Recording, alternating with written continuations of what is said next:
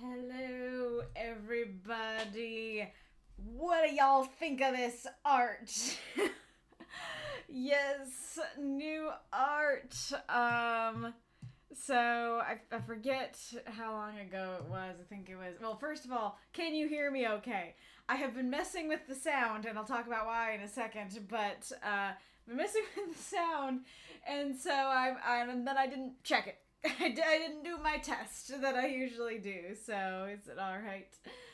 Thank you so much for the cheers. Thank you for the big beefy cheers from both Mako and Ghoulish Misfit. Really appreciate that.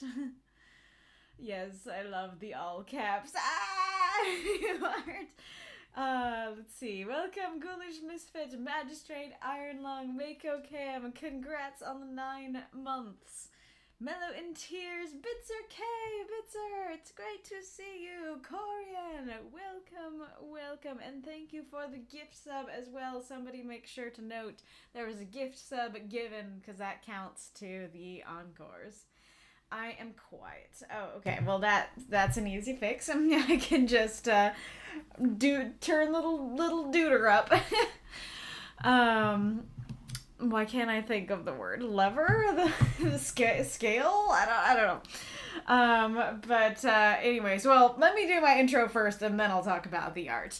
I just realized my door is open and my light's not on, and everything's a mess. If you're new here, here is how it works. Every week we have a prompt that is submitted by supporters. Sometimes I learned this as patrons, and so we did it. Thanks for all the support. 10 out of 10. I'm guessing that means I got 10 new followers, which is awesome. Thank you to all the new followers. Or gift subs. I guess Ghoulish gifted 10 out of 10, the 10th gift sub. Thank you so much for that. So Mellow in Tears. A, if you're not already on the Discord, make sure that you join the Discord, and B, make sure that your Twitch and your Discord are connected so that you get the benefits of the gift sub going to your Discord. You are now that's a cocooned, right? But yeah, as far as I know, you are now a cocooned, and so that means you get perks, and I will tell you about the perks in a second. Another big beefy cheer! Thank you, Mako. Are you giving me birthday presents? Is that what's going on here? We are, did it say Hype Train level 3, almost to 4? Yeah, 76% of the way to Hype Train 4. Very fair. Okay, so... if you're new here, here is how it works. Every week we have a prompt that is submitted by patrons. I actually said it that time. Submitted by supporters and voted on by everyone. Then we all write 3 to 50 word microfiction for said prompt and post it to the Discord. Then 8 stories are selected to be read here on the stream, and 4 of those are guaranteed submissions. They will be read no matter what. And I just saw that you got it to level 4. Thank you so much. It's all distracting me. 4 of those are guaranteed submissions. They will be read no matter what. And the other 4 are general submissions. They are encores that you can unlock through cheering, as Mako has wonderfully demonstrated today. So I assume a lot is unlocked. At least 1, if not 2, if not 3 are unlocked. But basically when you get to, we have a calculating Mako Cam, Wolf, and Death Set, and they will tell us when we have unlocked a story. There are 4 stories that you can unlock. It is greatly appreciated when you cheer. The people getting their stories unlocked appreciate it, and I appreciate it. So that is just a really nice thing to do overall. 2.5. Amazing. So if you want to be in the guaranteeds, then you need to be a supporter of Cocooned or higher. So, what's going across my screen? All-time record shattered! Awesome. I'm assuming it's new record level 4. Thank you so much. Yeah. Oh, cool. I didn't know you could like redeem a celebration. That's neat. But anyway, so if you want to be guaranteed, we have some tiers of support. So on the Discord, we have the Bookworm tier that allows you to submit prompts. And then you have the Cocooned tier, and that allows you to submit prompts. It also allows you to be in the guaranteed submissions on the stream. That is the $5 tier. The Bookworm is the $3 tier. And then you also can post 2 stories, and you can, why am I not thinking of the other perks? You know what, wait, I now have them written down all nice. Let me go find them. Maybe I should start like pulling it up every time. Maybe that is helpful to people, I don't know.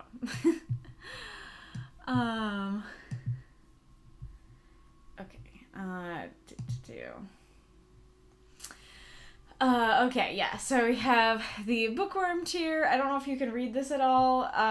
If you can't, well, I'll just make it bigger. The Bookworm tier, which gives you access to the secret supporter chat, and you can submit prompts.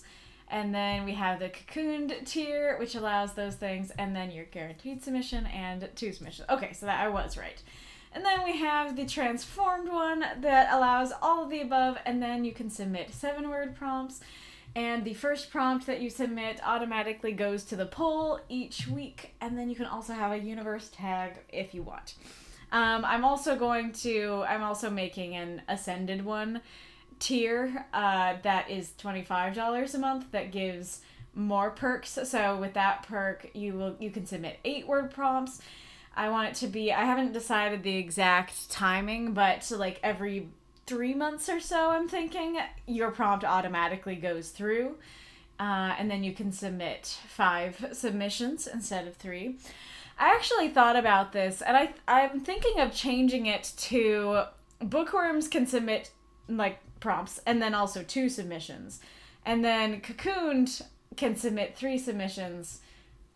Transformed can submit 4, and Ascended can submit 5. So I'm probably gonna change it to that.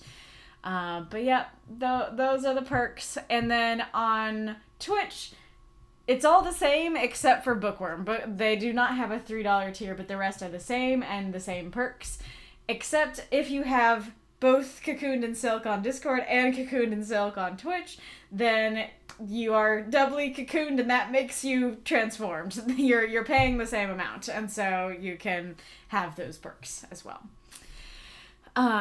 So yes, let's bring you back down.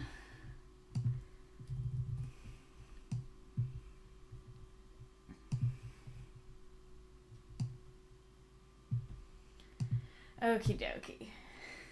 It's a particularly hype stream day, is it not? Indeed. If you'll notice, I have some new art. Is there another hype train? So that says hype train success, and there's a hype chest that I can open here. I'm getting a hair flippy, rock out emote. Nice. How do I share? Choo choo. Okay. Nice. Does that happen to everybody? Does everybody get that pop-up? Thank you for the cheer. Ghoulish says that'll get us to 2.5 encores. Awesome. Okay, so yes, I have some new art, and I just realized I need to get something. But before I do that, so I think I got this or asked the artist to start working on it a couple months ago, and I will actually, I shouldn't put that away because I can now show you who the artist is. I've been wanting for a while to get a better image. I'm probably going to use this for like all these things, but I've been wanting a better image for like the stream standby and the background and stuff like this rather than just the emojis. I've been wanting a banner for my channel. I haven't tried to put this on there, so I don't know if that's gonna work. But if it does, that's awesome. And I've been wanting better thumbnails for the writing group videos because, again, don't love just the emote. Like, the emote is great, and I think it's great for, like, the icon image of the Discord and stuff like that, but, it's not like a big grand, like, hey, here's a thumbnail kind of art that would make people want to click on stuff. And so I'll probably put the name of the prompt like either at the top or like in the waves and stuff like that. So yes, super excited about that. So here is the artist, and I need to make this bigger, but they're called Yomiyu Arts here on Twitter. And then I really liked, it's one of these things down here at the bottom. I saw, let's see if I can quickly find it. Oh, there's a new one. Oh, how cool. But yes, and another one too. Okay, she's making more that I didn't see. But yeah, so it does prove the point. It's not the one I originally saw, but it absolutely proves my point that I saw these things and I was like, that's so cool. I want to get one of those. I think that would be exactly what I'm looking for this like thumbnail banner image sort of thing. And so, yep, this is one of her potential styles that I got. So I think she did such. Oh, I'm saying she, but I don't think I know what are the pronouns? They, them. They did a great job with it. I absolutely adore it. I think it's gonna be awesome for all the things that I need it for. Even in the art, Bella judges us. Era. So Bella looks to me more like she's interested in something on the floor rather than judging us. But man, what do I know? I did think it was funny that, because that's the thing about Bella that I think I've said before, that she is a really sweet cat, but she has resting judgy face. Like, she looks constantly grumpy. And so I do find it hilarious that, the artist is like, yeah, that's one grumpy cat. But it's accurate. A moth in the archive reaches level 4. Yes, indeed. It does feel like an achievement. But hang on a second. I need to get something.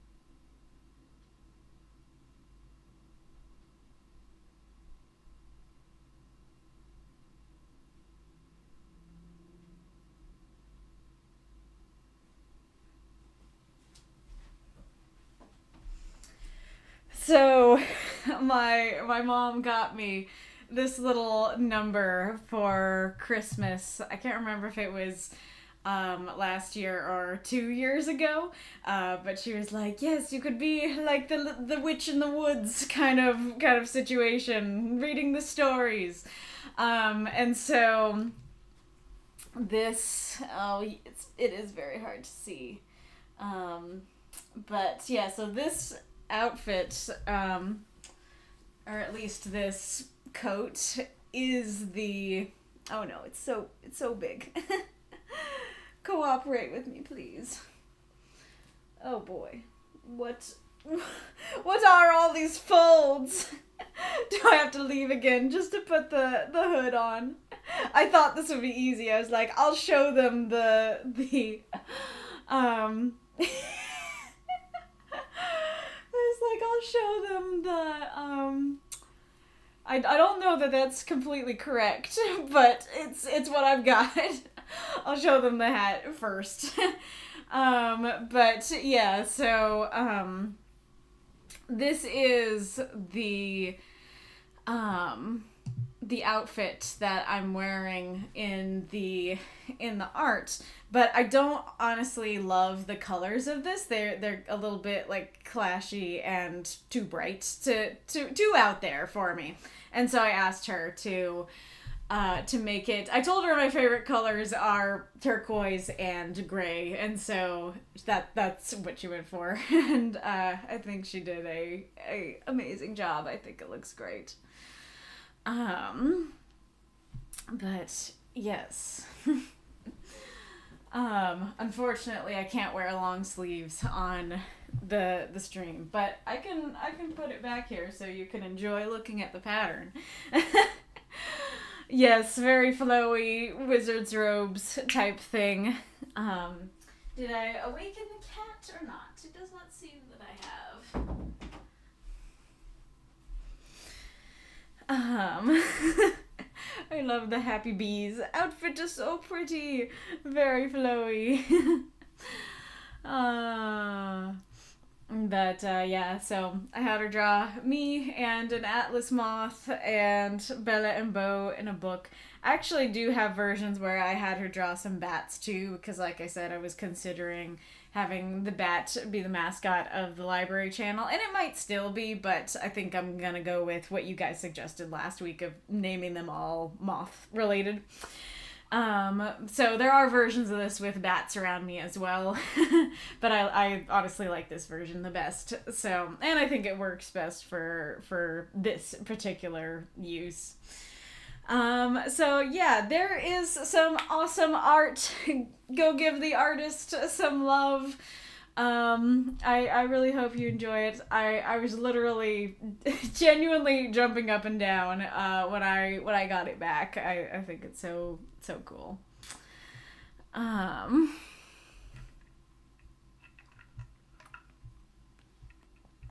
Let's see what I've missed. I think I've just like been catching bits and pieces of the chat.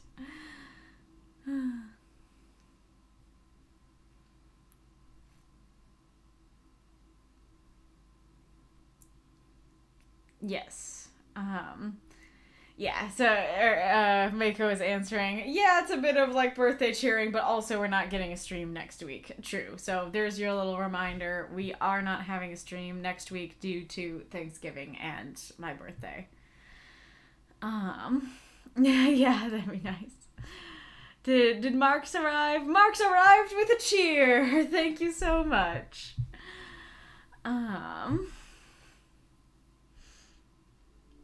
It's time for the hype train to freaking reach next level! Indeed. Hype trains get very high, but we don't have enough members or enough whales to get very high. As it said, level 4 is a record, and for a good reason. Okay, what are whales? We don't have enough whales in our stream. I don't know about whales being in a stream. Seems like that'd be too small for them. Bo is a sweet boy, indeed. And just DoorDash left our sandwiches, but not our hot chocolate. Oh, I'm sorry to hear that. Always a sad day when you don't get your hot chocolate. What are the other things I was going to say? Oh yeah, so I have the pairings for the Christmas pairings thing, but I haven't gotten around to posting the rules and the word bank to the other event or the combined event, nor have I gotten around to sending them to you. But I'm actually completely fine with just showing you what the pairings are here and now, just so you can, like, know who you're paired with. Would you guys like me to do that, or would you rather be like, no, like, we can wait. Whenever you post the word bank, you'll just DM us our partners and stuff. Whales are people who spend outsized amounts of money on their interests, like putting hundreds of dollars to a gacha game, for example, could be a whale. Interesting. How did that name come to be? Oh, thank you so much. Death said says, I would like to see. All right, we do have one vote for seeing the partners. Do we have any other votes for it? Ghoulish says whenever you post the word bank. Okay, so we have a tie so far. Whales is a term originally from casino, meaning people who have people who have a lot of money to blow gambling on food, hotels, etc. Interesting. I still don't understand the connection between whales and, like, I get the connection of large amount and large creature. But as far as I'm introduced to whales, I don't know them as being big spenders, you know. Is all the plankton they get the equivalent to spending a lot of money?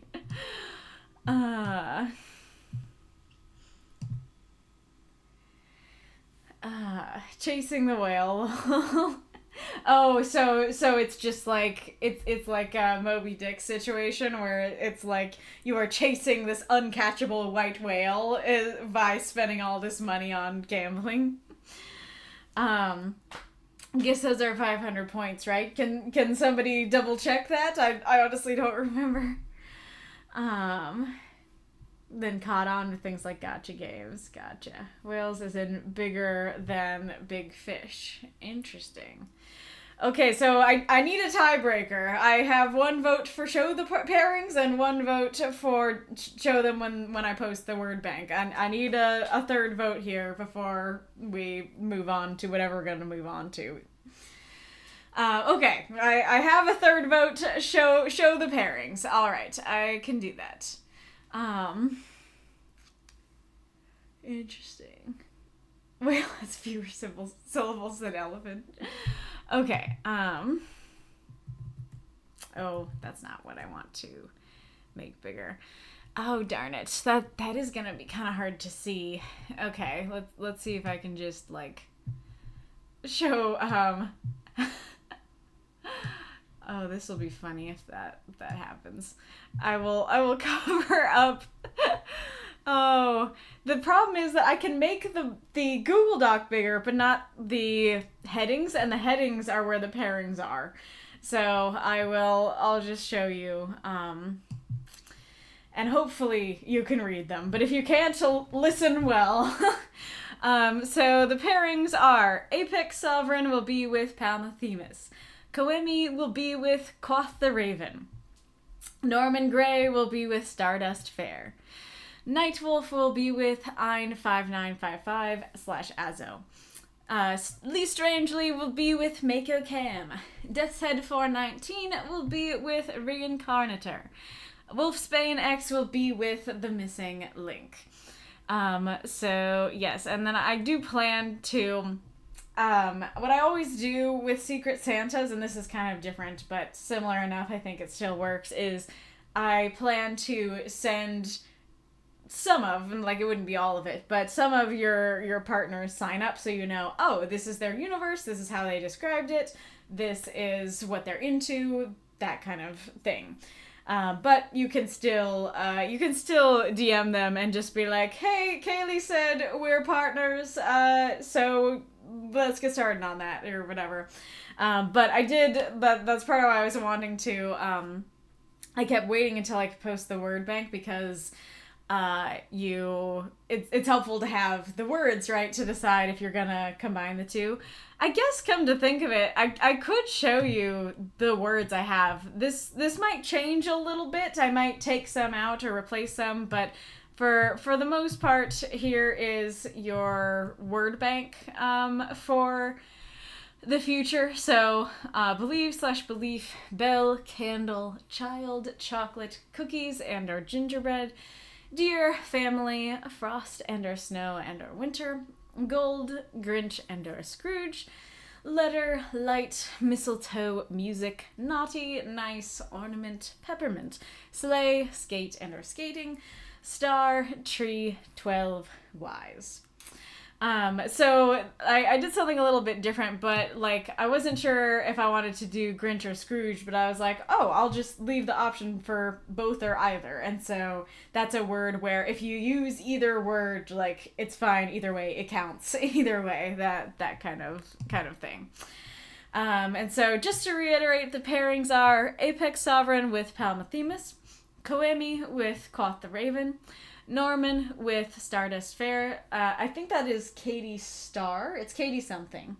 And then Nightwolf with Azo. Lee Strangely with Mako Cam. Death's Head with Reinkarnitor. Wolfsbane with The Missing Link. So yeah, if there's any problems with the pairings or anything like that, do contact me as soon as possible. But yeah, so there's that, and I will try and post the bank and pairings more officially as soon as I can. But I'm super busy. I'm super busy on the weekends in general, and I'm super busy just during this week. And so I'm hoping it will go okay, and I will have a spare moment to post. But if I don't, you'll know, like, oh dang, she was super busy. But I'm glad we're doing this, so at the very least, you have seen both of these things. You have the bare minimum you need to get started. And then I am doing the challenge of using a Christmas song, and I explain it more in the thing. But yeah, so you can also be thinking about what Christmas song might I want to use as a prompt for this. So I think the minute I minimize this, it will show you who's gonna be read today. So let's go. So our list for today is Koryan, me. I prefer the term anti-hero. I never know if I want to say the username or my name, or I get my pronoun, I guess. Hellenic, Taoist, and Marx. And then for our encores, we have Shinny, Reinkarnitor, Spectre, and Galler. And as far as I know, we have unlocked Shinny and Reinkarnitor, and we're halfway to unlocking Spectre, which is awesome. Quoth or quoth? Me and my wife constantly disagree about this. I say quoth, because like it's similar to words in Latin like quorum and quondam and stuff like that, and so, and I guess both of those sound different. So I was gonna say, oh, so it's A, like those words, but the first one I said was an O, so I guess it's a valid disagreement. Ghoulish says, oh, maybe it's based on the phrase, a whale of a blank, like a whale of a difference. Ah, gotcha. I always figured it was quoth, having the same root as quote. Gotcha. Interesting. Reinkarnitor. I have a problem. Death's Head is way too talented, and I'm not, for legal reasons. This was a joke. Aww. Well, I hope that you guys are able to enjoy your time writing together and help each other grow and everything like that. Yeah, the order that I'm about to scroll to is different, but I had to change things because Hellenic is going to be late, and I don't think Hellenic answered, because I was asking, hey, yo, where do you want to be? And I don't think he's seen it, so he might have to be fourth as well, but that's where we are so far. Oh yeah, and so another thing to say before we actually go on to the stream. So I have been hard at work this week, filming and editing reaction videos. So I'm gonna make a reaction channel, and I believe that's gonna be called A Moth in the Theater. And the first thing I'm gonna be reacting to is Arcane. So do look forward to that. I mean, I hope you're looking forward to that, but just FYI, that is coming. Get ready. I'm really excited. These have already been so much fun to make. Yeah. Oh, okay. Mark says, just to let you know, I'll be heading to a hockey game today, so I might miss my reading. Well, my boy, we can change the order, at least in terms of guaranteed stories, so why don't you go first? Let's have you go first. Oops. And yes, you did see that I actually have questions written down this time. Alrighty, room. Our prompt this week is Till Death Do Us Part. This is a prompt that has been in the running for a very long time. As we've said, always the bridesmaid, never the bride, but now it is the bride. And we will see all the fun and interesting takes that everybody had with it. So, let's begin. Love doesn't discriminate between the sinners and the saints. Overly familiar. By Marx. 349 words. Will took a big bite out of his apple as he turned to Mara. Do you mind if I ask you a personal question? Mara smirked back, innocently batting her eyelashes at him. Do you mind if my answer is fuck off if I don't want to answer it? Will chuckled. There was a reason he liked talking to Mara. What exactly is the deal with you three and Matt? Deal? We're his familiars. I'd assume as someone who has two thralls, you'd understand more than anyone. See, that's the thing, said Will. Me and Rhea are she's technically my thrall, but she's basically my girlfriend. And Daisy, she's my friend. Mara gave Will a look as her smirk widened. Will's eyes narrowed. Okay, fine. I'm part incubus, she's part succubus. There was a period of time where she only knew one way to show appreciation, and things happened. She's currently my friend. Mara chuckled in response. If you say so. My point is that I'm only romantically involved with one of them. From what I can tell, Matt is romantically involved with all three of you. Plus, he's also death's fated, so how does that work? Mara sighed, the amusement slowly fading from her face. How it works is that me, Layla, and Tariana are Matt's familiars. He sees us as romantically involved, and we all love him, so it works. But eventually, as it is destined, death will claim what is hers. So what? Then you'll become a fivesome? Mara pursed her lips. Well, I see it this way. If I was waiting for my destined mate since the beginning of time, and when he finally shows up, he actively fights against his destiny, making me wait even longer, while accepting his familiars, who are equally as important to his destiny as I am, I might not be so keen on sharing, especially if I'm, death. You think once he accepts death, Mara smiled somberly, I think we might be important to his destiny. We are not his destined, and we should enjoy the time we have with him.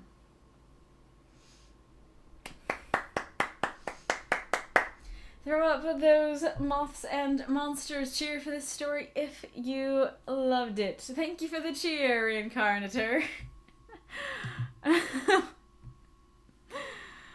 Why are you fighting it being the bride, Massa? I don't know what that gif is from. Alrighty, Roo. Hello, Shinigama. Welcome. You are our first encore today, and you have been unlocked. So, if you can stick around, do stick around. I know you're, I know that you have a time difference, and so you might have to go to bed, but hopefully, you can be here for that. Thank you for the cheers, Ghoulish and Magistrate Iron Lung. Thank you guys so much. I feel so loved. I feel so cheered for. I'm doing my part. Yes, you are.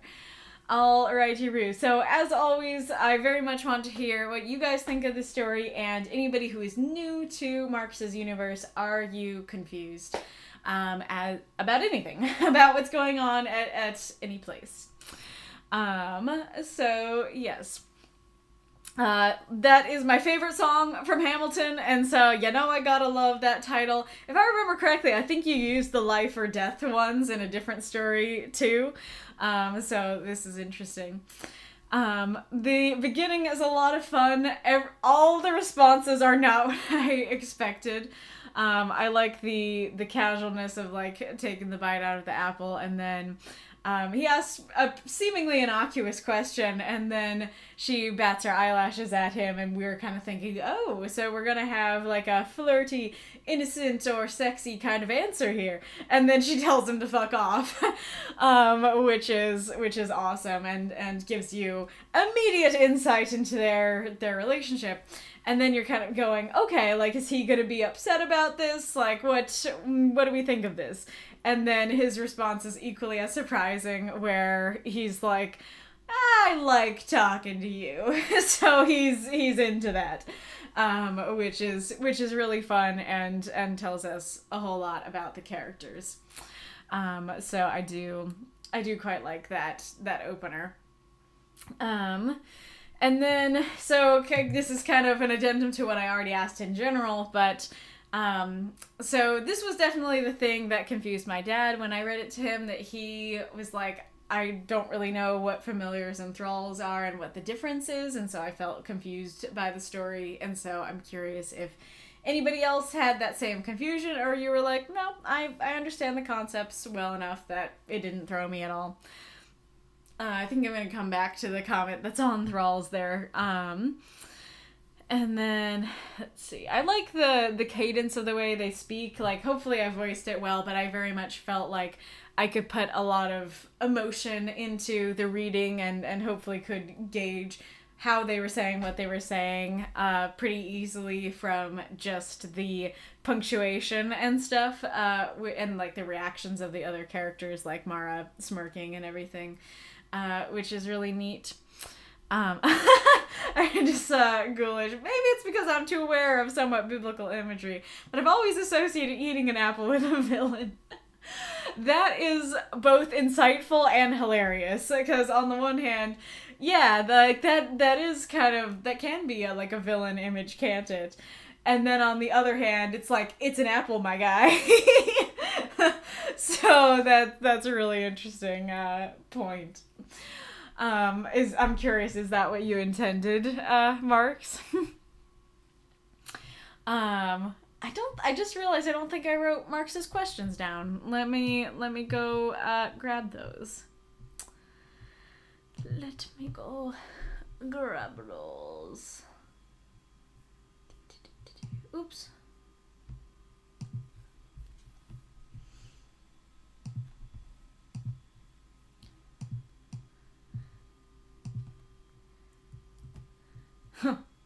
Oh, and this is the story that I tried and failed to move.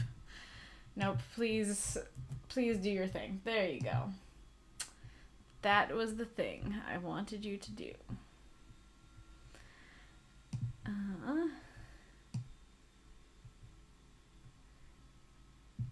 Okay.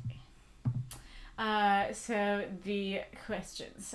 One, does everything make sense, or at least was there anything about the situation that you felt I didn't explain enough? 2, I tried to do Kaylee's challenge of not making this too much of a downer, but when this particular take on the prompt popped into my head, I had to go with it. I did try to keep it on the neutral side of the sad spectrum, especially since this is just what Mara is assuming. Death hasn't actually said that it'll happen or anything. How well did that work? 3, this is mostly for people familiar with my universe, but I think this is the first time I've blatantly hinted that Daisy and Will weren't entirely platonic, and that they've at least gotten physical in the past. Was that a surprise? So that third question, as I was talking, it reminded me of that question, and feel free to answer those questions in the chat. I did like how you introduced that of like, okay, like I'm part incubus, she's part succubus. There was a time where there was only one way we knew how to show affection. That's really interesting. It was super surprising to me, but on the one hand, on the one hand, it was surprising to me. On the other hand, I feel like I don't know much about Daisy and Will at all, and so like anything it will be surprising about their relationship. And then I like Mara like not really believing him either way. And then I do like him asking the big questions of this universe, which is great. And then I really like Mara's little speech about how, hey, if I were death, I wouldn't want to share. And I like how there's this respect element in there. Funnily enough, I was talking about that in one of the arcane reactions. But there is kind of a wonderful thing about respect, and so I do think it's cool that Mara isn't like, that death, what a party pooper. You know, she's gonna break up our wonderful little that'd be, yeah, foursome. I mean, she's gonna break up our wonderful little foursome. And but instead she's like, I get it, man. Like, he is her fated. She's been waiting since the dawn of time, and now that he's actually alive, he's dragging his feet. Yeah, I don't think she's gonna be cool, and we need to back off. Like, we are not his destined, and I think that is very cool and very logical. And I do love the idea of, like, I don't think I completely thought about it from Death's perspective before, of her just being like, waiting so long, like, where's my fated mate? And then he arrives, and she's like, yes, finally, here he is. And he's like, I don't want to be your mate. And then she's like, are you kidding me? Okay, kind of thing. Which is great. And then I do like the contrast of destiny versus destined. I do feel like there's a word missing here. I do feel like it should either be, I think we might be important to his destiny, but we are not his destined. Or, while I think we might be important to his destiny, we are not his destined. Or, I think we might be important to his destiny, period. We are not his destined. But as is, I feel like something's a little bit missing. I might have even in my review wrote the while in there, thinking it was there. And I do really like the ending of enjoying the time that we have with him. Again, it kind of goes back to that respect thing where it's like, I respect Death, like, she is his destined, and we just need to enjoy the time that we have. I think that is quite a beautiful way to end it, because I do really love when characters are able to do that and go, you know, instead of going like, oh, it's so horrible, we're gonna lose him to death, like, she's his real mate, you know, kind of thing. It's like, hey, right now, we are with him, let's enjoy that. I think that is really cool. So I do feel like there's a little bit of awkwardness to this line of, while accepting his familiars who are equally as important to his destiny as I am. I think I understand what she's saying of, like, all of them are important to his destiny. Like, he's Death's horseman, and so Death is important to his destiny, and they're the three other horsemen, so they're important to his destiny as well, and you can kind of interpret that as them all being equally important to that destiny. However, this whole thing, especially in that paragraph, is kind of showing we are lesser to Death. Like, Death is his actual destined, his actual mate. We are not as important to him as she is in terms of the grander fate sort of thing. And so saying equally as important it kind of throws me a little bit, because it's like, it kind of seems like the whole point of this is saying that you're not equally as important, even though I feel like I kind of understand what she's trying to say. And I also think there's an element there as well of, like, if you don't know that they're the four horsemen, that line is probably going to be super confusing, because it's like, what destiny are you talking about, and how can you say that you're equally important when, like, she is the mate that he's going to end up with, kind of thing.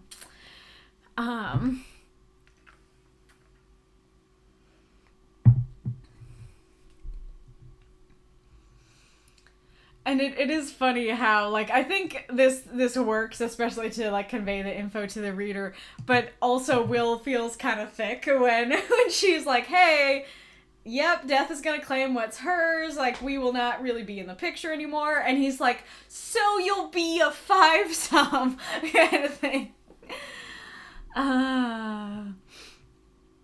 Oh yeah, so I didn't say, like, regarding the thing of familiars and thralls and everything like that. So on the one hand, I feel like to people who know fantasy, you're gonna kind of know what familiars and thralls are. And so that on the one hand, maybe you don't need to explain even if people don't know the story. However, on the other hand, as much as I really love the back and forth and how that establishes their relationship, it also isn't strictly necessary. And so I don't know exactly how you could start, but you could take out the beginning back and forth, or at least a lot of it, to have some words to explain a little bit of what a familiar and what a thrall are. It might break up the flow, it might not show their relationship as well, but it would explain more important concepts to readers who might not understand those concepts. And then, let's see.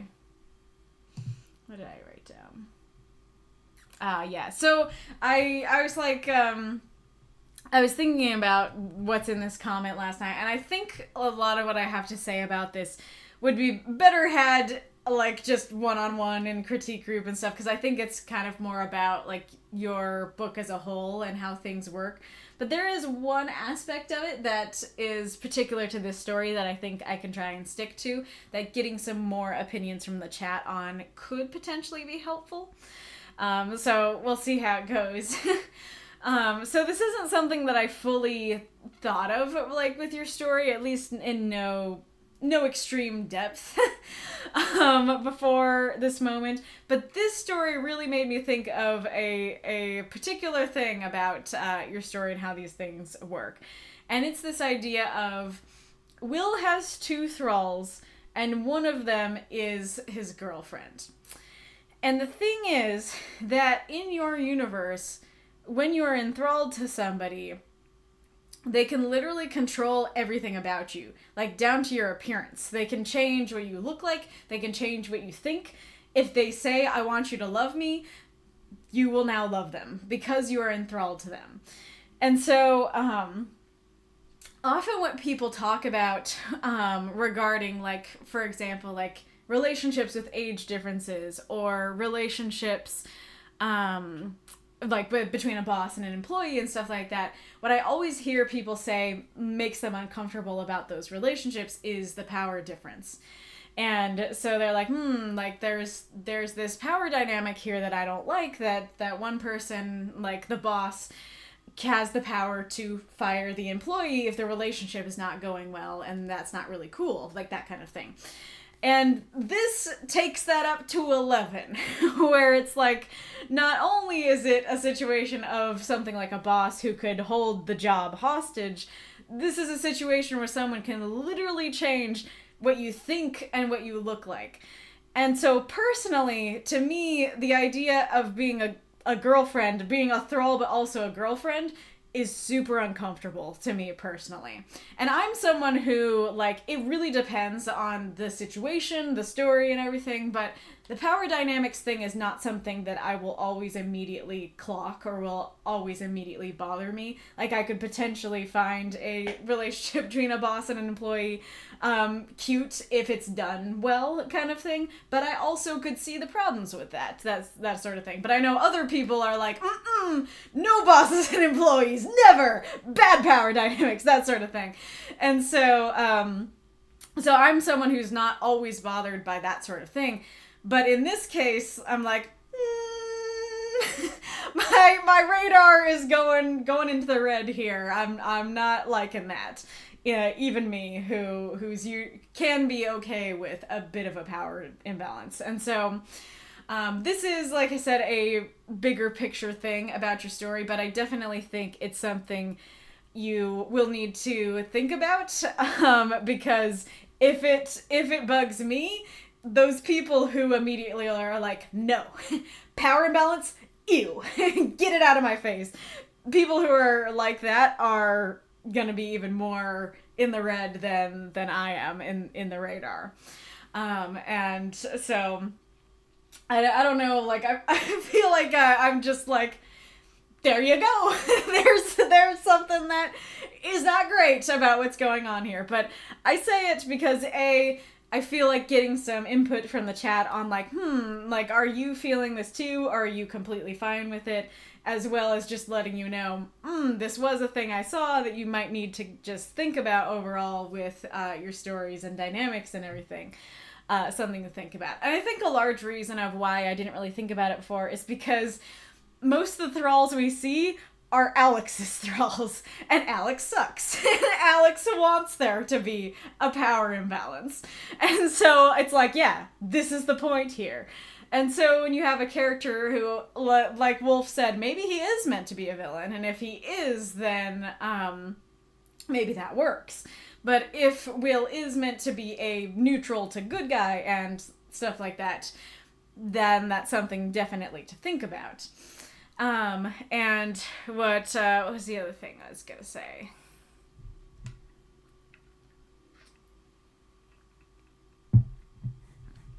Yeah, not sure, but just stuff to think about and chat about. Unfortunately, I think that was the last one I left on. I wanted to do it last because I felt like it would be a larger one, which it was, but it also is a sadder one to leave on. So let's see what the chat has been saying. I see Ghoulish saying there's an imbalance of power. Yes, was not my first thought. So you're saying you do see it, but it's not the first thing you thought of? Gotcha. Shinigama. Oh, sweet. Yeah, I'll stick around. Nice. Mark says, I've used both life and death. Oh, interesting. So you must have been waiting to use the love thing. That is an in-joke because Will can be a bit of a jerk sometimes, which is why he gets along with Mara. Gotcha. In reference to the apple thing. I see.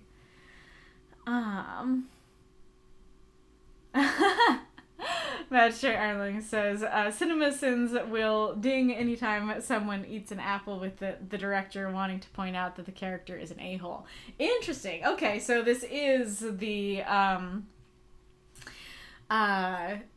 this is a well-known thing. Gotcha. Overly familiar from Death's perspective is hilarious. Yes.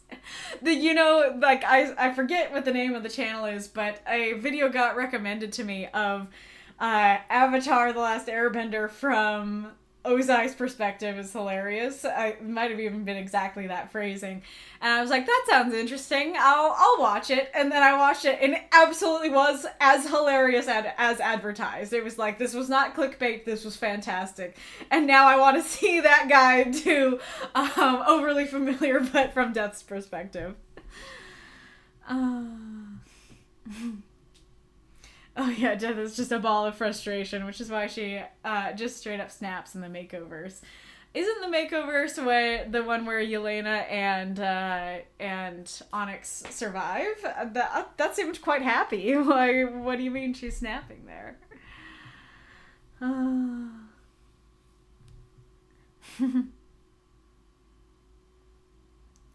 This says, I'm curious, was the Wheel of Time at all a source of inspiration for the dynamic with the familiars? Interesting. Mark says, not aware of it, so now I'm very curious. I was going to say, he started this story many, many years ago, way before that show. I'm guessing that there's a book of that as well, but way before the show came to Amazon, for sure.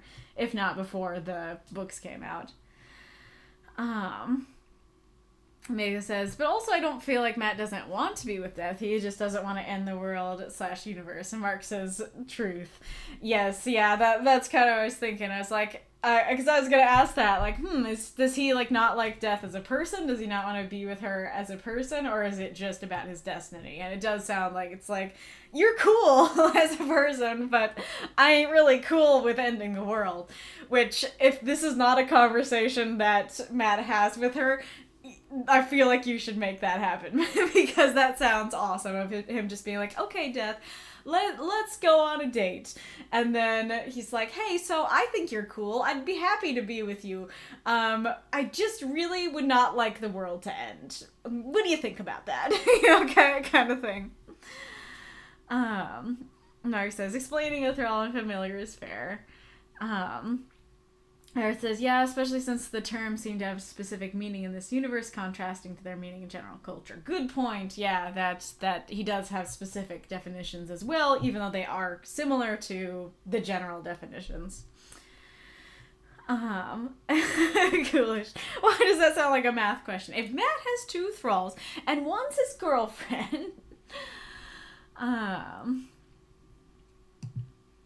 Mark says, to be fair, Rhea decides she wants to be a thrall when she is not enthralled. So she kind of digs the connection and is fine with the power imbalance because Will is very much not Alex. Oh, there's an ad coming. I mean, like, first of all, that is not clear at all in this story. And second of all, like, it does honestly still make me uncomfortable, even if she chose it, because... like, if she ever wants to get out, if she's ever like, hey, originally I chose this, I'm not really cool with it anymore. She can't do that. Like, at any point, he can say, actually, no, you don't want that. And then she doesn't want that anymore. And, like, I'll read through the comments more and then go back to talking about it, but, reading a romance novel. Male lead is 6'5", a millionaire, and hits the gym every day. Female is 5'3", broken away. Power imbalance! Yes, that's the guy. Oh, gotcha, you were referencing, like, the Ozai guy. He's done a bunch of those. Well, it sounds like I need to find that out. Mark says, because Onyx and Yelena didn't die because Bob stopped Matt from being her fated. Oh, really? I didn't remember that being the case there. I thought he was still her fated, just that they didn't die. Interesting. But like I think that part of the reason why it pings it so badly to me is that there is kind of this element of like, I think men and women are equal, and especially since I have never seen a male thrall, this very much seems like a situation of the story is trying to send a message of men and women aren't equal. Like, women need to be submissive, they need to do whatever their man tells them to do, and I am not cool with that message. And I think that's part of why that pings my radar so much more than... like a boss sort of relationship that the ad did not change at all. Usually it shows me the it's incoming and then it goes away and then it comes back, and it didn't do that this time, so I didn't notice it started. And so like that, so in a situation where like I'll just use the boss example again, right? Where like that doesn't feel like a situation all the time of it where inherently it's sending the message of men and women aren't equal sort of thing. And of course, like in no matter what situation, yes, you could have there be a male thrall. You could have it be that there's a female boss and a male employee, or in this case, you could have a female enthrallor master and a male thrall. But, and so, like, yes, that could be true. But again, A, I've never seen a male thrall in your universe, and B, that still has that message of, you are not equal to me. Like, the thrall is not equal to, so it's the nature of the relationship, right? So it's the fact that, hey, we're in a romantic relationship. We're in a, we're in a boyfriend-girlfriend relationship. And to me, I would like to see that be equal on both sides. And so to have it be, yes, we are boyfriend-girlfriend, and one of them can completely control the literal thoughts and appearance of the other one. I'm like, that is not equal. That is not a boyfriend-girlfriend relationship, period. You know, kind of thing. Like, that is a master-servant relationship. I ain't really cool with that. And I guess, like, you know, going back to the power imbalance thing, that having that power itself is a problem to me personally in a boyfriend-girlfriend relationship. That even if you're like, oh, he'd never use it though, he shouldn't have it. Like, is in my opinion, is kind of the problem there. It's like, if you want to have an equal relationship, that cannot be in play. That the idea, like, that one person having the power to literally control the thoughts and personality and appearance of the other one, that should not be present. It shouldn't be a situation of, oh, but I never use it though. Like, that's not enough. Like, that inequality is there, that potential is always there, and that potential, that inequality, to me personally, is a huge problem. Let's see. Here's what Kaylee says. That too. I'm not sure what exactly you're referring to. Mika said, less power imbalance and more mind control. Yeah, that could be. It's a complicated thing, but it could be more like, I mean, that is what I'm talking about, right? Where it's one thing if it's like, oh, hey, like, let's see. So like, you know, you're my familiar, but I do not have the power to control your mind and your appearance. Like, that's something to discuss, but that could be a whole heck of a lot better. It's still an issue with the sense of, like, I know that the familiars are compelled to call the person master, and so I know, like, that itself is a problem too. But it's way, way, way better than I can literally control your thoughts and feelings. And so it definitely might be more about the mind control than, like, the power imbalance, if that makes sense. Marx says, I'm not cool with that message either, so I'll keep that in mind. Good to know. I did not think you were cool with it, but I am glad to hear that is not what you're intending to say. But Ghoulish says, it is something you could have the character confront. Yes, that is true, that if you want to go into that, you can totally have the character be like, oh yes, I love this person, they are my boyfriend, they're the best, and then they slowly start to realize what being a thrall means, and they're like, I don't think that's my boyfriend. Like, I don't think that I'm on equal terms, and that's not really cool. Like, I don't know that that's where you want to go, because like I said, I think you mean for Will and Rhea's relationship to be good and wholesome, and I could be totally wrong, because I know almost nothing about these characters. But presuming that, I'm assuming you don't really want to go there with them, but that is definitely something that you could consider that could make for a very interesting character dynamic, for sure. I see the answer over here about the lady in yellow is called the bride from Kill Bill. Interesting. But yes, so sorry to leave on such an intense note, but I did aside from those thoughts, I did really like this story. I really liked you going into these big questions that I personally have about the characters. Oh yeah, and I guess, yeah, here we go. We can end on a better note by going back to your questions. There we go. So does everything make sense? I felt so, but I also know the story. And then I tried to do and then the answer to 3 is yes, it was surprising. I think I answered it in my review better. And then 2, I tried to do Kaylee's challenge of not making this too much of a downer, but when this particular take on the prom popped into my head, I had to go with it. I did try to keep it on the neutral side of the sad spectrum, especially since this is just what Mara's assuming. Death hasn't actually said it'll happen or anything. How well did that work? I found this really interesting because I didn't find it to be a downer at all. I think largely because the ending is so hopeful that she's like, you know, hey, at the end of the day, what we're going to focus on is the time that we have. And so right now, we're not focusing on, oh no, we're going to lose him, it's so sad. We're focusing on, hey, right now, we're good. Right now, we're with him. Let's enjoy that. And so that is very much the note that I'm left on. I think I talked about that a while ago of it being important where things end. And I think that is in play here. And granted, like, the conversation, like you said, it's more of just Mara explaining, here's what I think Death is going to do.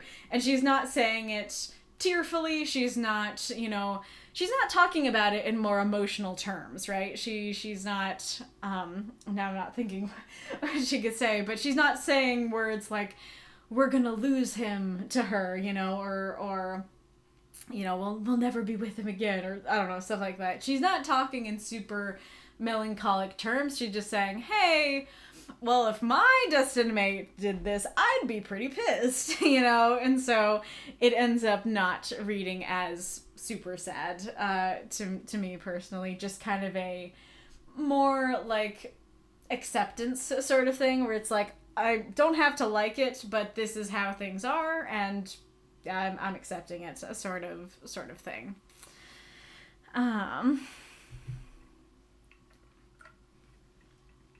Ooh, yeah, that could work too. Glitch says less for the enthralled, but more for the one doing the enthralling. That could work as well, where the person doing the enthralling is like, I'm starting to realize what the situation is. That might work for Will and Rhea if you do intend their relationship to be more wholesome, that he could start to realize, oh, like, I think this is a good thing, and like, I'm giving her power or whatever, but I'm realizing I also have the power to control her thoughts. And that could be such an interesting thing of, like, he could be thinking, like, I don't know exactly what you could do, but he could just be like, oh, like, I'm so tired, I'm supposed to do the laundry, but I don't really want to. And then, like, Rhea walks by and she does the laundry, and he's like, oh, wow, like, thank you so much for doing that. I really didn't want to do that. And that's totally something that somebody could do in a normal boyfriend-girlfriend relationship.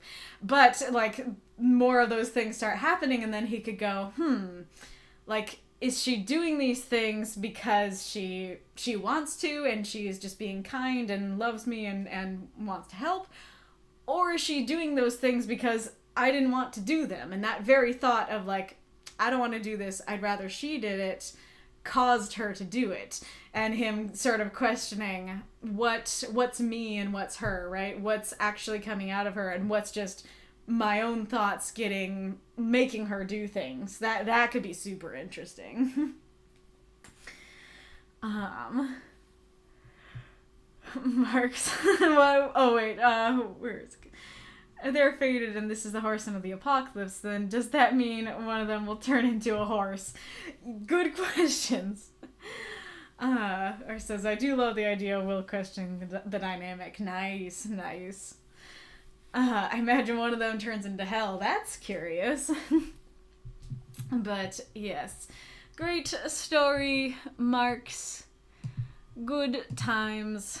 Let us go on to Koryan's story. That's not Koryan. Oh yeah, because Koryan was back here. What? I thought you were? Oh no. Don't tell me. Okay. We're doing a lot of undoing.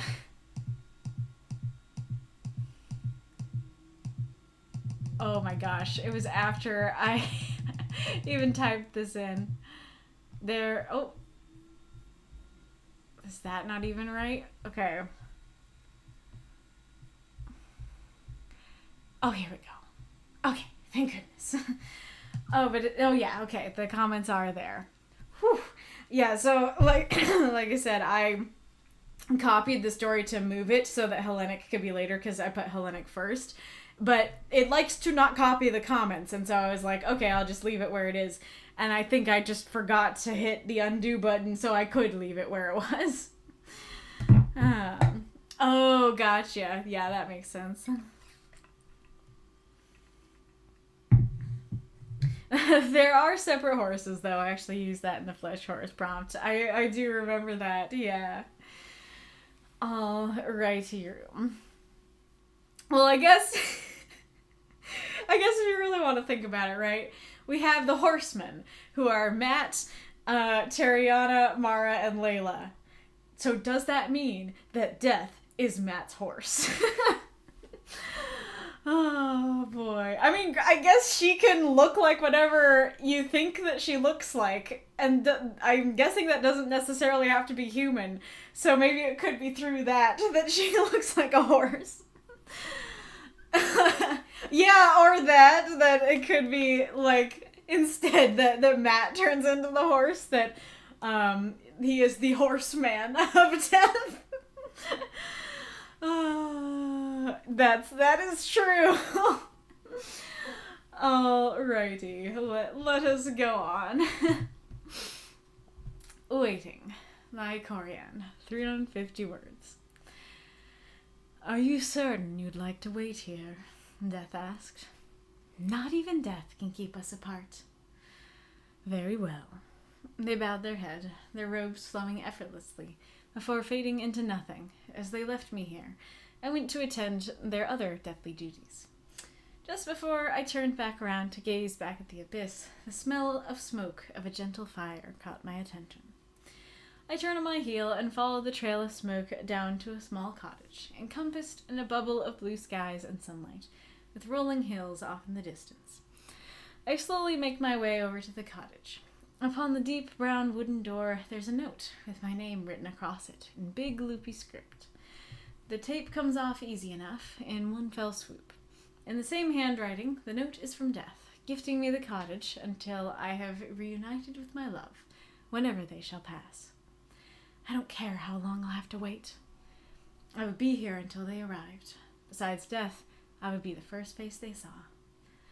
I took the note with me inside the warm cottage and sat at the table, staring at my wedding ring. I would never forget our vows, the ones we set up at the altar, or the ones we said in private. I meant it when I said if I were the first to leave, I would wait for an eternity, if that's what it took to see them again in the afterlife. My sight quickly became misty, and then it became a flood. I'll always wait for you, I croaked. My days all looked the same, blending and blurring together. But today, I could feel a shift in the air, as if there was another presence besides myself and the occasional visit from Death. I'd know that presence anywhere. I scrambled over to the front door. Just as they held a hand to knock on the door, I tackled them into an embrace, my head resting against their chest, their arms wrapped around me. Hello. Hi.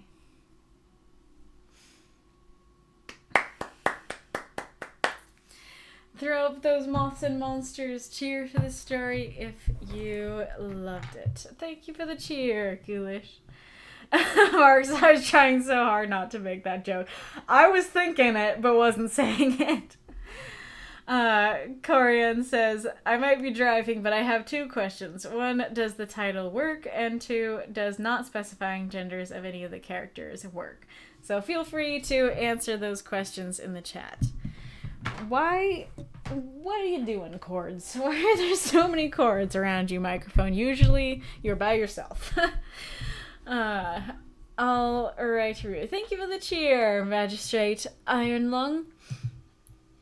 Alrighty, so to preface, I do think that this is one of those stories where I absolutely love the idea of it, and I feel like if I don't look too much into like the minutia of the story, it's just super fun, super cute, really enjoyable. But I do have several critiques for the minutia for these smaller, for like the execution, I guess, is what I usually say. Cores just want to cuddle the mic. I guess so. They're like the snakes wrapping around the mic. Now I want to see art of that. That sounds cute. Little black snakes around the mic. But I really like the kind of reversal of what you might expect, that instead of it being, here's a story about how the loved one dies, instead it's a story about, I mean, it is technically about that, but instead of it being like on the mortal side, on Earth's side, of like, oh no, I'm watching my loved one die, it's the story of, oh, I died, and I'm awaiting their death. I'm looking forward to it, because we get to be together again. I think that's super neat. I really like that idea and the image of the cottage and everything. It is super cute.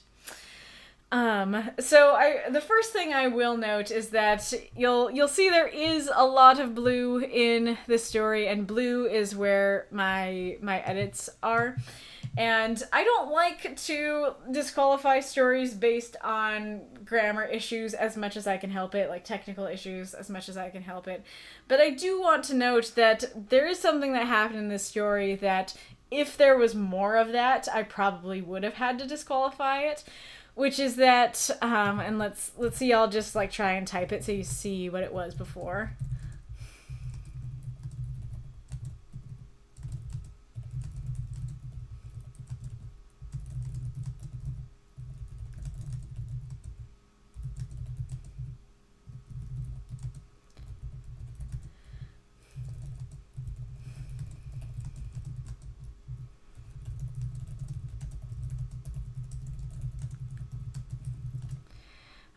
So these sentences used to be, the tape comes off east enough in one fell swoop.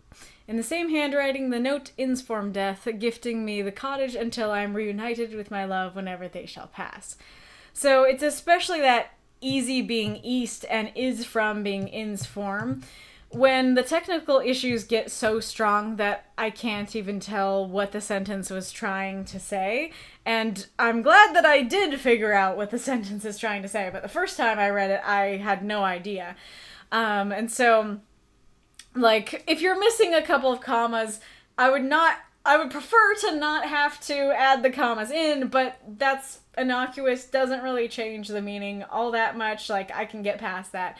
But when it gets to the point where the words are wrong and I can't tell what the sentence is saying, then that is something that might cause me to have to disqualify a story. So please do keep that in mind and do make sure that that you yourself do a second pass if you didn't, or get other people to give it a quick read to make sure you catch stuff like that.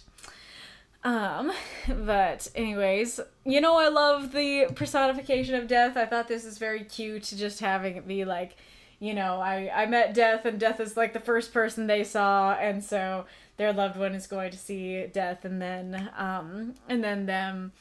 Very cute, and I like the death as being kind and gifting the cottage. Super sweet.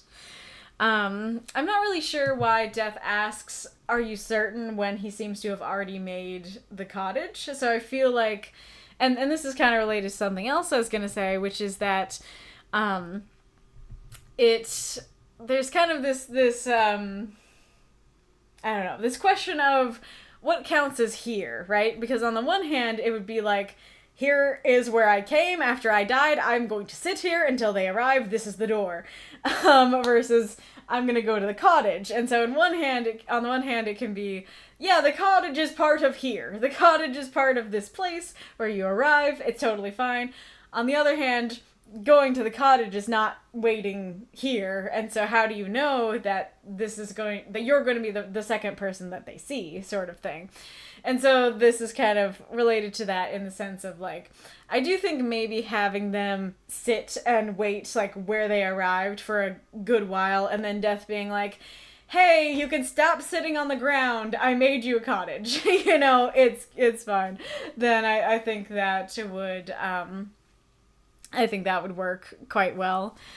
I also feel like saying you would be very cute here and would fit a bit better, because it's kind of like somebody saying, like, I don't know, if my parents are like, not even Kaylee can keep us apart, and I'm like, I'm right here, kind of thing. So and I like the definitiveness of, like, not even you can keep us apart. That's kind of playful. Like, we know that in this story, death is not a negative force. But I still like that kind of cheeky, like, you're not gonna keep us apart sort of thing. I do like the imagery of death here, of their robes flowing. I like deathly duties. That's super cute. So one of my big questions that I was left with this story is that, so either A, there is an afterlife where there are other souls that they are not going to, or there is no other afterlife besides this. And if it's A, then I'm left here wondering, well, why are you waiting alone? Because I feel like I like it is very sweet and romantic of like, hey, I vowed that I would wait an eternity for you, and I am keeping that vow. That is really cute. But also at the same time, if I was married and then like I arrived at the afterlife and like I knew there was a place where there were other souls and other activities, and I arrived and my loved one is like, I've been waiting all this time for you to arrive. And on the one hand, I'd be like, wow, that's super sweet and romantic. I'm glad you still love me. But on the other hand, I'd be like, bro, why didn't you go to town? Like, I'd be sad that my loved one spent so much time alone instead of, you know, going to hang out with the other people around. I'd want them to be happy, you know, in the afterlife kind of thing. Or on the other hand, maybe there isn't an afterlife to be had, and like there's not a place for you to meet other souls. You're alone in your afterlife. In which case, how did they end up together? How is that they got to have the same afterlife if nobody else has the same afterlife?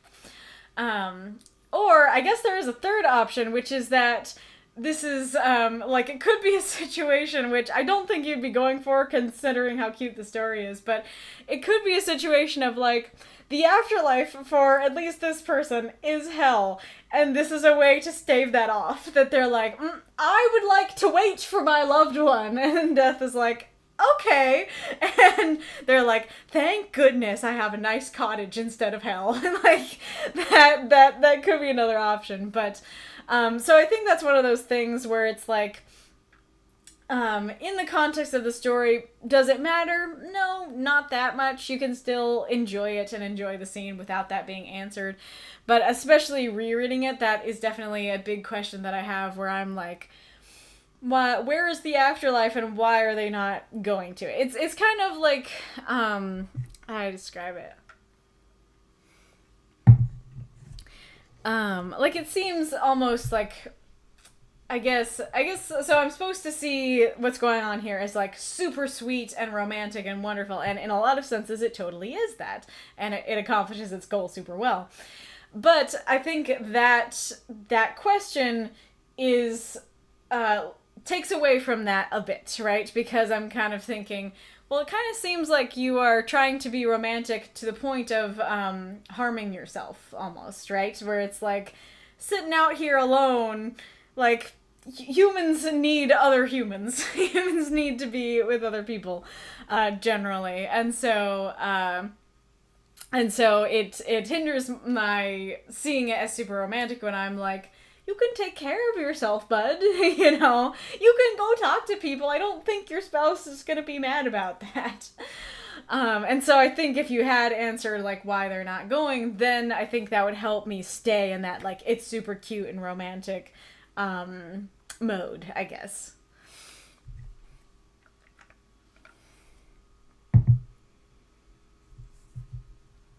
Nitpicky, but I do think saying either the smell of smoke or the smell of a gentle fire would work better. There is an awkwardness to the smell of smoke of a gentle fire. Oh yeah, it would be really cute if the cottage was like the one they always dreamed of, or was a replica of the one that they lived in on Earth. Not really a problem with the story, just something that would be very cute. I also love that Death has big loopy script instead of like scrawling, like, I don't know, instead of something creepier, it's just like, nice cottage for you. And also, so I think another reason why these sentences ended up reading as quite awkward to me, in addition to like the words themselves being off, is that this like is this phrasing, is this idiom here, right, in one fell swoop. Because on the one hand, I think you only need one of these things, like either just the tape comes off easy enough, or the tape comes off in one fell swoop. I think one or the other would be a bit better, and so saying them both seems a bit repetitive. And the other thing is, this isn't quite how I hear in one fell swoop used, and I could be wrong about that, but in one fell swoop usually refers to, like, all our enemies were destroyed in one fell swoop, not this note came off in one fell swoop. Hang on.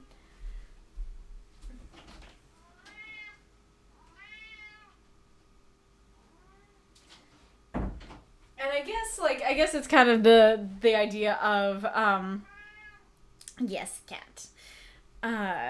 One fell swoop, I think, usually means there's multiple things that are getting taken care of at once, but a single note being taken down from a door isn't really multiple things being taken down at once, you know what I mean? And then you did already mention that, like, there's only one note, as far as I know, right? That it's like, okay, hey, there's a note on the door, okay, like, it comes off in the same handwriting. Well, what do you mean in the same handwriting? There's only one note. So I do think just saying, the note is from death. Gifting me the cottage would work better for me. And I think I said this, but very sweet of death. I do like that idea of, like, you know, I will be the first one they see, that they love them so much that they're keeping all those vows till the end, and the determined hope of this line is very sweet. I do like the staring at the wedding ring. I mean, I did use that image too, but I think I used it because I think it works well. I like that image. I really, really like this line here, because I think something that ended up happening. So, Wolf put down in his, like, Wolf's Guide to Prompt Submission, which, if you have not read that, please do go read it, because it's super great and helpful. But he was mentioning how, like, you want to be careful with prompts that sound like a character is saying it, like dialogue prompts. And I was kind of, like, contemplating that and being like, well, we've had lots of really good dialogue prompts. And I do think that, like, looking over the stories this week did show me what can be the issue with that is that it can tempt you to just make the character say it, and that can feel, like, too over the top, or I don't know, it can feel like he said the thing, sort of thing. And I fell into that trap too. We'll talk about that in a second when we talk about my story. I said it too, and I didn't really like having to say it. And so I think you did an awesome job of getting around that problem, because you said, like, the ones that we said at the altar, we know generally what those are. We know that people say, in sickness and in health, till death do us part. And so you don't have to say, like, we said till death up at the altar, and I'm still doing it, like, even after death. Like, you don't have to say it directly for it to work. It works perfectly well just to say, hey, we said vows up at the altar, and so I love the way that you got around that issue. And I do, like I said, even though I did have, like, questions and wonderings about it, and if there's, like, are you harming yourself by not going to see people? Even though I had those questions, I do think it's really sweet and cute, and I do love the idea of, like, somebody saying this kind of sappy vow in a romantic moment of, like, oh yes, like, if I'm the first to go, I'll wait an eternity for you. It's like, okay, honey. I do love the idea of somebody taking that to the extreme, and oh, kitty, so cute, and doing it very, very literally. I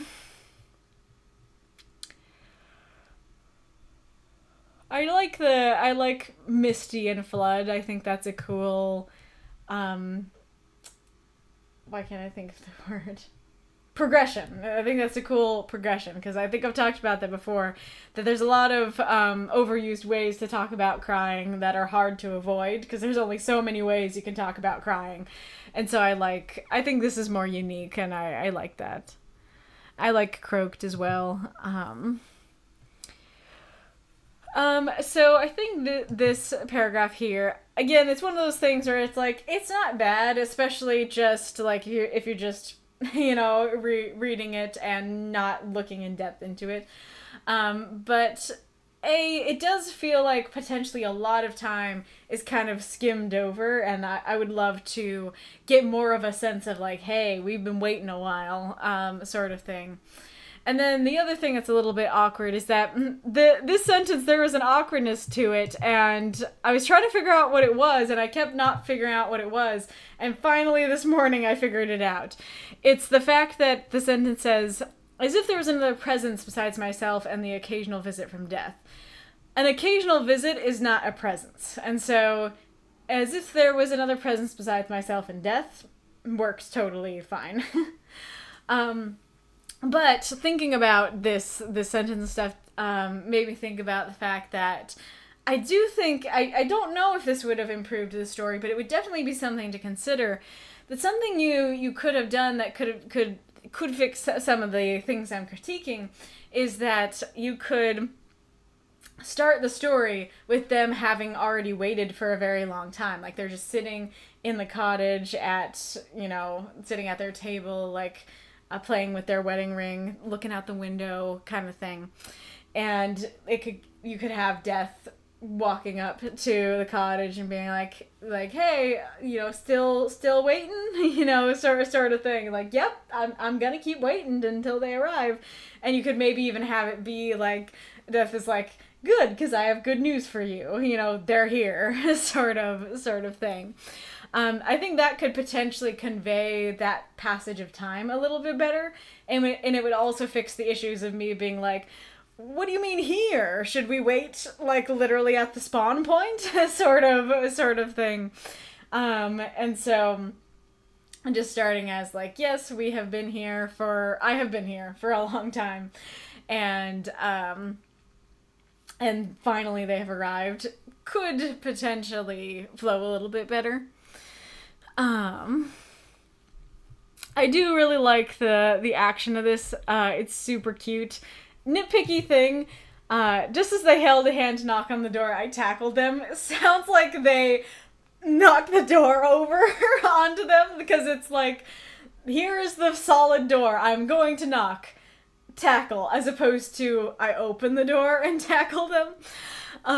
So nitpicky thing, but other than that, I really love this little paragraph. I think it's super cute. I love the image of tackling somebody into an embrace. And as I said, I've been doing some reaction videos to Arcane, and it's a little complicated, but I'm starting with rewatching season 1 to refresh my memory, and I'm very much reminded of that scene where Powder is tackles Silco into a hug. I can imagine the violence of that image, but more wholesome in this story. I like that a lot. I have mixed feelings on the hello hi thing, and I really want to hear people in the chat's thoughts on it, because on the one hand, I like the simplicity of it, and I'm trying to think, because I'm pretty sure I have seen something like this done and liked it, and so I'm trying to remember what the thing is that I've seen it done in.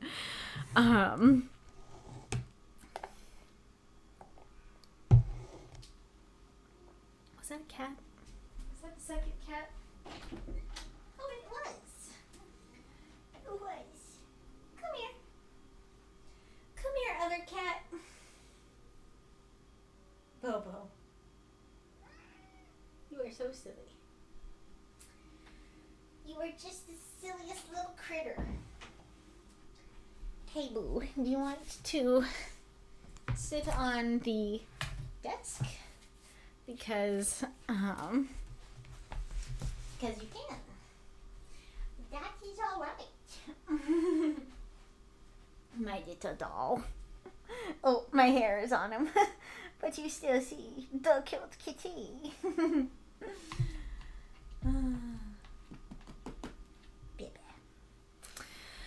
Hi, he's so cute. He's so cute. Yeah, I haven't managed to think of it. But on the other hand, there is an element of anticlimacticness to it, that there is a lot of build up to this meeting, and so to only get high, is that enough? That sounded very strange. He arrives with the weed. So I'm very curious what you guys in the chat thought, if you were more on the side of like, that felt anticlimactic to me, or if you were like, no, I actually really liked the simplicity of it. That we know that there will be more to come, there will be more to be said, but it all starts with high, kind of thing. And almost, like, there's almost a lightity aspect of it, where, like, we all know that this is, like, a super climactic moment, and so, just starting it with that small high, it's kind of this, like, understatement type situation. Should we stay, please? And so yeah, that's a question. So let's go back to Koryan's questions.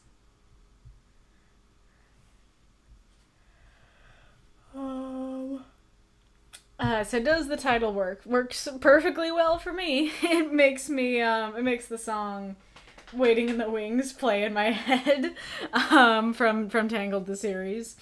Yep, I don't really see a problem with that, and I actually like it because that does, I was saying before about the wanting to feel like there's more time spent waiting, and so I think the title helps with that, where it's like, yes, there's a lot of time spent waiting. Does not specifying genders for any of the characters work. It works for me. It's always interesting how that goes, because my brain went to this character being a girl and the spouse being a guy, and talking to a friend about this, they read it the opposite, as this character is a guy and the spouse is a girl, and I actually like that. I think that can be a fun thing to do with a story like this, because it doesn't really matter. It doesn't really matter what their genders are, but you can think of it however you want to think of it. Baby, do I have to let you out? Silly little weirdo.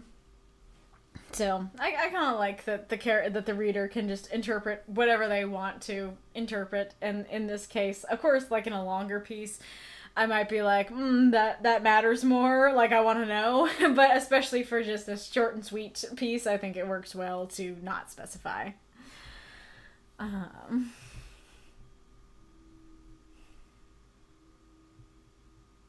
Aw, Shinigama says, reading this now, so annoyed that I missed this earlier when doing my reviews. I love the sad but hopeful atmosphere. That's really sweet. Oh yeah, good point. Meiko says, it's funny how it starts with death will not separate us, but death already had, and then death actually helps them reunite. Great point. That, yeah, that it's like, not even death can keep us apart. And it's like, well, I kind of can for a bit, but I am going to help you reunite. Which also reminds me, I didn't say about Marx's story. Marx, one of the things that I absolutely loved about your story is that you had this, like, double, kind of triple use of the prompt, where we have, the character of death will literally separate them. And then we have, they might die, and so they might be separated by dying. And then you also have the use of, like, the fated is kind of has these types of, like, marriage vows sort of vibes. And so, that he and death will be together forever. And so death will part the familiars by, like, marrying Matt, basically. So I loved your uses of the prompt there. And so this made me think of that, because this kind of has this interesting reversal. I mean, I guess I did talk about this at the beginning, that it's an interesting reversal of, well, death very much did separate them, but they're going to be together again, sort of thing. Yeah, that is something I was thinking about too. Earth says, I often think about I think about people who die early, then their living spouse gets lonely and falls in love again, remarries. Wouldn't their later reunion be awkward? Sorry, unrelated to the story, though. I mean, it is related to the story, because that would be a potential question within the story of, like, imagine if the spouse had remarried and then they came back and this person's like, I waited an eternity for you, like I promised. And the person's like, oh, well, that's nice. kind of thing. Hello, the Shadow Legion. Yes, thank you guys for answering the questions and plonking the links in.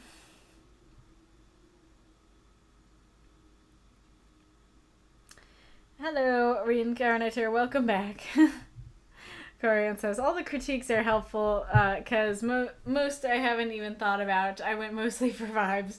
That's completely fair. And that is kind of like, in a way, like a disadvantage of the stream, because, like I said, I think if I just, like, sat down and read the story and didn't think about it for the stream, I'd just be like, it's cute, very fun, moving on, sort of thing. So, on the one hand, like, looking deeply into it and finding these things to critique and stuff like that can potentially be helpful, but on the other hand, it's like, you wanted the vibes and you got the vibes, so, like, maybe that's enough, because sort of thing. Yeah. But I'm glad that you are saying it is helpful. But great story, Koryan. Super, super cute. And Hellenic is here, but says third or fourth is probably good. Very, very fair. Oh yeah, because of the order. Do you have a request now? Would you like to go now, or would you like to go last, or do you not really care? Kitty, did the kitty go in the closet? I heard a sneeze, but not from the closet. Oh, he's out there. Okay. No closet cat.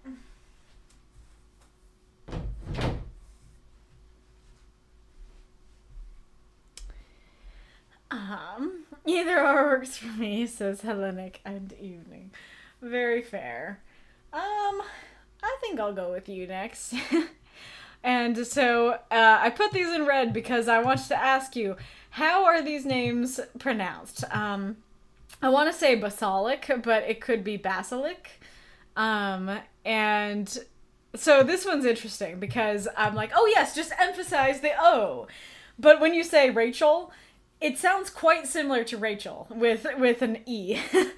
And so I don't know if it's meant to be like Ricole or something like that, or if it's basically the same as Rachel. Closet cat, less famous sibling of ceiling cat, yes. My first pronunciation was right. I assume you mean on basilic, or do you mean on both of them?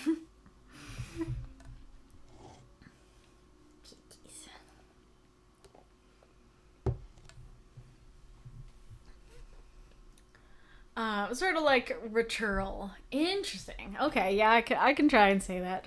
Ritural. Yeah, basilic. Okay, basilic and ritural. Gotcha. Or, I guess you haven't... Is it ritural or Rachel? Is there a A-Y-A? Or is it just a straight A?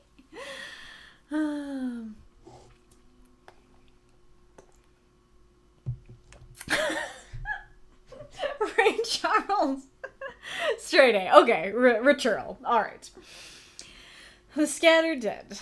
Riceland. Hellenic Taoist. 346 words.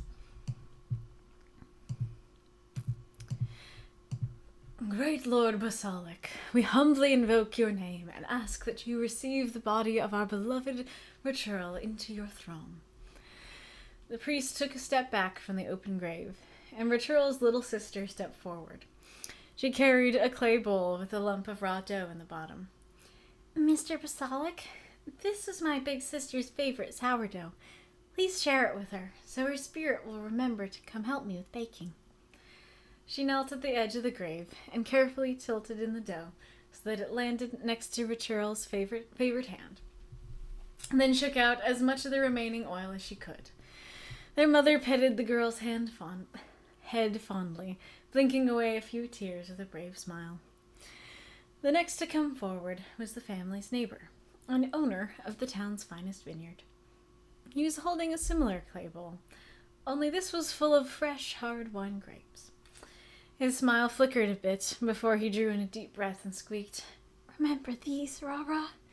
You picked them just yesterday." He cleared his throat and spoke a little louder, but still squeakly. "Here, look at all the bare stems on this side. I was planning to scold you for stealing grapes when you came to work today. At least now I have a parting gift to give you. Come back with Basalic this year, and I'll pour the first bottle over your grave come autumn." Ritual's father stepped forward next, holding a clay jug full of goat's milk. He took a deep breath before speaking. "Lena doesn't like me as much as she liked you, but she's held still long enough for me to milk her. She'll miss you." He paused, on the verge of pouring the cream into the grave, sank to his knees, and lowered the whole jug into the grave. Once all the gifts were given and the grave filled in, the priest intoned, "Who death takes, Lord Basalic returns to us. May his children be ours in labor and friendship." Throw up those moths and monsters. Cheer for this story if you loved it. Hit the road, Jack intensifies. I don't know what you're referring to. Hello, Bo Kitty. Did you come back? You're cute. You're very cute. All right. This is a very good story. So this is one of those stories where the story's really good and super solid, and pretty much all the critiques that I have are nitpicks. I think that the story works super well without changing a thing. But I like the tale of this funeral rite. I think it's very straightforward and heartfelt and melancholic, and I like it a lot. And I like you showing this presumably fictional culture that you wrote about, which is great. I just realized I did not look for notes on your story. Oh, the kitty. Hello, Bocat. You're cute. This is what I'm always... Okay, you do not have notes. This is what I'm always talking about. If I close the door, he's like, "I must escape." But if the door is open, he's happy to come in and pull up a chair. Yeah, there weren't any too bad. I saw it too late. Oh, a song by Ray Charles. Gotcha. Thank you for the cheers, Magistrate Iron Lung, Ghoulish Misfit. Here, I gotta show you this cat. Oh, he's licking his butt now. But that's the cat, looking kind of like a turkey with his leg up like that. How fitting.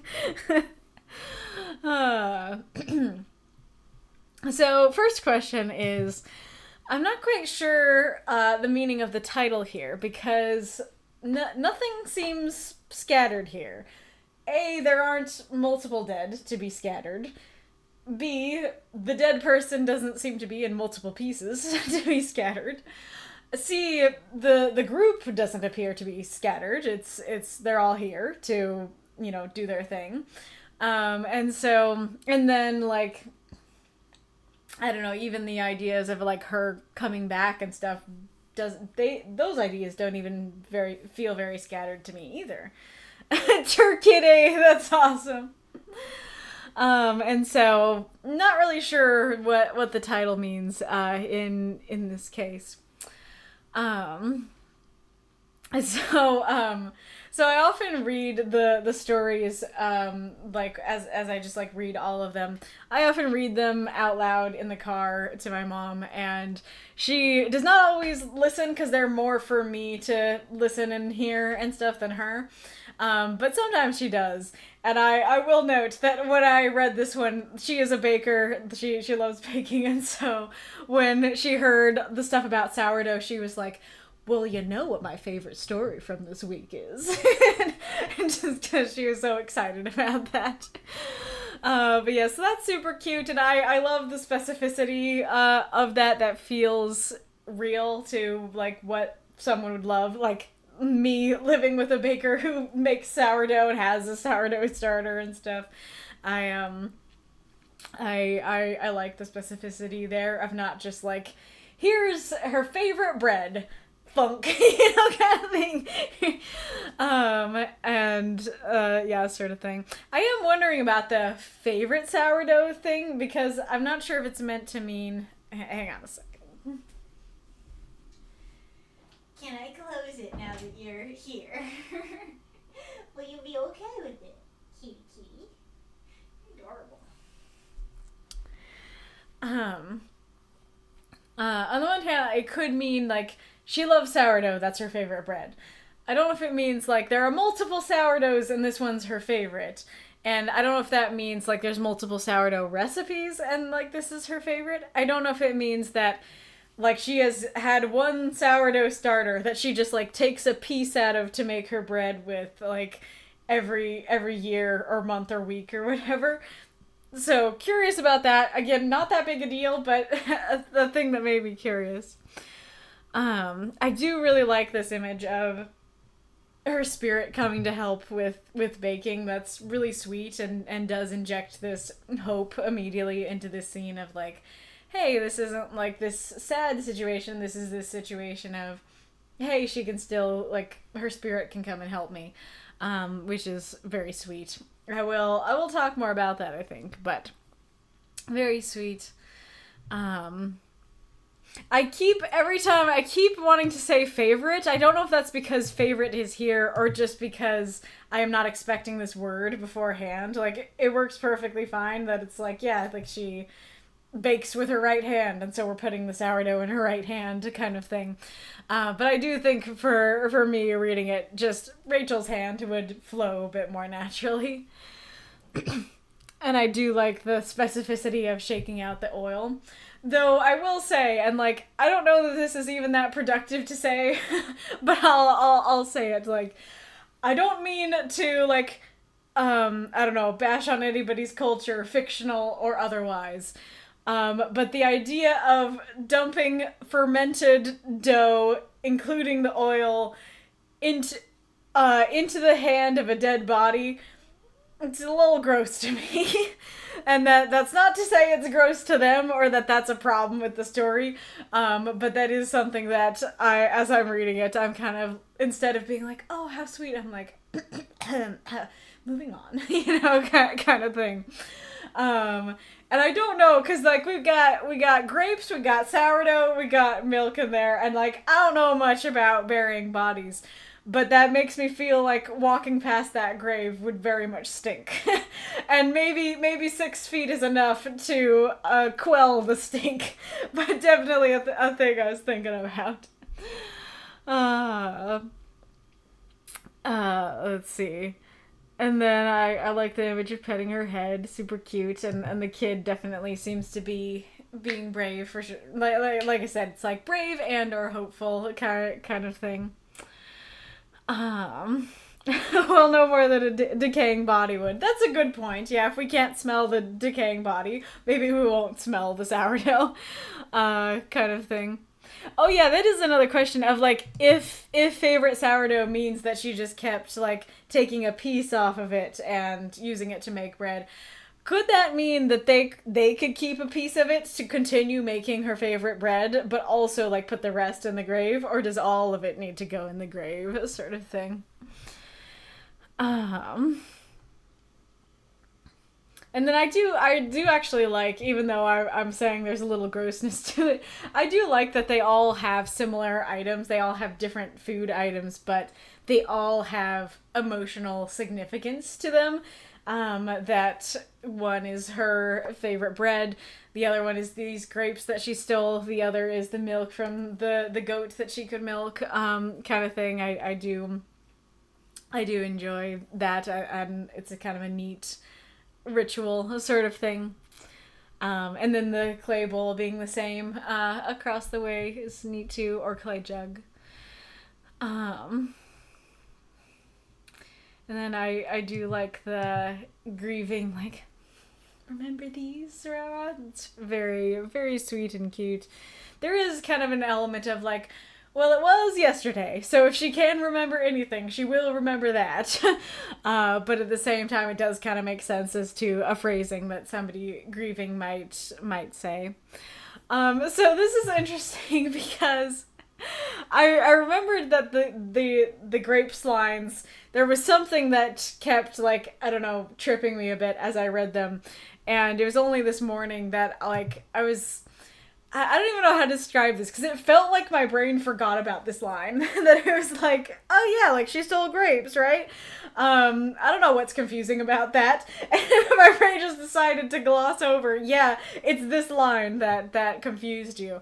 But I think it's just that, because I can't understand that image of, like, you can hold up a bunch of grapes and half of the whole, I don't know what they're called, like the bushel or whatever, half of it is just stem and the other half is grape.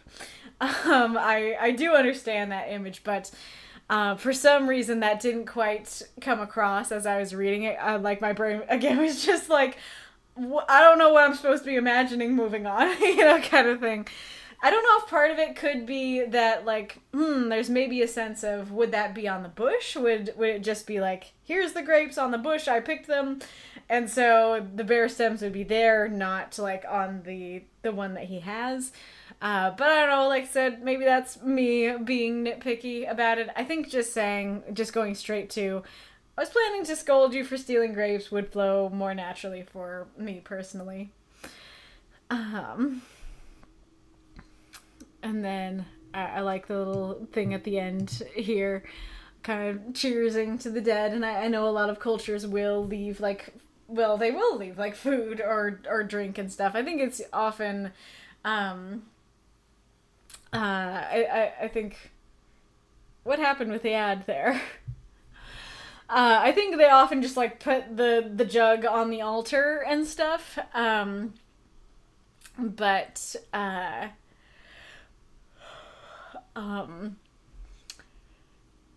I lost my train of thought. But this is a thing, and so and the wine thing especially made me think of that. This is really interesting because you do say goat's milk, which is kind of our clue here. I mean, it is our clue, but I definitely, when I first read Lena doesn't like me as much as she liked you, I'm thinking, like, okay, so this is like a sister, right? And then it's like, but she held still long enough for me to milk her. Okay, not a sister. I sincerely hope this is not a sister. And so, oh, there we go. Okay, the last time it seemed like the ad didn't disappear, but this time it did. Okay. Well, I'll show you those cats. Oh, yeah. I'll show you them kitties.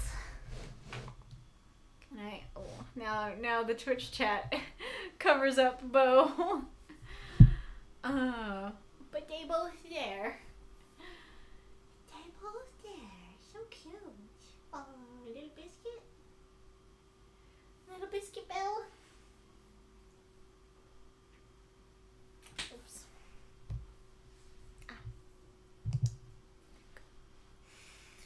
There you go. Okay. Oh, don't get up, cat. I'm just petting you.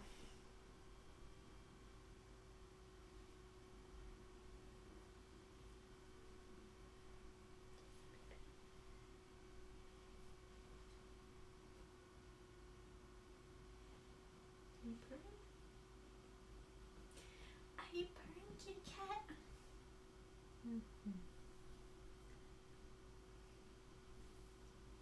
Yeah. That's a cute kitty.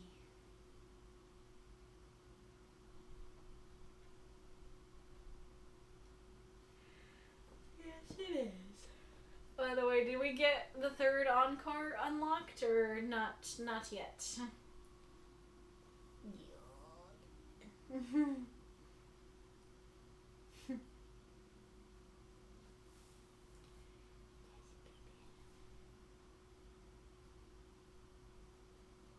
Purr, baby.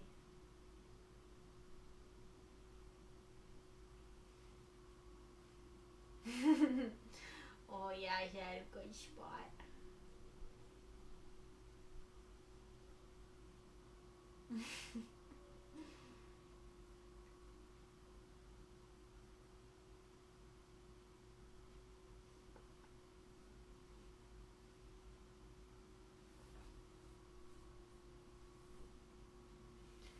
I'm sure you can't hear it, but there's a lot of purring going on.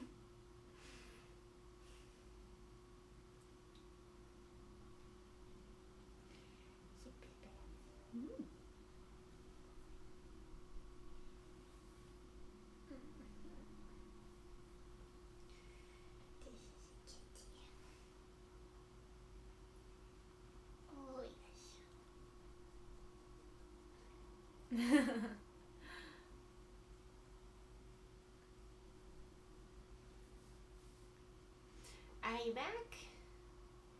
Are they back, Bella? Oh.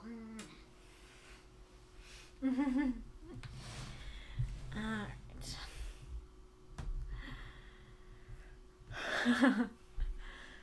Okay, there. Nope, not there. Here.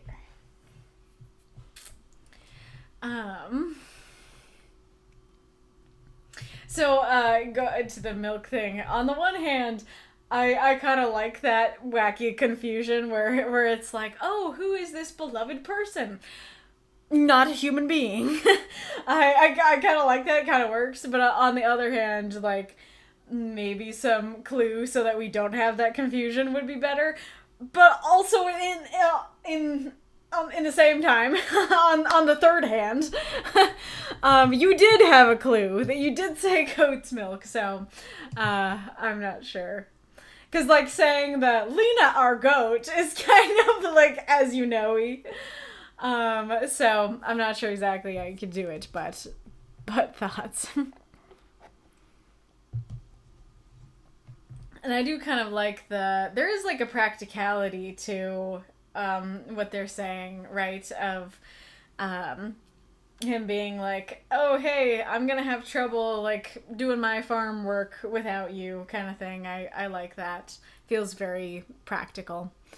Practically sad. Okay, so for the Lord Basilic stuff. So the first line, when I read this line, it does say body, and I think I missed that when I first read it, but when you're saying, like, accept into your throng, I'm kind of thinking, like, oh yes, we have a person here that we are wanting to be accepted into, be this a genuine good religion or a cult, whatever it is, we're trying to get accepted here. And then, like, even if I missed this word, it does become clear quite quickly that she is dead in the next paragraph. But I was definitely thinking, especially because it's the first line without any setting detail, I'm thinking somebody's walking up and going, hey, Lord Basilic, can you accept Rachel into your throng? I guess, like, I may have even had this confusion if I didn't have that problem about the body thing. I probably still would have just thought, like, yes, person who is here in the room, please accept her body, you know, sort of thing. Definitely did not think that this was, like, a god sort of situation. And then I kind of thought, like, I thought this was the priest, and so, yeah, that I kind of thought somebody was talking to the priest, and the priest is like, yes, take a step back, do your thing, and then I will accept, I will accept her. And so when the sister is saying Mr. Basalic, then I'm thinking like, hey, priest, this was my sister's favorite sourdough kind of thing. It was only until the very last line that I was like, oh, this is a god. And so I do think that is like the one real critique that I'd have that I had when I first read it. And so I do think maybe either not starting with this or giving a little more context would be helpful for that. So I'm not thinking this is a person that's in the room who's being asked to do something. And granted, as a god, he could be in the room, but still not the right impression. And then the next question is, I do really like this idea of, like I was talking about the baking and everything, but who death takes, Lord Basalic returns to us, could have many meanings. It could mean what she said about the baking thing, like, return her spirit to us, she can come help with baking, sort of thing. It could mean that he can literally resurrect the dead, like, we are entreating you, please resurrect her. It could be a reincarnation thing where it's like, she will return to us in a different form, sort of thing. I don't know that it's a huge problem that there's that question there, but that is a question that I'm kind of left going, what does this mean? And the more I look at it, like, I do feel like you did try to do the spirit stuff because you did say, like, come back with Basalic this year, sort of thing. But I do think, and I guess, like, there is another issue, which is that receive her into your throng, like, it does say body, but is kind of implying, like, hey, take Rachel to your afterlife, like, take her into your throng of the afterlife, not keep her around, sort of thing. And granted, like, I don't know about the rules of this, and so maybe this is a situation where it's like, yes, my throng is here. They're all spirits on Earth. But that's not really, to me, what is implied by that line. It's much more of like, oh, she is lost to us. She is in your throng. And so then it seems to contradict, oh, return her to us. Like, take her away, but bring her back. Return her to us. And so I think sticking to one image or the other for this piece, and considering that the first line was the one I had that other critique for, maybe just starting with like, oh, the priest steps back might be a better way to open that would avoid both of those issues.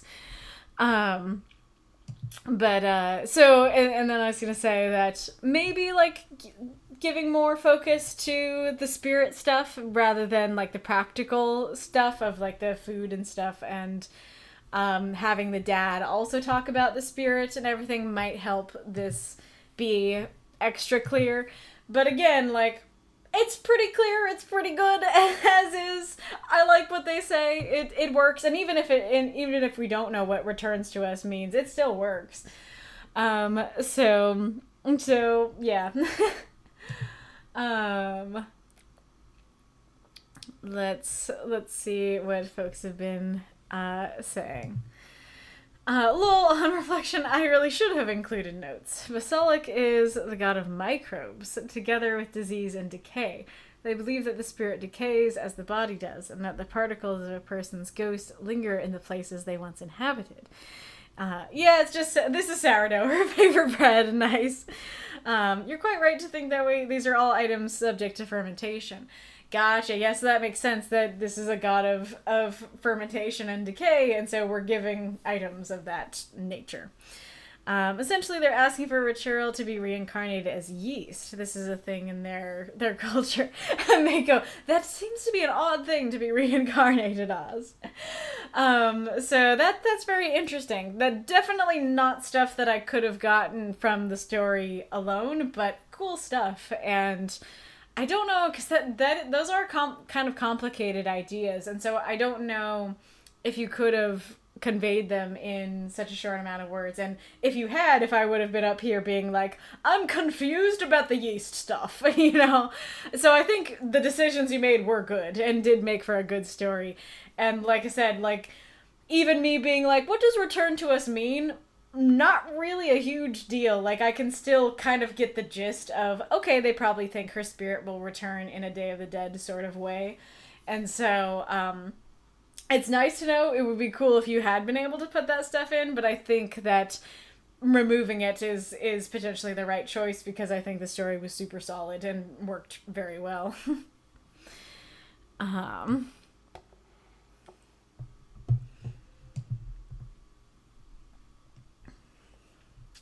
Yeah, but I mean, in fantasy, gods can be a guy in the room. Indeed.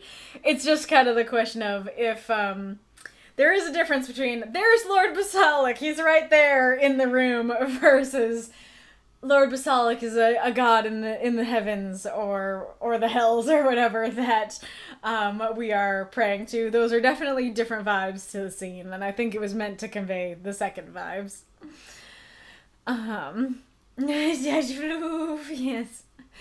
But the prophecy said I would get the blue chair.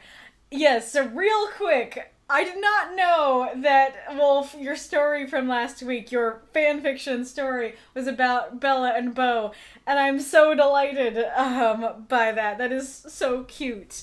I love that. And I will note, I am fine with fanfiction like that. I know you were saying, like, it can't be read on the stream because it's technically fanfiction. I'm fine with stream fanfiction.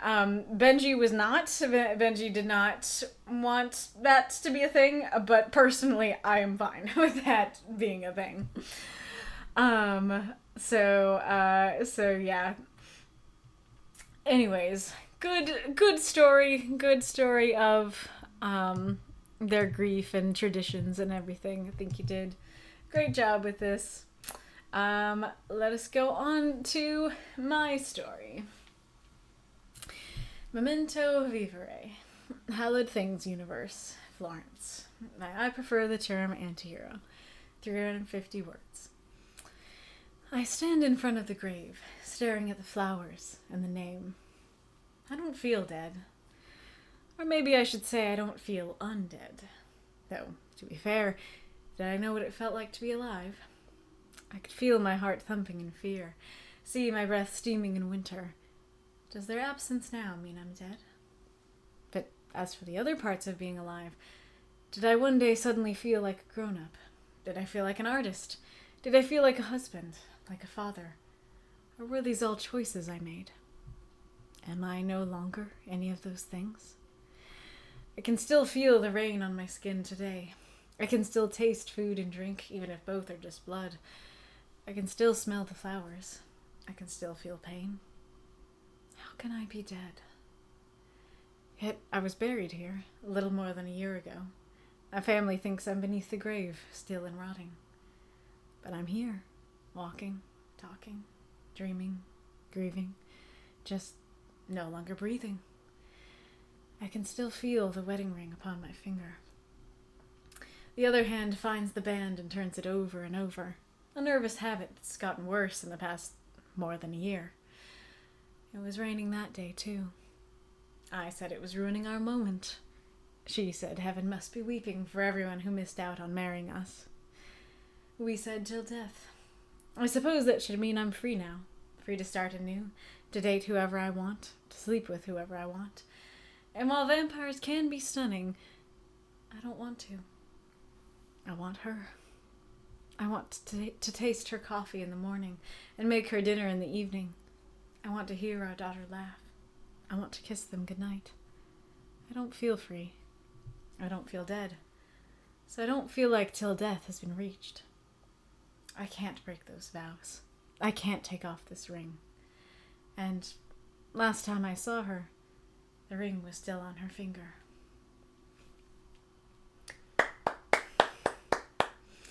Throw those moths and monsters, cheer for the story if you loved it. The name kind of gives it away. Basalic sounds like basalt or balsamic. Interesting. That's a really good point. I would not say it gives it away because I would never have got that if you hadn't pointed it out. But that is a really good point.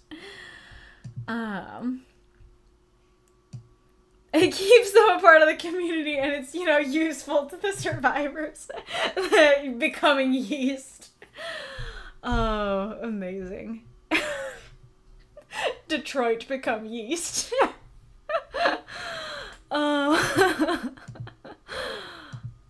Whoa, what is this? Oh, this is the Twitch celebrating the gift subs again, but yes, thank you for all the gift subs and the hype train. Thank you for the cheers, Magistrate Ironlung and Ghoulish Misfit. So feel free to say any thoughts, praise, or critique that you had for this story, and I will go over my questions. I was very much thinking about, I was like, do I want to be read this week? Because I'm really excited about the villain prompt, and granted, I don't know if I'm going to regret this when I write whatever I'm going to write for that prompt, but... so I almost put do not read on all of my stories, but I was like, you know what, it could be cool because I did win the Halloween contest, and I did read my Halloween story on the stream, so people might enjoy hearing another story about Florence on the stream, so I was like, I will let fate decide if I am one of the stories picked, and I did end up being one of the stories picked. So that is the first thing I say here. This is in the same universe as my Halloween contest story. Do really love the characters. I want to do more with them, especially with Florence's family.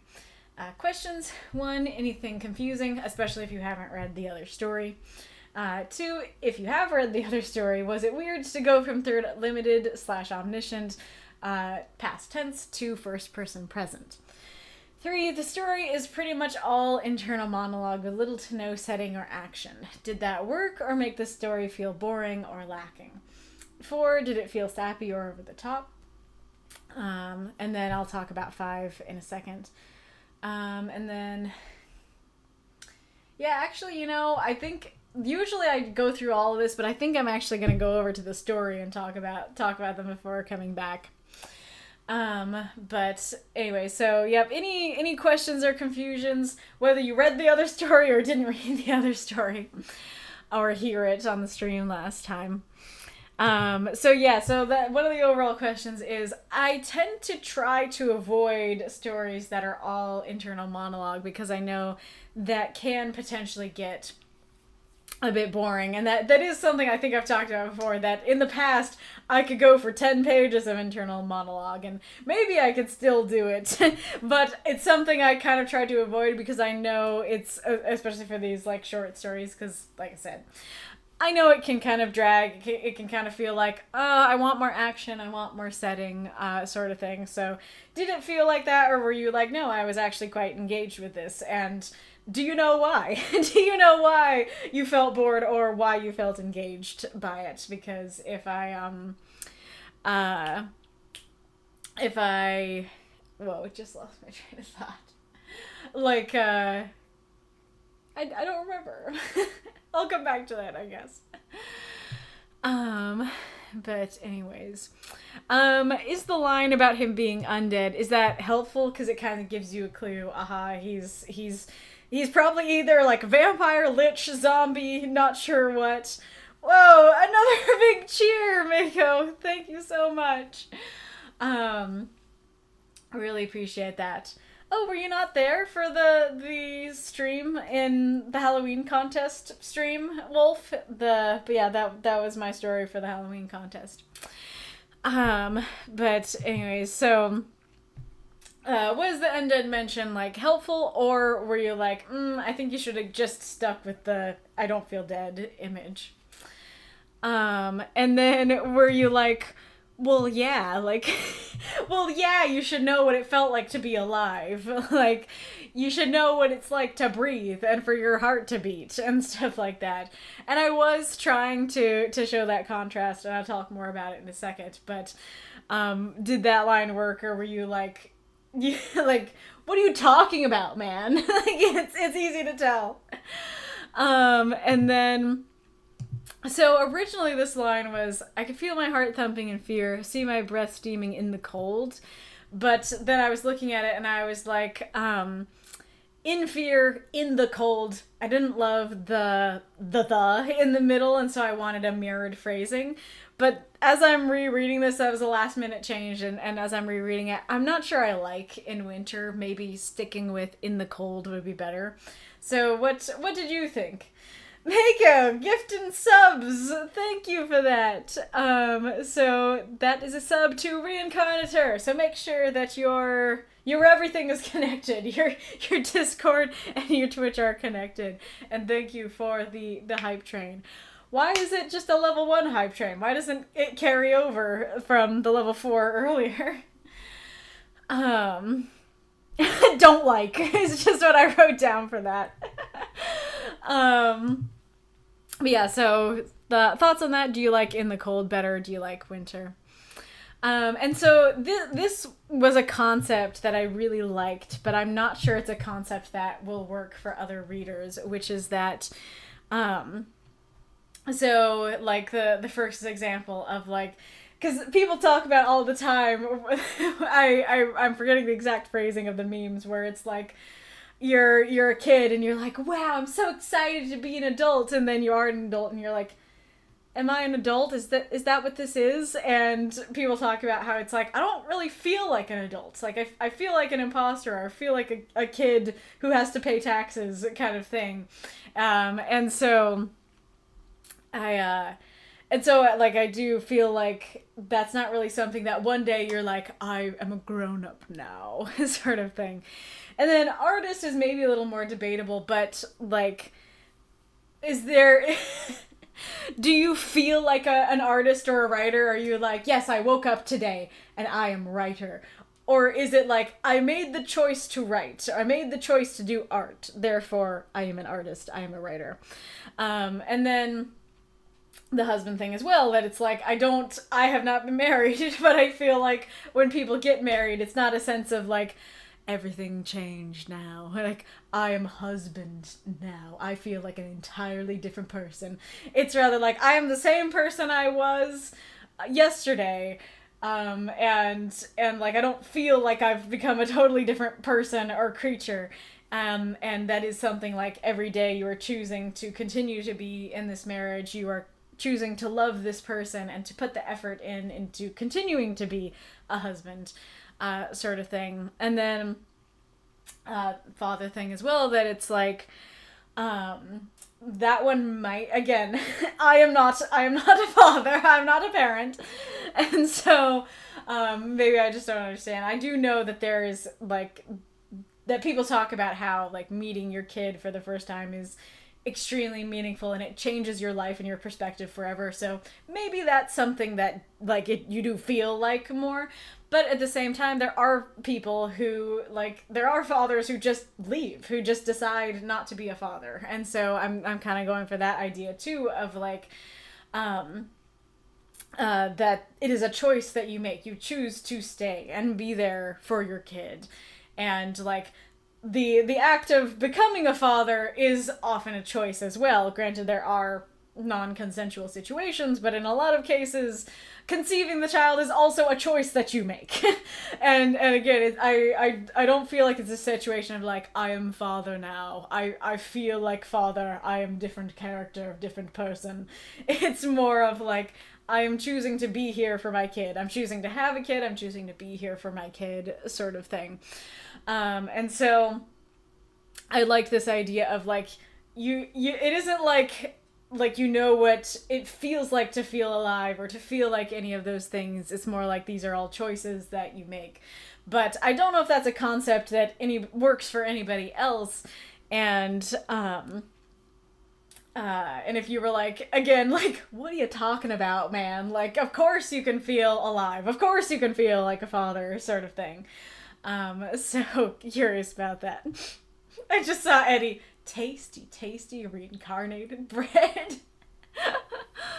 Oh, amazing. And then like there's that idea of like, am I no longer any of those things, where it's like, well, I'm still here walking around and that's still my kid, so I'm still a father, right? To that kind of thing. Hello, Norman. Oh, this story. Nice.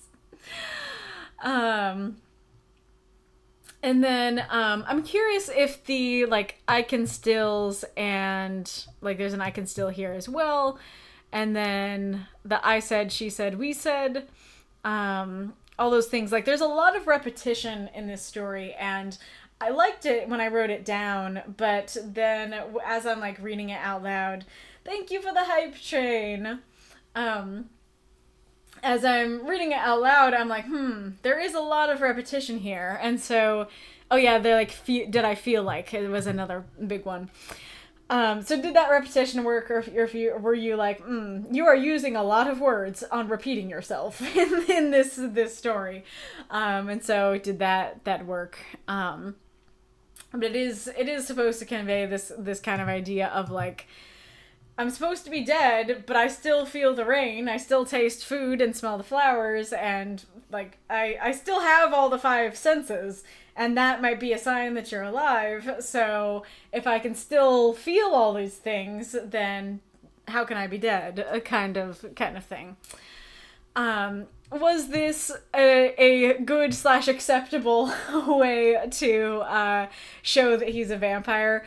This was originally much clunkier, and I was trying to make it better, and I don't know if I succeeded. The more I look at it, I'm not sure if grieving works. It's kind of the idea of him grieving the life that he had, that he's almost grieving himself in a way, that he's grieving his own death and the death to what he knew. But I'm not sure if that works. And then with the I can still feel the wedding ring upon my finger, would you like that better up here? So like I can try and read that. I can still feel the rain on my skin today. I can still taste food and drink, even if both are just blood. I can still smell the flowers. I can still feel pain. I can still feel the wedding ring upon my finger. Would you have liked it more in that list, or do you like it more separated as kind of this transition into the...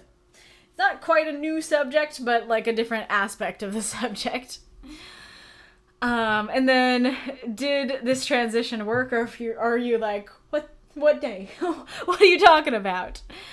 And then did it work that I just said she? Like I don't feel like saying her name, which is Daphne. I don't feel like saying Daphne said would necessarily help. But I did read this story to my dad, and he got quite confused on this line. He was kind of, when he read marrying us, he kind of thought of priest instead of like, oh yes, I've had many boyfriends and girlfriends in the past, and they all missed out on marrying us. As opposed to like, oh, everybody else missed out on being the one to marry us kind of thing. And I do feel like he made a good point of, I did not like specify that, well, I guess there's a question of, when I said my family thinks, like that was me trying to specify family, aka wife and daughter, that will be mentioned, they think that he's dead, therefore they are mortal. But that is a lot for that little sentence to do, and so I can understand not really getting, oh, is the wife a vampire or is the wife mortal kind of thing. And that's super crucial to this story. And so I'm curious if anybody else had that confusion, and if you did, how you'd suggest fixing it. And then also, like, does it need to be clear that he is not super cool with being a vampire? Or at the very least, he's not cool that he's separated from his family. And so... was that established before you got here, or were you like, no, I totally got all that. And then this line here, so this whole, I suppose that should mean I'm free now. It was not meant to convey, like, he's totally into all these things.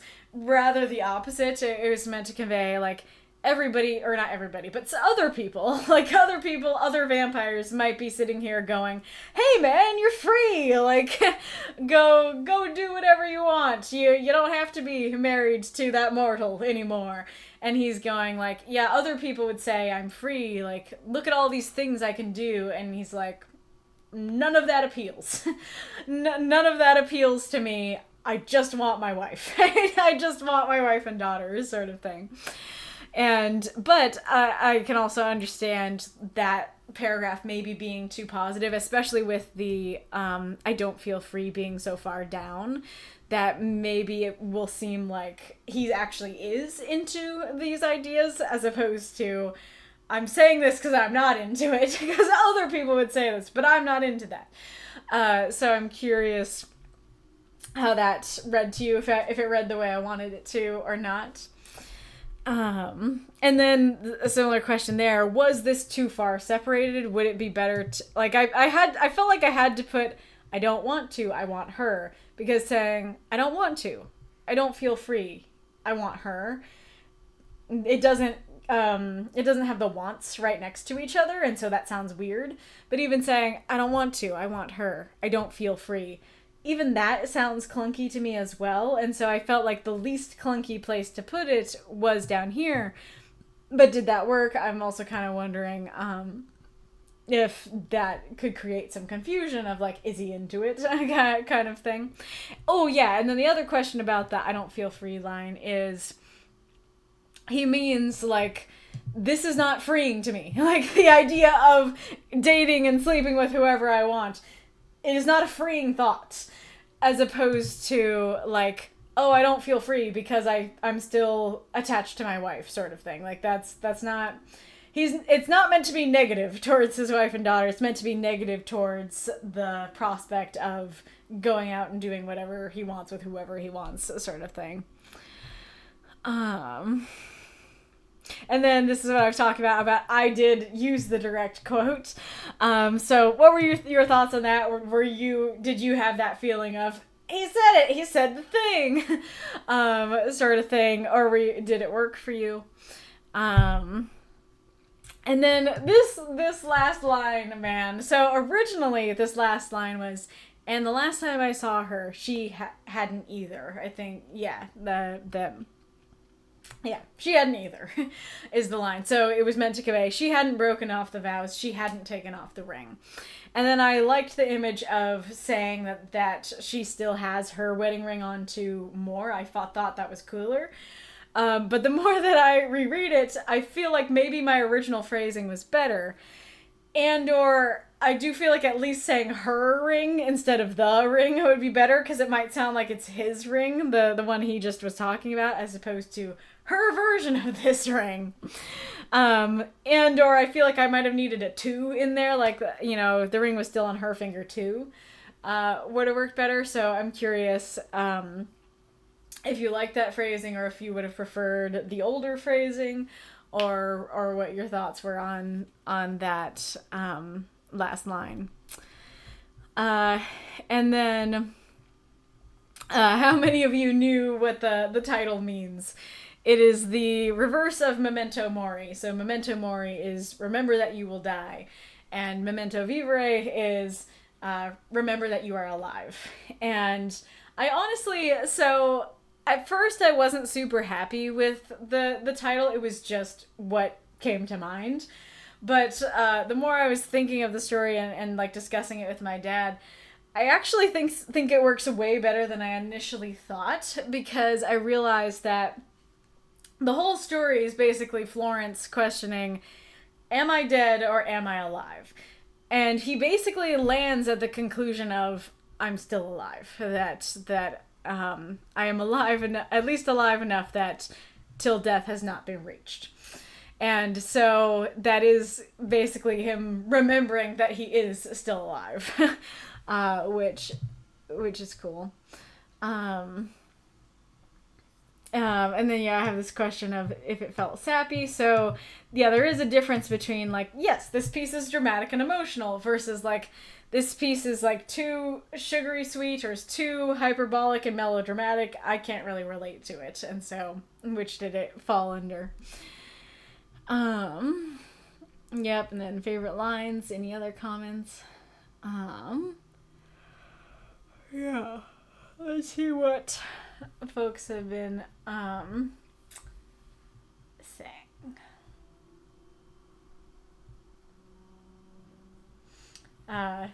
Shinny says, that was moving. Well done, Kaylee. Really appreciate that. Encore 3 is unlocked. Thank you guys so much. Remember, you are alive, so Ghoulish did know it. Hellenic says, I have kind of a penchant for stories all in internal monologue like this, and I think you did a great job with this. Aw, very sweet. Koryan says, the internal monologue works for me. I didn't read any of the Halloween entries, so the only thing that threw me off was mentioning vampires. The tone of the story came across as bittersweet for me. I found first person versus third person personally more engaging for me. I think it could be because with third person, I tend to put distance between me and the characters, but first person, I can fully put myself inside the character, per se. Very fair, very fair. I mean, it is interesting because the first time I wrote this story, I was on a time crunch, and I am... This is kind of a theme with the Halloween story, because I wrote the Halloween story in, what did I say, like 2 or 3 days? And this story I wrote in 30 minutes. I was on the time crunch. And so it was a little bit pantsed as well, like the original story. And it was just like, first person is just where my brain went. Like, first person present is like, that's where my brain is, that's where we're going, we're not thinking about it. This is just what we're writing down. Even though the Halloween story was in a different tense. I did, like, edit it, and that took more time and everything, but, yeah. Aw, Koryan says, so many great lines in your story. That's really sweet. Cute kitty emote. Aerith says, I really like the internal monologue because the center of the story is Florence grappling with his internal feelings. So it's sort of a man's struggle against himself conflict. It's the drama of the internal questioning that makes it work. Yeah, that is fair. That's a good point, that you can still have, even if it's not action per se, you still can have conflict in an internal monologue story. Good point. Neely says, oh, I was there, but I don't know if I remember because there was a good amount of time my attention was divided. Very fair. What are we talking about the time limit for? Oh, for the hype train. Shinny, it's very bittersweet. The narrator reflects upon the idea of how death is freeing, but they'd rather bind themselves to the one they loved during their lifetime. Very fair and true. The grieving line worked for me. Koryan says it was one of the lines I enjoyed in the piece. Aw, that's sweet. Hellenic says, I'd say so. It conveys that he's still in the stages of grief and perhaps not yet reached acceptance. Yeah, that's very fair. That's a good point of that could be the line that showed, like, he's not super into being a vampire. The notion my family thinks I'm dead conjures up feelings of isolation and separation, so I think it did its job. Good to know. Like me undertaking the task of learning the 5 big romance languages. This makes me acutely aware of Latin. What are the 5 main romance languages? So Latin, Spanish, French. Is that? Yeah, there's 2 more then.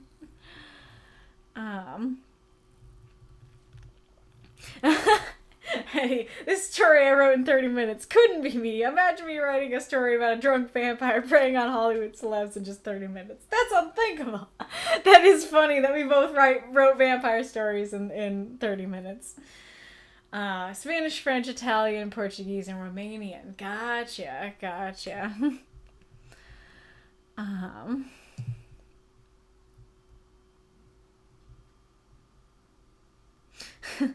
So I don't remember the whole context of the joke, but I remember that at my school, which was a Christian school, we would have this joke of salvation cookies, and so reincarnation bread feels like a different version of that sort of thing. In some cultures, we have salvation cookies. In others, we have reincarnation bread.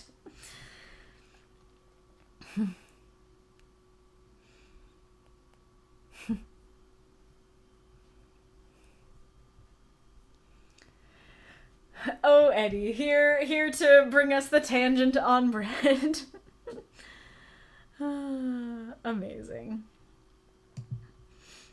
Alrighty-roo. But yes, glad you guys enjoyed the story. Is there anything else to say?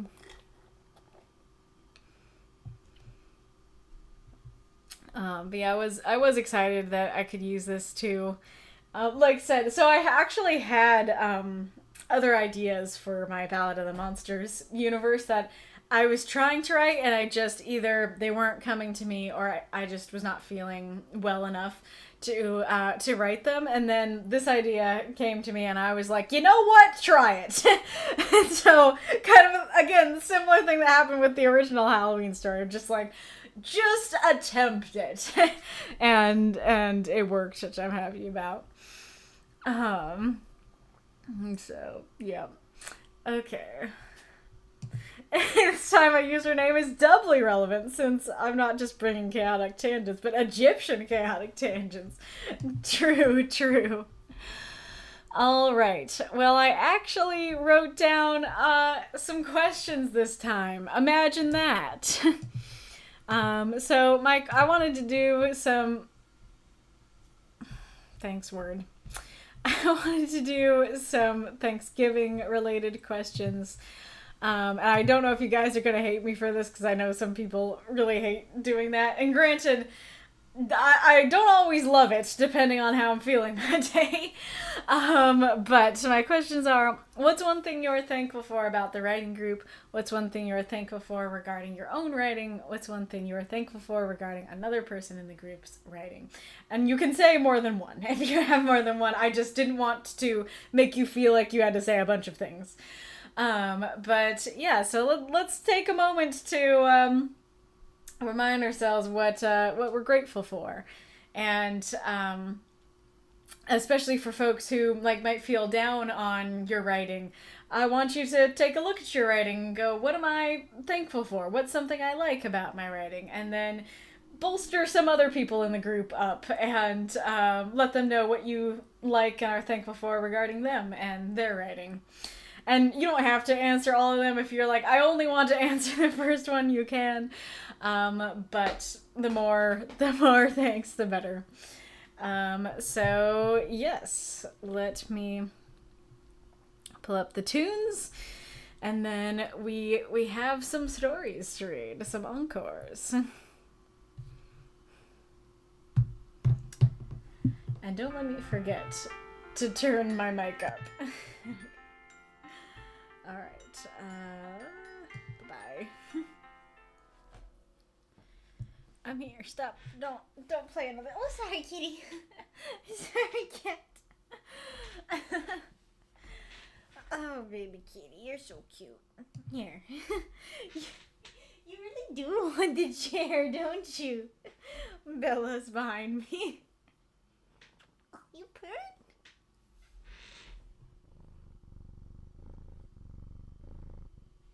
You're just the cutest. You're just the cutest little thing.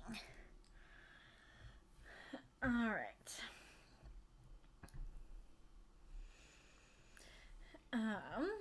Oh, turn up the mic. I remember this time. Koryan says, 1, how supportive everyone is. 2, thanks to the writing group, I've managed to dedicate more time to writing, and outside the writing group, I've looked at other authors and resources to keep improving my writing. Aw, wonderful. And Hellenic says, I'm glad I have this group to motivate me to write something every day. Or every week, at the very least. I feel like I've gotten a lot stronger in writing the meats and potatoes of my stories. My prose has gotten a lot less purple, and I've learned to embrace just getting to the point. I very much relate to that journey, for sure. I was pretty motivated in writing even before this, but I do like that this gives me a goal and forces me to finish something within every week. And it feels good to complete something each week. He's rubbing on the mic. And oh, kitty cat. And like I was saying before about how I could write 10 pages of internal monologue, that this definitely, it is this group that got me out of that. And that's not to say that that's inherently and always a bad thing. But it is I was too wordy. I went too much into things that I didn't need to go that much into. And this group also made me figure out how to get to the point as well, so definitely relate to that. Era says, 1, just the opportunity to connect and socialize with various writers, to share our struggles and hopes. 2, I'm thankful I can write material that is thought-provoking, getting people to engage with issues or ideas, that I have the opportunity to use all I've learned to explore with others exciting concepts and ideas. 3, I'm thankful for the chance to engage with others' writing styles and concepts, be it Mako-Cam or Death Set or many others. It's by contrast and exploring others' writings that I get the chance to grow as an author. All of you contribute to that growth for every writer I read. Thank you to the community as a whole for all that you do here. Aww. Yeah, that's a really great point of like being able to share our stories each week. It gives you an audience and allows you to explore concepts and issues and how things come across, and then also allows you to engage each week with other people's writings instead of just being in your own little bubble the whole time. Mako, super highlighted. I'm thankful for the group. Give me something to keep me moving and writing. I don't know if I would if it didn't. Aw. I'm thankful to other people I'm thankful the other people are able to make me think about things I wouldn't otherwise, and make me stretch my legs and desires for what I can do with a story. I'm thankful that my stories have brought some enjoyment to others. Aw, very sweet.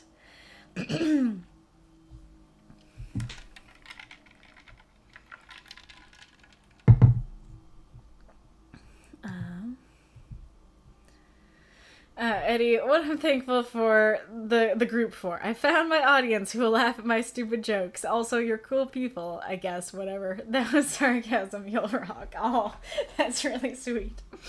What I'm thankful for regarding my own writing, finally, after a few tough years, having found a space to slowly get back into creative writing, even if it's not at an ideal pace yet. And also the opportunities it gives me to A, make people laugh, and B, make people learn cool new things about ancient religions and distant cultures when I can inject those elements into them. Oh, that's a really cool answer.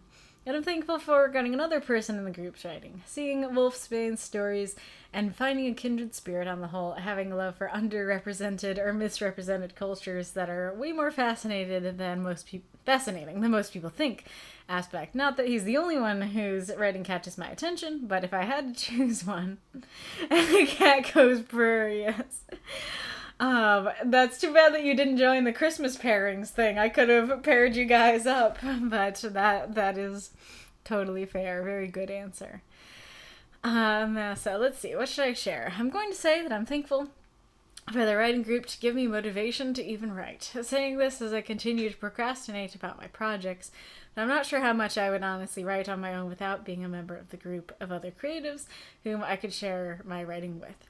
What I'm thankful for out of my own writing, this is going to be something I'm struggling with. I suppose in the broadest terms, I do enjoy having the outlet to create in a way that sometimes makes me happy and that I can occasionally be proud of. I can sometimes be my harshest critic, but of any of my creative endeavors, writing is the one that gives me the most satisfaction. I'm not entirely sure who all I can name from the group that have encouraged me to continue since I've joined back in the Tail Foundry days. There are a number of them. Not all of them are around still, but thank you anyone who's given me encouragement and feedback with anything I've written in the past. Aw, that's very sweet. And I guess, like, this is making me think of, like, I don't know how I could help encourage it, but I don't know if there's a way for the folks who are like, I can't write every week, but I would like to write regularly. I wonder how I can encourage people to be like, okay, you can't do the weekly timeline, but what about every month? You know, what about every 2 months kind of thing? But that is a great point that a couple of you have said now about giving you the motivation to write, which I really appreciate. Wolf says, I'm thankful for a writing group to motivate me to write. When I joined this group, I was very out of writing due to mental illness.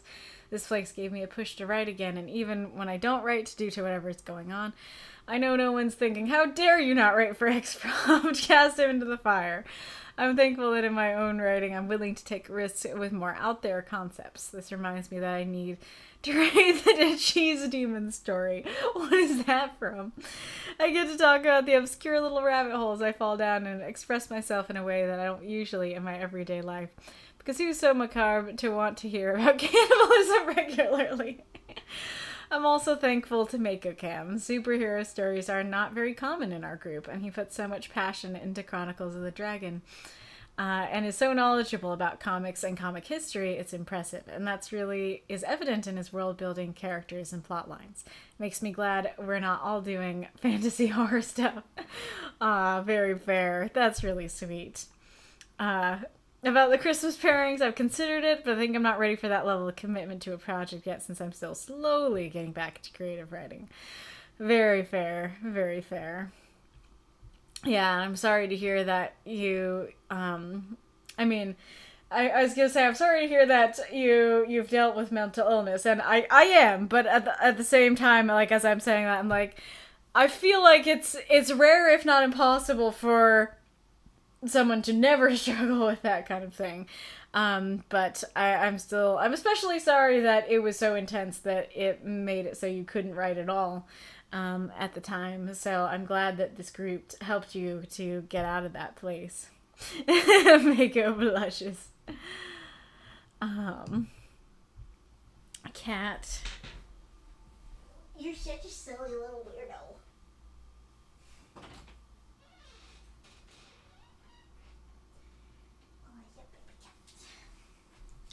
Oh, the baby cat.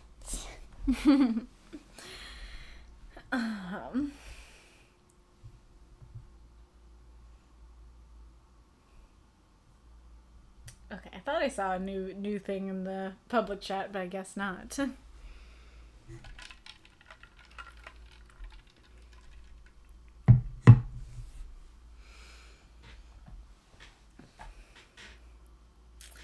I'm not sure if I should answer, because I'm afraid that if I answer, either I'll go too long or I will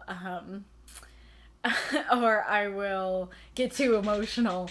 So I'm trying to think, what are some short and not too emotional answers I could give to these questions?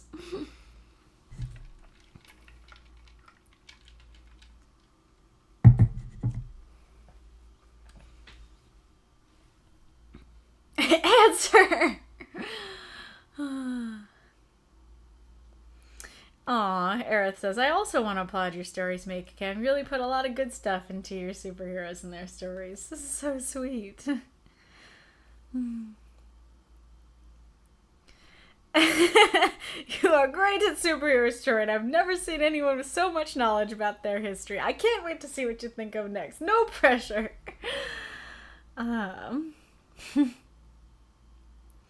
Oh wow, Eddie says, low-key Maker Cam has the best attention to his story's continuous canon and to avoid plot holes among superhero writers I've ever seen.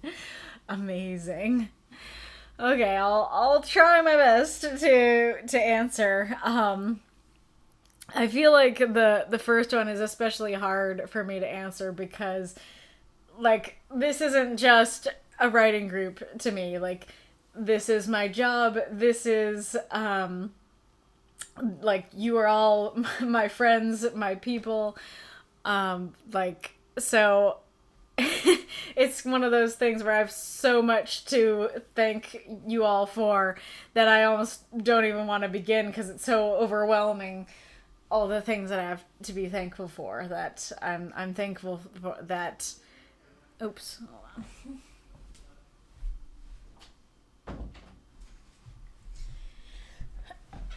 I'm thankful that Benji created this group in the first place, that even before I became the host of it, it gave me so much life. Even then, like, it gave me friends, it gave me a goal to work on every week, it gave me an audience for my writing, and then it gave me a job, and like, you I'm still grateful that you guys are now my audience and that you are here. Like, this kind of job requires an audience, right? I need people to be here and interested in doing this sort of thing, and so I'm really grateful that you're all here.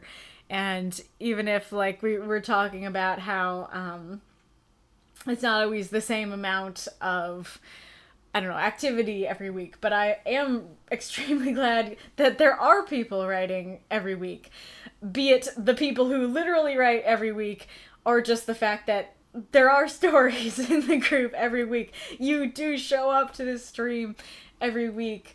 I really appreciate that. And you guys cheering as well. Like, you don't have to do that. And so the fact that you, and like subscribing, cheering, subscribing, supporting, like, I'm so grateful that you like this group and what I'm doing enough to want to support it monetarily. Like, that helps me so much and means so much to me. And so I am extremely, I am just so extremely grateful for this group, for existing and for continuing to exist, because it means so much to me on so many levels. It's something I'm grateful for in my own writing. I mean, the first thing that comes to mind is just that it gives me an outlet for my emotions and helps me to process my feelings on things. But I also feel like that's not specific to the writing group. That's kind of always been true. So I'm trying to think of like something. I mean, I guess I could say that like I'm thankful that the writing group allowed me to grow in my writing and allowed me to learn how to cut things down. Like, I did start in the group of really struggling to get things down to 350 words, and now I'm like, oh, your story is, what was Norman's story the other time? Like, your story is 4,000 words. I can cut off 500 words for you. Like, that kind of thing. So I'm grateful that the group has grown my writing in so many different ways and shown me how to get to the point, like I think Hellenic was saying, and stuff like that.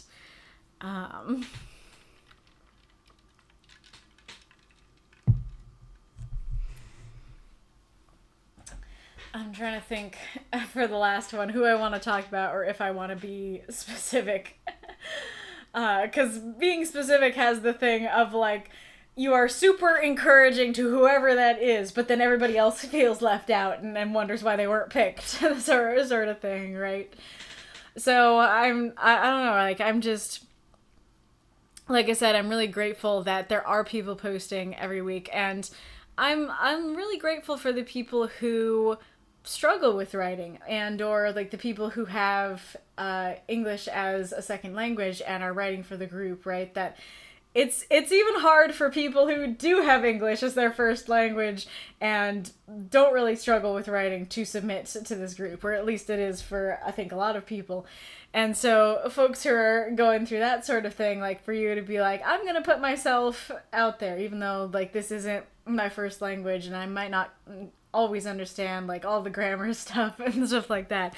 I'm so grateful that you're here and you're like, I would like to share what I'm doing. I'm going to put myself out there and I'm going to get you guys' help and everything like that. Like, that's really wonderful and meaningful, and I'm glad that you guys are here.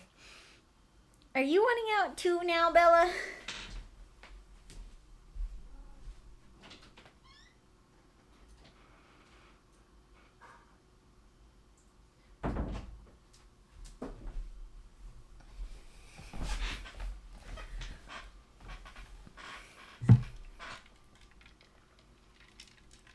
Oh, I should turn off the fan.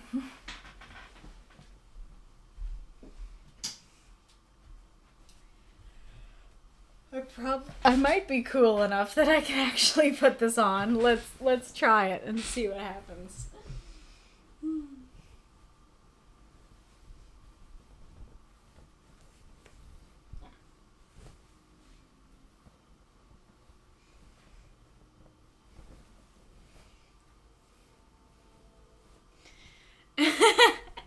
You are my friends, my people, people of the archive, hear the words of thy leader. Nice. Even the flesh horse stops and listens.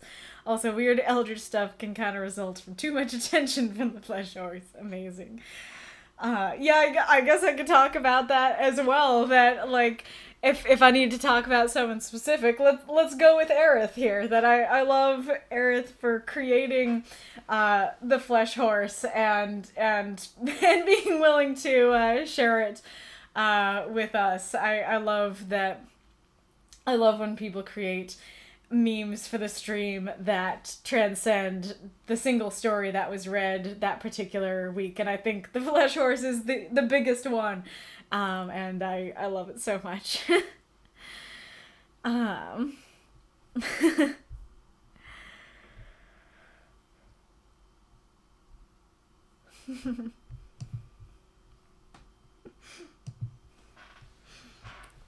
Aerith says, and thank you, Auntie, for leading us as a group. And then Eddie says what he said. That's really sweet.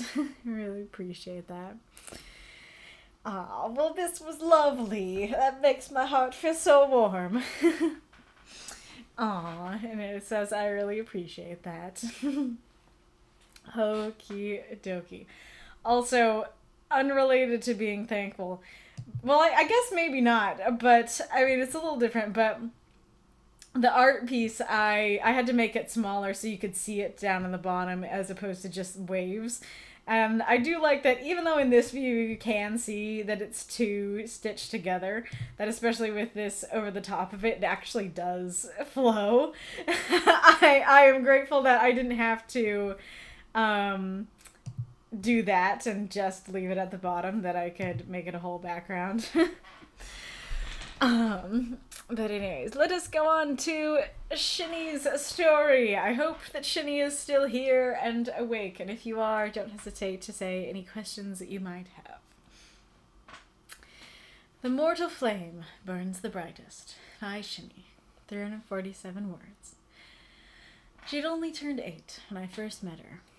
A precocious human child, she questioned me constantly on the various aspects of elfdom, from the pronunciation of our flowing letters to whether we could hurt ourselves with our pointy ears. Her mother hushed her, asking her not to bother the lovely elf lady with rude questions, but I could only smile. This child was special. At 15, she sneaked past the numerous guards and evaded the supposedly impenetrable magical defenses of my residence in Ilithian. She startled me in my dressing room, but my surprise gave way to wry admiration, and she begged me to teach her our arts and ways. By 22, her skill with a blade was unmatched. Her hands worked healing wonders, and her radiant demeanor stunned even the hardest of hearts. Many were astonished that this was no elf queen, merely a mortal human.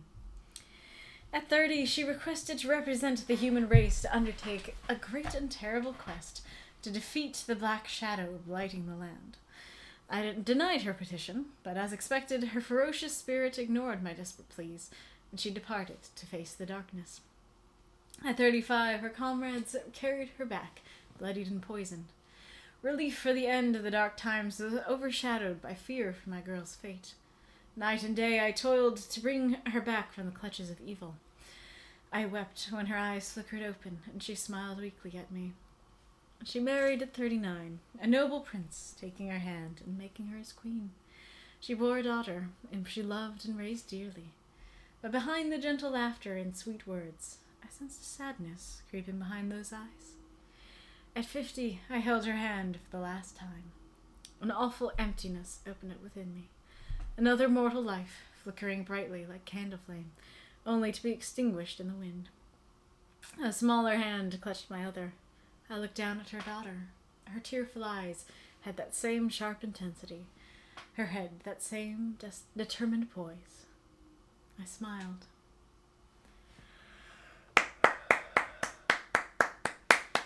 Throw up those moths and monsters. Cheer for the story if you loved it. Why we got jellyfish in the chat. Also, that is a very sparkly jellyfish. Is that real? Is that a filter? Do we have disco ball jellyfish? Is this the new way of cheering? Is jellyfish? He's at least around. What does that mean? Oh, I see. Flesh horse, the jellyfish in the bag. No idea how that one stuck. Lag goblins, what's next? Oh, amazing. Oh, I see. I'd like to hope that Jim Zeus is part of the Archives Pantheon. He's at least around. Very true. Maybe he's trying to get into the Pantheon, but the bouncer won't let him. Amazing. Disco ball jellyfish. There you go. That's the next one. It's just the Pantheon is partying and the disco ball is a jellyfish in a bag. Alright, so I really loved this story, Shinny. It put tears in my eyes the first time I read it. I think it's pretty much one of those stories where my critiques are pretty nitpicky because it's super good and super solid as is. I like the free ren kind of vibes to it. I think it's super good and super touching. So let's just start.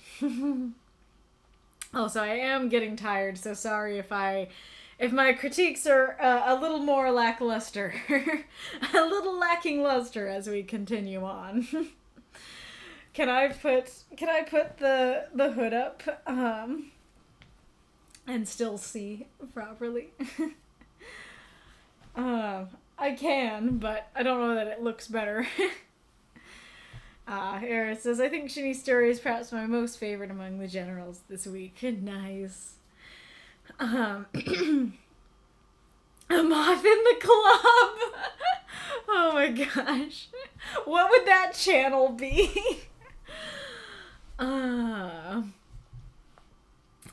I really like the contrast of like, oh, how do you pronounce like your language? And so it's like this smart question, and then it's, do your pointy ears hurt you? And so it's kind of like a dumb kid question, and I love the contrast between those things. That's super cute and feels accurate to how kids are.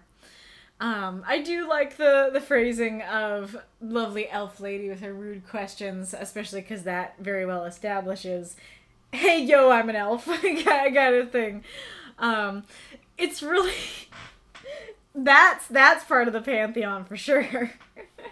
I mean, of course the moth is part of the Pantheon, but hey, yo, I'm a moth came about before a moth in the archive came about. Kaylee needs to travel and review the local night scene of cities around the world. Oh my gosh. I am very much not that person. I'm not. The first thing I thought of is like, I would go to graveyards. I'd go to graveyards before I went to club. The whole channel, it's called A Moth in the Club, but it's just me reviewing graveyards around the world. Oh boy. But anyways, so I was gonna say, like, the joke was originally I remember that it was for one of Arachnar's story, and the story was about a moth, and I was like, don't say, like, hey, yo, I'm a moth, but, you know, show us somehow that this character is in fact a moth. And so I'm praising this for being the opposite. I'm praising this for not, like, going out there and being like, hey, yo, I'm an elf, but for telling us in a good, you know, natural way that this character is in fact an elf. And then I'll come back to her mother thing. I like the idea of her being special and like, oh, she's like already she's already doing this, and so of course I'll train her kind of thing. But there is kind of an element here of like, I mean, if she's already sneaking past numerous guards and impenetrable magical defenses and into your dressing room, what's she need the training for? So I feel like toning back on that, like maybe, I think something like having it be that she tried to break in but got caught would work better. That like she tries to break in and then the elf lady is like, I like you. I'm gonna train you, kind of thing. Hey, Goths at the graveyard count as the night scene in my book. Nice.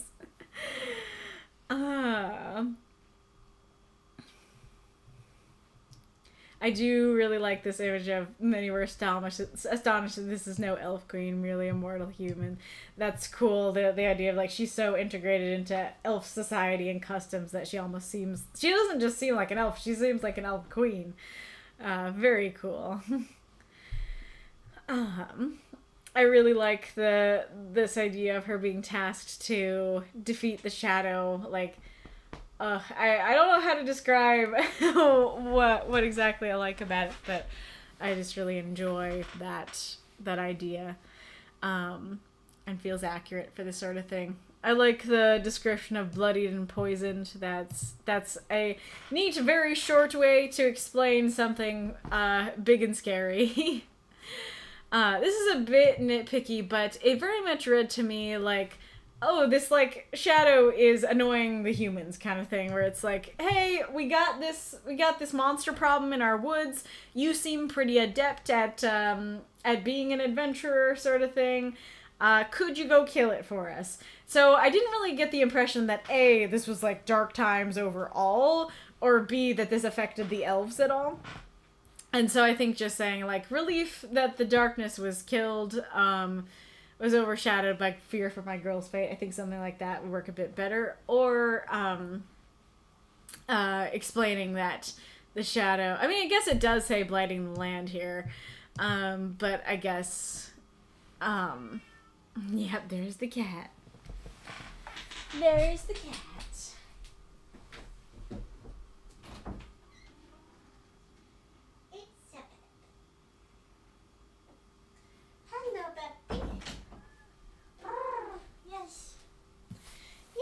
Cute kitty. Little bean. And then I like this idea of toiling to bring her back, and I like the specific detail of her eyes opening and her smiling, that instead of just saying, like, I wept when she survived, there is something so much more evocative about the specificity of I wept when her eyes flickered open and she smiled weakly at me, that a weak smile is enough to know that she's gonna make it, sort of thing. So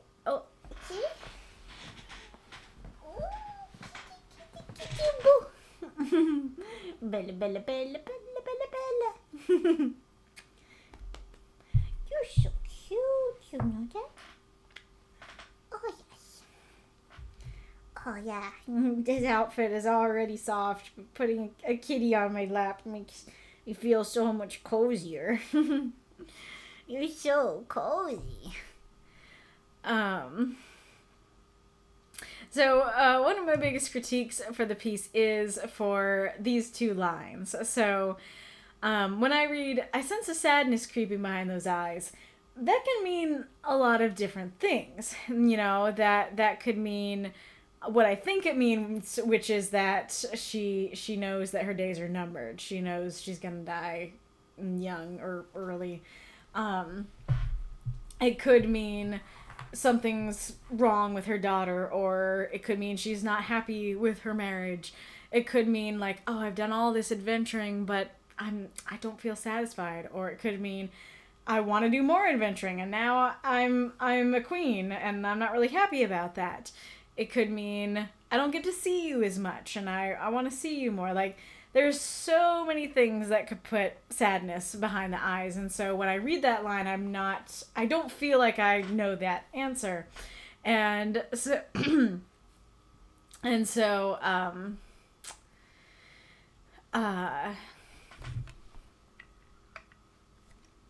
it feels like, ooh, like you're introducing this kind of like emotional mystery sort of thing where I'm like, okay, interesting. She's sad. Why is she sad? And then in the next line, she's dead. And so that doesn't really work for me. I think not introducing the sadness would work better for me.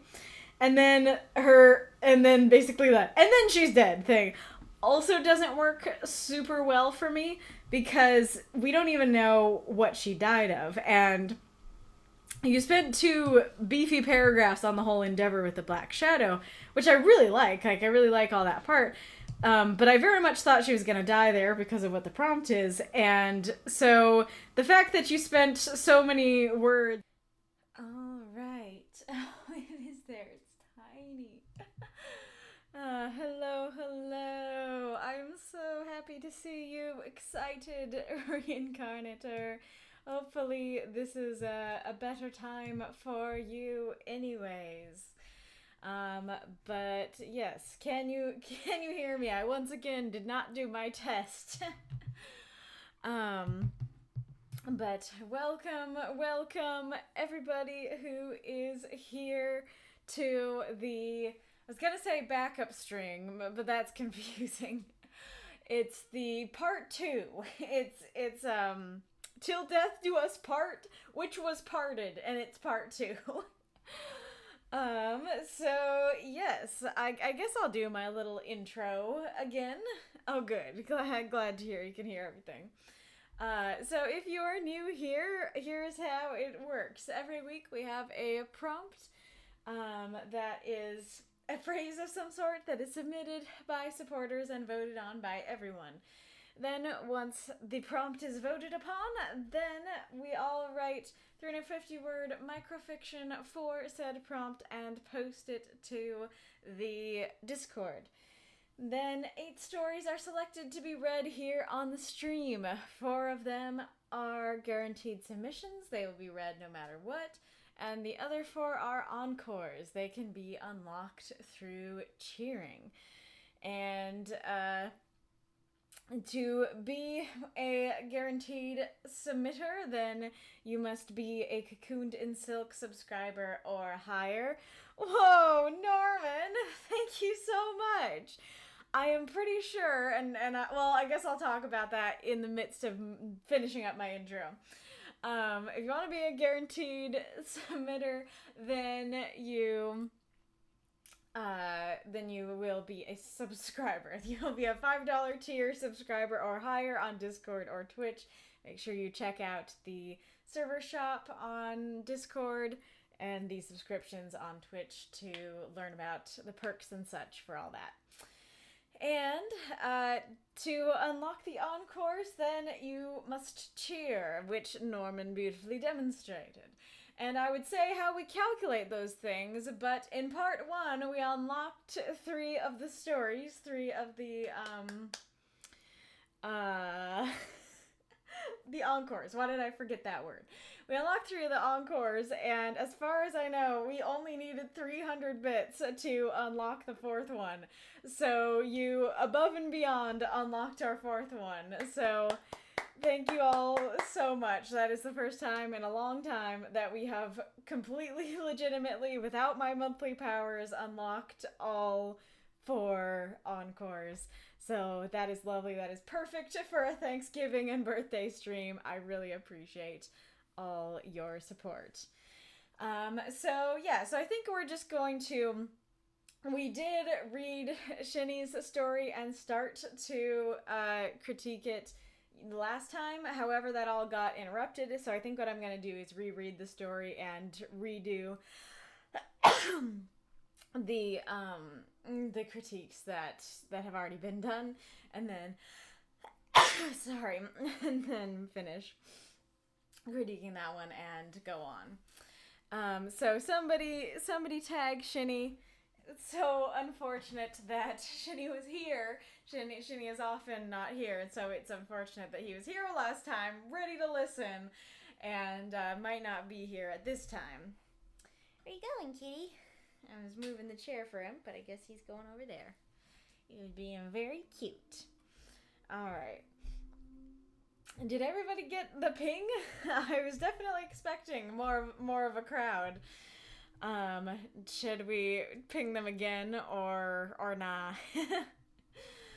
But anyways, I guess I'll just begin. I don't think there's anything else really to discuss. I was almost about to start. Oh yay, Aerith is here. Yes, yay indeed. Alrighty, thank you for tagging him. Made it back again. Awesome.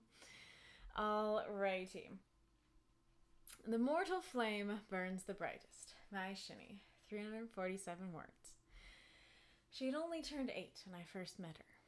A precocious human child, she questioned me constantly on the various aspects of elfdom, from the pronunciation of our flowing letters to whether we could hurt ourselves with our pointy ears.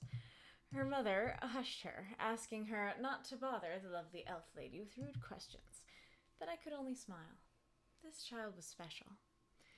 At 15, she sneaked past the numerous guards and evaded the supposedly impenetrable magical defenses of my residence in Ilithian.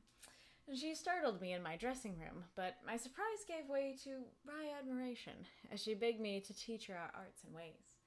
By 22, her skill with a blade was unmatched, her hands worked healing wonders, and her radiant demeanor stunned even the hardest of hearts.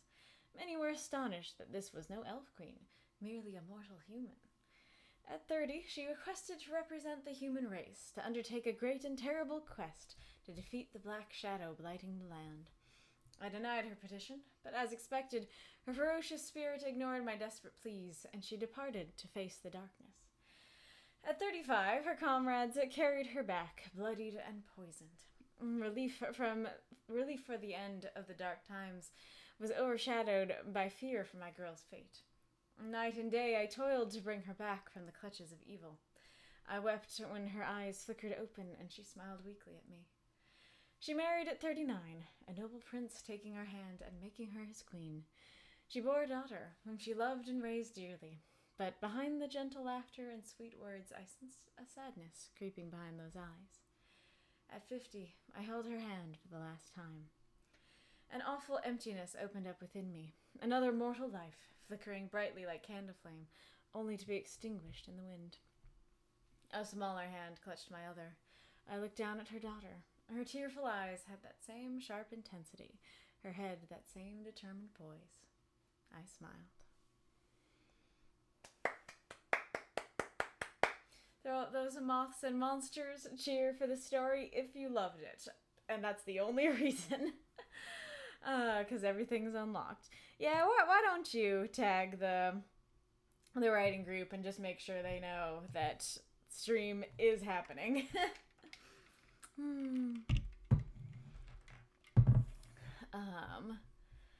Alrighty-roo. Like I said, I'm gonna be going over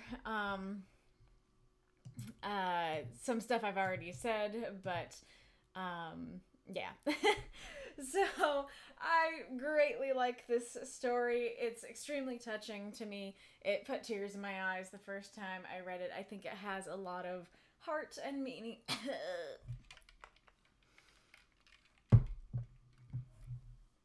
Has a lot of heart and meaning and transcendence and stuff. I think it's really interesting because I know that people quite enjoyed my story from the week, and I realized, unless it was some people who weren't eligible, I'm the only one who took the vampire angle. And Shinny's story also has a non-human angle. And I find it very interesting that I think I found this story particularly touching, and it sounds like you guys found my story particularly touching. And it really reminds me of the conversation that we had many a stream ago, where we were talking about, I was saying that I really love human stories and stories that show you what it means to be human. And I think it was Aerith who was saying, like, well, even when you write about characters who technically aren't human, because the person writing it is human, you're still conveying the human experience. Your messages can still be about that, and often can unintentionally be about that. And I think that these stories very much show that, that I think that both of them can show something transcendent and or tragic about the human race, even though they're both about non-human characters, which I think is interesting.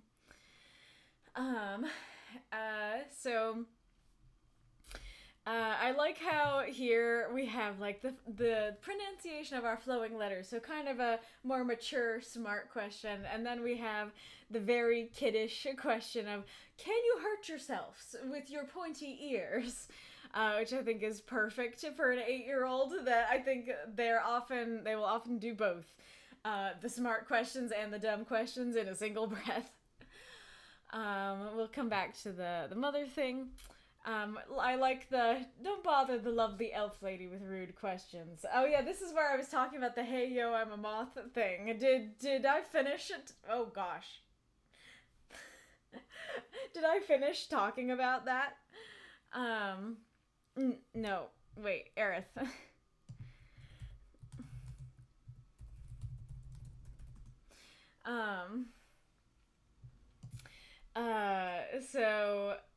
What was I saying?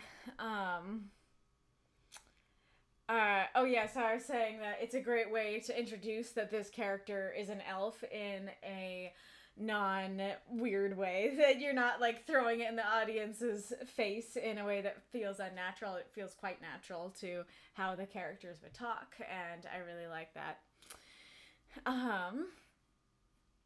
And then, this here, so it does, I do like this, I do think it's cute, but there is also this question of, if she could do all this and sneak into this supposedly impenetrable place, what does she need training for? And so I feel like having it be that she attempted to break in but didn't succeed, and then the elf lady is I'm kind of assuming that the elf lady is the queen, but I could completely be wrong, and like maybe if she was the queen, then maybe the mother would say queen, not lady.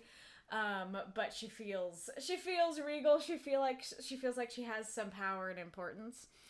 But anyway, so like if she could break in, then I just have this idea of her breaking in, and then the guards being like, we caught this rat trying to break in, and then bring her to the queen, and the queen's like, cute, like I'm actually fond of this one, let's get her trained up. Kind of thing. And then Rye admiration very much fits that as well. I think Mako made a comment of like she put all her points into rogue and now she wants to be a wizard, which is awesome. I do like that kind of interpretation. Let's see. I do really like that this idea of people thinking she's an elf queen, that she is so immersed and understanding of the culture that people think that she is an elf, and not just an elf queen. That's really fun and interesting and cool. I do really like this dynamic of like, hey, there's this darkness going on, and I'm trained up now. I'm a hero. The humans would like me to save them and get rid of this shadow, and the elf lady knows that this is dangerous. She presumably knows mortals are likely to die, and so I would not like you to die, so please don't go, kind of thing. I think that's a cool dynamic. And I do like this idea of bloodied and poisoned is a great, very evocative phrasing, and very like sad and tragic and dramatic. This is kind of nitpicky, but this earlier paragraph gives me the impression of, oh hey, there's like this monster plaguing the humans, and it doesn't really give the impression to me that this is a plague on the whole land and it affects the elves too. It just kind of seems like, hey, the humans want this, especially because you do specify humans. It makes me think that this is a human problem, this is a monster that she needs to fight, doesn't really affect the elves, doesn't really seem like dark times overall. And so I think either describing it more like that in the earlier paragraph, or just saying like, relief that my daughter had, or not my daughter, but the girl had defeated the darkness, I think would work a bit better for me. I do like that dynamic of toiling to bring her back from death. and I was definitely not expecting it because of the prompt. I very much thought that she would die there, and so that was very unexpected and interesting, and kind of rare because usually you expect your main characters to survive. So that's cool that was unexpected. What was the other thing? Oh yeah. I do think you were asking, I screenshotted the place where the chat was frozen because I don't know that it went through to the VOD. So I can look at that in a second, but it had Shinny's questions, and one of Shinny's questions had to do with the ages, and I will come back to that. I quite like the ages for the most part. I think it works well. But I think the one place where the ages don't quite work is here. Because, and you might have heard it, I almost tripped on the sentence. And I think it's because,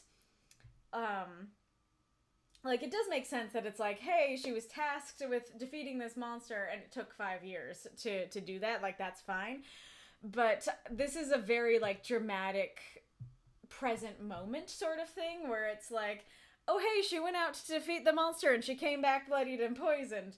You know, that doesn't seem like at 35 she was poisoned. You know, that makes more sense for, like, this kind of thing of, like, at 35 she succumbed to poison. Hang on. Hello, cat. Oh. Kitty-bitty.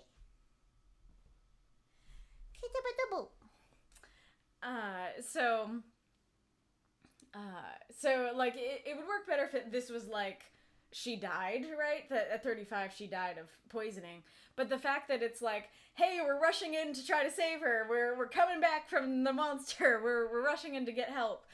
It's kind of like, I guess it almost reads like at 35 she was checked into the hospital, or she, like, her friends rushed her into the hospital that I worked at. And it's like kind of weird to specify at 35 before that particular event, before that kind of present, ongoing, we don't know what's gonna happen sort of event, if that makes sense. Yeah. Honestly, that's only something I realized on this read, because I think I've tripped on it multiple times, but didn't know why, and I think only on this reading I was like, oh, I think I tripped on that, because there's, like, a bit of a strangeness to those two things together. Oh yeah, I was talking, I don't know if this was caught, so I was talking about how I really like the specificity of her eyes flickered open and she smiled weakly at me, because it would be so easy to just say, like, I wept when she survived, or I wept when she made it through, or whatever. But the fact that you specified something more of a detail, like her eyes flickering open and smiled weakly, especially with those evocative verbs and adjectives of flickered and weakly, or maybe, yeah, I guess that's an adverb. But hey, there's a good example of using an adverb well. So I like that. I think that's very evocative. And then one of my biggest critiques for this piece is these two lines here. So I sensed a sadness creeping behind those eyes.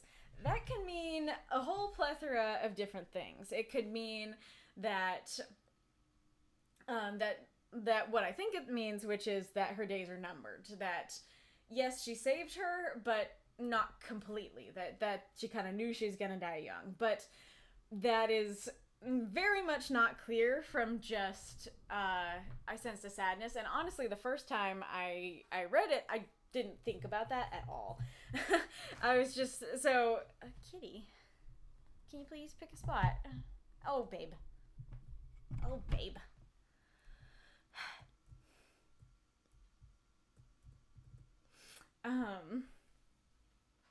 So that line is kind of a mystery, because it's like, okay, why is she sad? She could be sad because her days are numbered. She could be sad because she's not happy in her marriage. She could be sad because she loved adventuring and doesn't love being a queen. She could be sad because something's going wrong with her daughter. She could be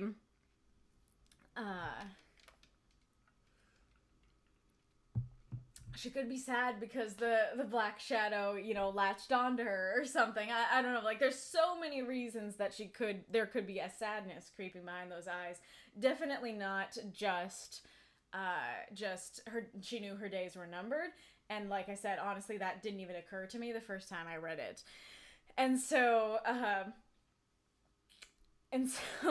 that line introduces a mystery, right? To where I'm like, ooh, okay, there's like a sadness going on. What is this sadness about? I'm interested to hear more about that. And then the next line is, and then she died. And I'm like, why was I introduced to that intriguing mystery if she was just about to die? And that's why on subsequent reads, I think you probably meant for them to be connected. You meant it to be like she knew her days were numbered, and so there's a sadness because she's gonna die soon. But again, not clear enough to me personally. And then for that death line, we don't even really get to hear how and why she died. And while in a different story for a different prompt, maybe I'd be fine with that, because this prompt is till death do us part, and because you spent 2 beefy paragraphs on how she didn't die, it makes me feel kind of cheated to get only a sentence and not even a reason or the means on how she actually did die. And so I think that either these words should have been spent on her death, or that it should have been a more equal proportion. That instead of it being like 2 beefy paragraphs for her not dying, maybe we have 1 beefy paragraph for the shadow situation, and then 1 beefy paragraph for her actual death. But yeah, especially, so having the prompt about death and then just having it be really detailed on like these adventures that almost killed her, and then having it be, and then she died, and no real explanation of it, doesn't work super well for me, and it especially doesn't work well together, where it's like, here's the mystery that I'm wondering why there's sadness. The end. You know, kind of thing. The end. No explanation. So I think either what I said before, or potentially taking out the sadness thing and then using those words at least to describe how she dies, and or using those words to explain something like, you know, I had saved her for a time, but not completely, or I had saved her life at that time, but we both knew that poison had shortened her days, or, you know, fighting shadows does a number. You know, fighting shadows takes a toll on the soul, and she knew that she was not long for this world, or something like that. You could have a line to show she knows her days are numbered, kind of thing. However, I do like the specificity of I held her hand. I do like that it isn't she died. I do like that there's a specificity of holding her hand. That is good. I like candle flame. That's a great image. I really like this image with the daughter, and that you can tell in the end that this is a cycle, that this has happened many times throughout the elf's immortal life. And I like that you're not being obvious about it. Excuse me, that you're not like, and here the cycle began anew. You know, that you don't need a line like that. Like, even that line of I smiled kind of shows, okay, we're back at the beginning, right? She was smiling at the precocious human child at the beginning. Now she's doing that again. Now we're restarting the cycle. Also, before I forget, I don't know how much you intended it, but I really like that you had precocious at the beginning and then ferocious here. That the two rhyme, that they're very similar things, but the precociousness grew up into ferociousness. That's really cool. And then, so I was going to talk about the cycle thing. So the thing is, even though I do like the, you know, don't bother the elf lady thing, I honestly do think that the story would be improved by not mentioning her mother. So the first time I read the story, I got to the end and I was like, oh, this is a cycle. The cycle's restarting. I forgot that the mother had been mentioned, and I was like, oh, that's why no mother was mentioned, because the same thing happened with this girl's mom, that her mom died and left her in the care of the elf lady. Like, that's so interesting. And so I do think, that doing that would be really cool. That not mentioning the mother so that the reader can genuinely come to that realization at the end is really cool and creates that cycle even better than what you already have. And the other thing is that it's a little odd to mention her mother once and never again, because I'm left going, what happened to her mom? Why is there no grandma to hold her hand at the end? Is her mom okay with any of this? Like, kind of thing.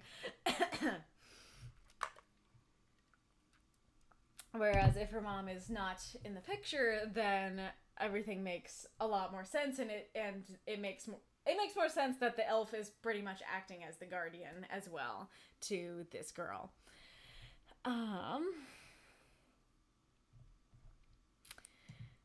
But even so, I do really like the ending and the cycle aspect.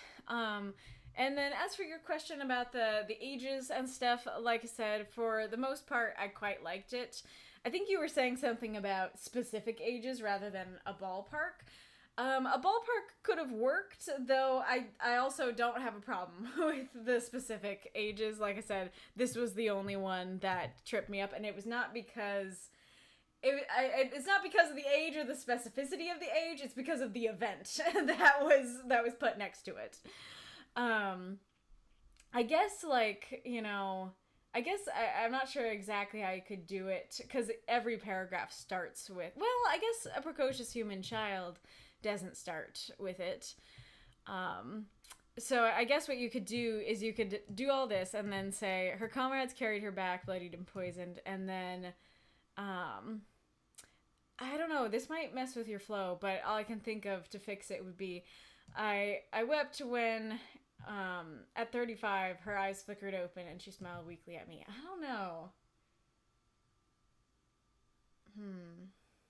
Because I want to go for something like, at 35, the idea, I think that I mentioned before, of like, at 35, she survived a terrible poison, right? That makes sense. And so I'm trying to figure out, how could you do that? But I'm not quite sure, because my suggestion there also sounded awkward. And then, hey, yo, I'm an orphan! Amazing. Okay, let's see, where's my screenshot of the Twitch chat and your question.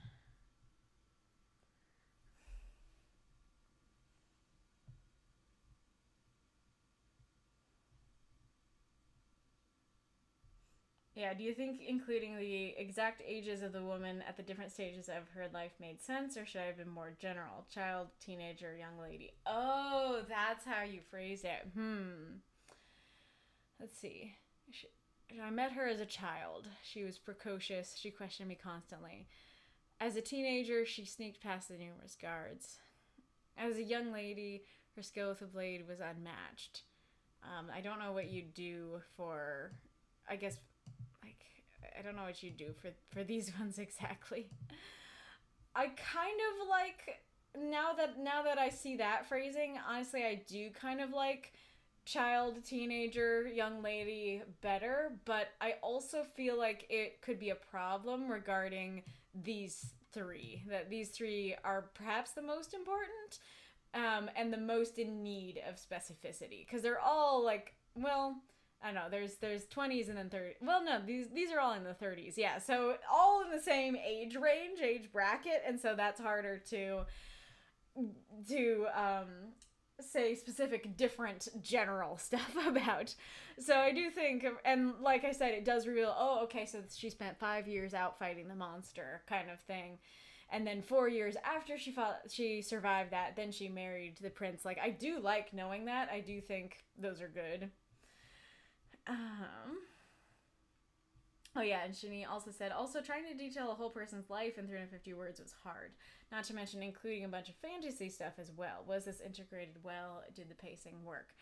I think aside from the death stuff, it was quite well done, that you're kind of showing, hey, like, I met her and she was precocious, asking questions. I thought she was cool. And then when she was a teenager, she was being a little sneak, and I was like, you know what? I see something in you. I'll teach you. And then, okay, she became, you know, this wonderful young lady, and everybody liked her, and people thought that she could fight the monster, so she went and fought a monster. And then she got married, and she had a kid, and then she ended up dying younger than she should have, kind of thing. Like, I think that works quite well to show the scope of this person's life for the most part. Nice to meet you, orphan. I'm Dad.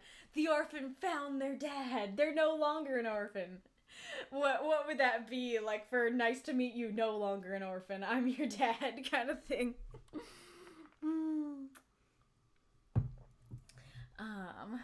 Alright, so let's see here. Norman said, behold the bits. Oof, I just realized that's only 10 years of marriage, indeed. Throws up moths to celebrate. It's what, like Hanahaki's disease? Is that what it's called? I want to say like Hanahaki's, but Hanazaki's. I don't know which one, what the name is. But the like fan fiction disease where you throw up flowers in the presence of, well, you cough up flowers because of unrequited love. And so what is this disease? You throw up moths because of love for the stream. Yeah, you've heard of butterflies in the stomach. Now get ready for projectile moth vomit. Amazing. Hello, Bitzer. Hey, Shinny has returned. I'm so glad that you have returned. I would have liked to add more context to some scenes, but sigh, word count. Very fair. And also character count for Discord. Aerith agrees by shaking fist at character count on Discord. Okay, so a little bit of a tangent. I completely forgot to say this with your story last week, Aerith, and I think I have said this before, but it's just... I really don't want this to hinder you, and so I wanted to mention it again, especially because I do think some other people do this as well. But you and a couple other people in the group do 2 or 3 spaces when starting a new sentence. So it would be like this, right? And you do not have to do that. I totally understand that this is kind of an older rule, and so I do know that... that in the past, this was very much encouraged, and this is probably something that's deeply ingrained into you and other folks. You could totally write your story that way. However, because we do have a character count, and I know that has hindered you and others in the past, do make sure that you take those out and just have 1 space at the start of each sentence so that those aren't messing with you. And then there's also, of course, like, potentially, I mean, I don't think Shinny has any, but, like, sometimes you'll have a space like that, and you can just backspace that.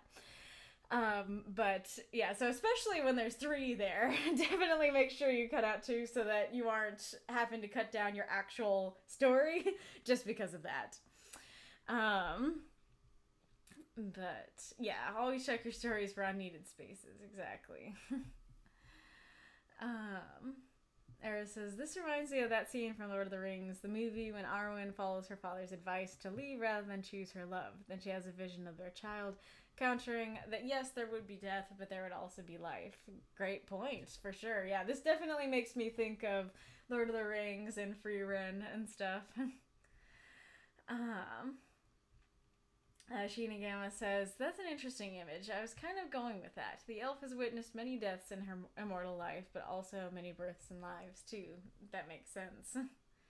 Oh, it is Hanahaki's. Gotcha.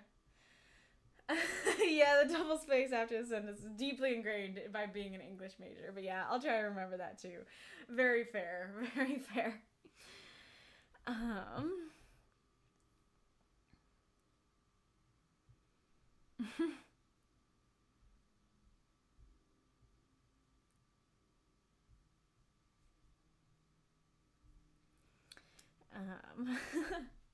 Yeah, really liked your story, Shinny. Oh yeah, and then the title as well. I do like the idea of the brightest flame burns the fastest, right?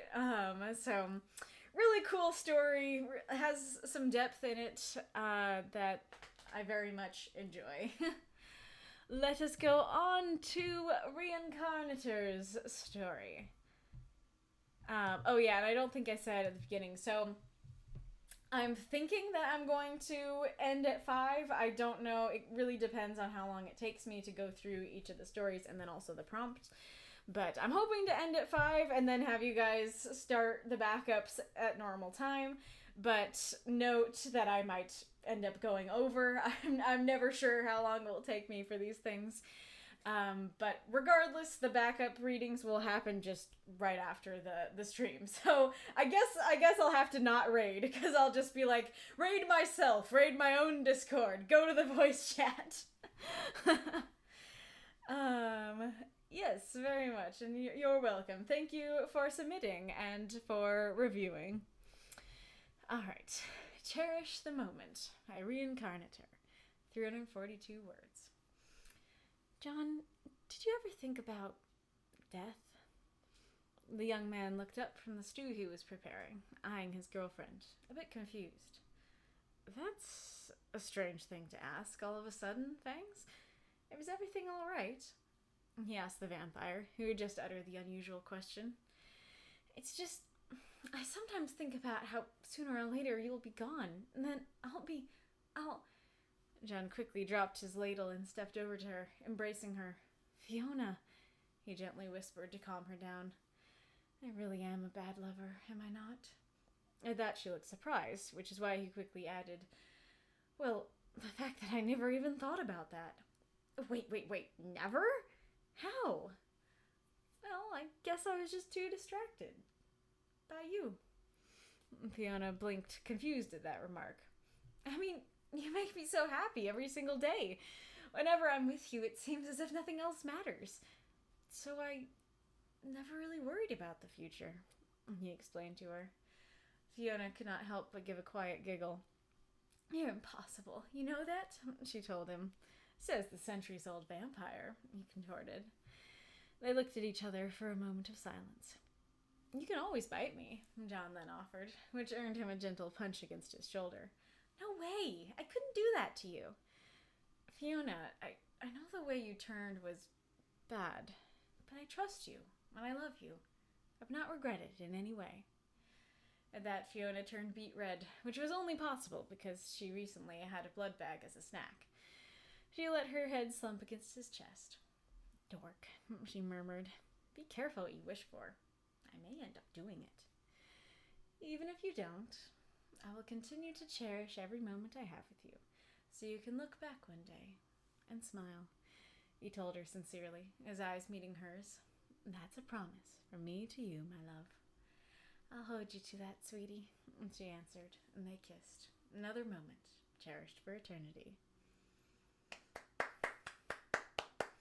Throw up those moths and monsters. Cheer for this story if you loved it. Oh, kitten. Are you sure? Are you sure, kitten? Are you sure you wouldn't like some nice time on the desk? Look at those feet. Look at those bunny feet.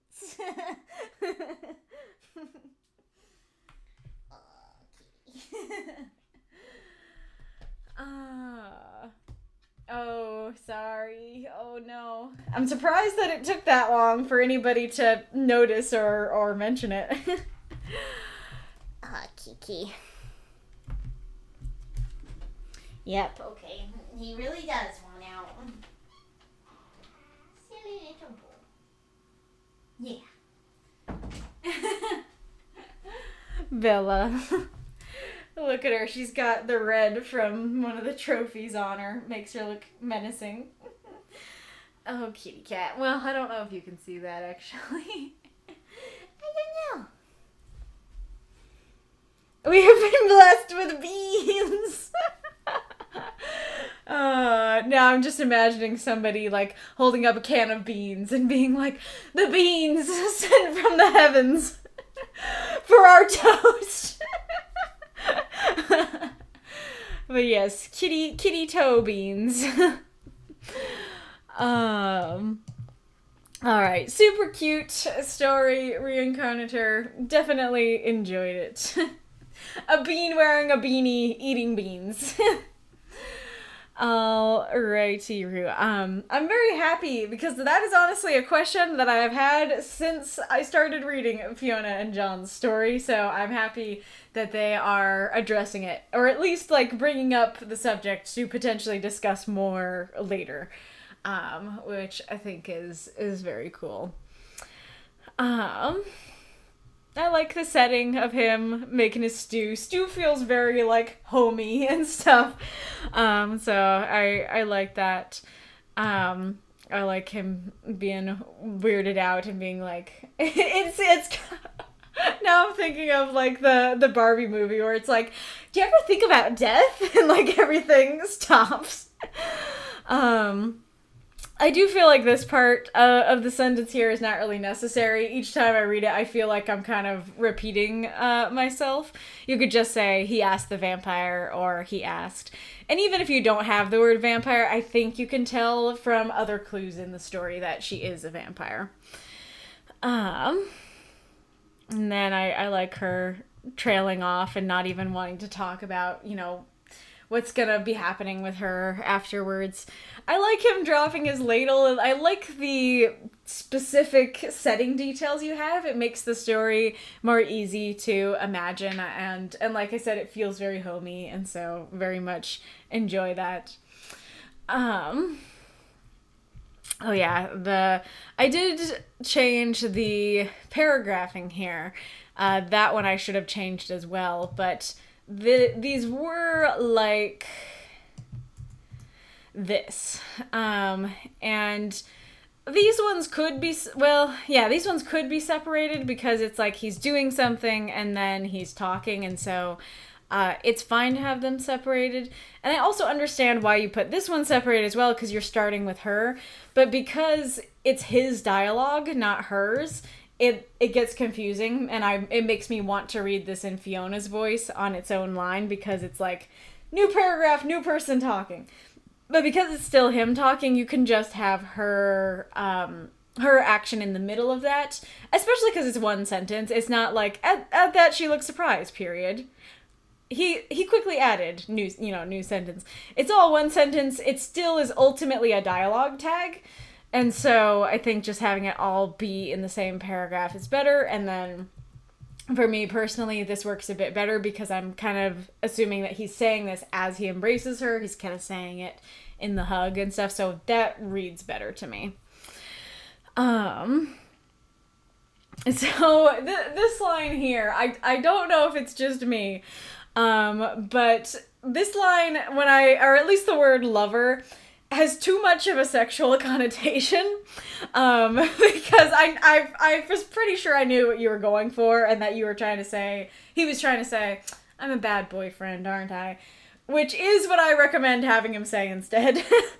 But when he says I'm a bad lover, it's like, John, we aren't talking about how you are in bed. You know, we weren't on that subject.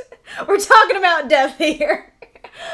So it's not too bad. Lover can mean boyfriend, but I do think that because of that connotation, using boyfriend would have worked better there. It also is a little bit of an odd focus. Like, on the one hand, I understand that he's like, oh, like, I'm a bad boyfriend. This is causing you strife and like anguish, and I'm not getting it. I didn't understand, and so I'm a bad boyfriend. I can understand that, but at the same time, it's just like going from, do you ever think about death, to, I'm just the worst boyfriend, aren't I? You know, is a little bit of an odd reaction to that.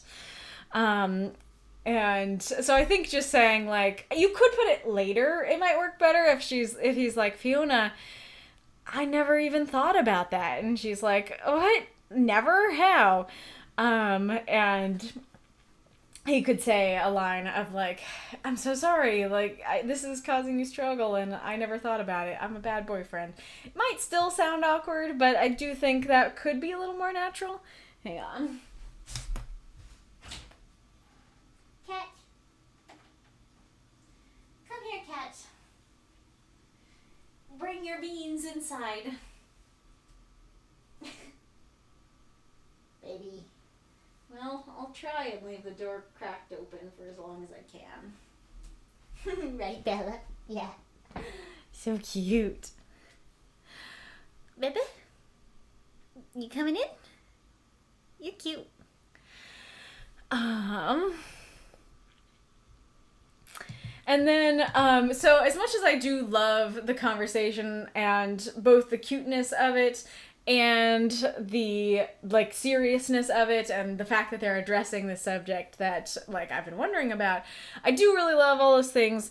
However, there is, like, a big picture thing with this story, which is that it's very hard for me to suspend my disbelief that John would have never thought about it. Because, like I said a second ago, the very first thing that I thought of, like the minute I finished reading the first Fiona and John story I ever read is she going to turn him, and or why hasn't she turned him? And so the fact that he never once thought about it, it is very strange to me.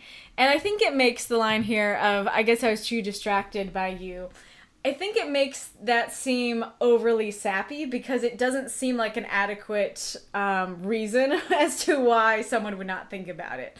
I understand, like, again, it is cute. I do love that she makes him happy and stuff like that. And I do understand that sometimes you're just like, I'm thinking about today. And there are particular people who very much live in the present and stuff like that. But this is like something that I would be very surprised to find is not at the forefront of the boyfriend, the human boyfriend to the vampire's mind. and saying, I was distracted by you, you're just so awesome, is not really enough. And so it makes that line seem a little too sappy, if that makes sense.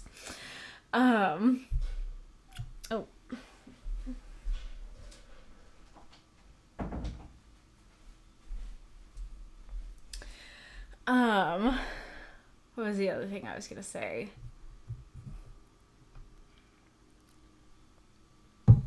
Oh, I was gonna say, and that's not to say that it can't work to have him stay a human and her be a vampire. Like, there's lots of different reasons that could work. One of the best relationships I've seen like that, in my personal opinion, is Dracula and Lisa from the Castlevania Netflix series. And so, and that, there's like a lot of meaning to the fact that he didn't turn her. And it is interesting because, like, there is a scene in I think season 2 where Carmilla, like, walks into the war room and she's like, hey, why wasn't she turned? You know, kind of thing. And he gets really mad and he's like, how dare you ask that? And she's like, everybody's thinking it, man. And so, like, it absolutely can work. I'm not saying that can't work. It's just the fact that he's never once thought of it. And the only reason he cites for never having thought of it is you're just that awesome, you know? But anywho.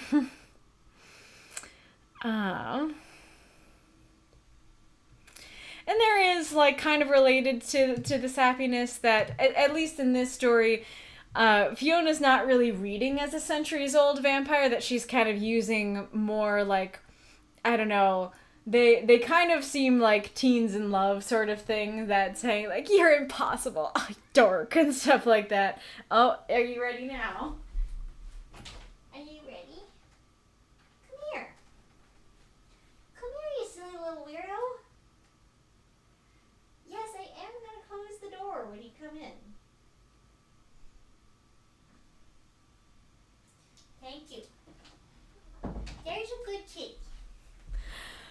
That, like, those things feel like things more of a teen or a 20-year-old would say, more so than somebody who's lived for centuries and has lived through other slang, other ways of speaking. And again, like, that's not to say that somebody who's immortal can't use, like, modern slang or modern ways of saying things, like Victor does that in my story. And so that's fine, and I wish it was easier to quantify. It's just the stuff like, you know, I'm trying to think.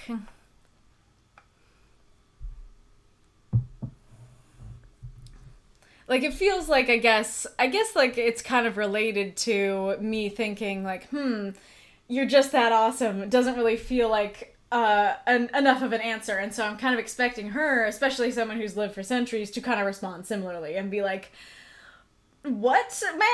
Like, what do you mean you were distracted by me? What do you mean I'm just that awesome? Like, I'm gonna need more than that. That's kind of how I'm thinking. Like, maybe not those quotes exactly, but those vibes. More so than just giggling and saying you're impossible, sort of thing.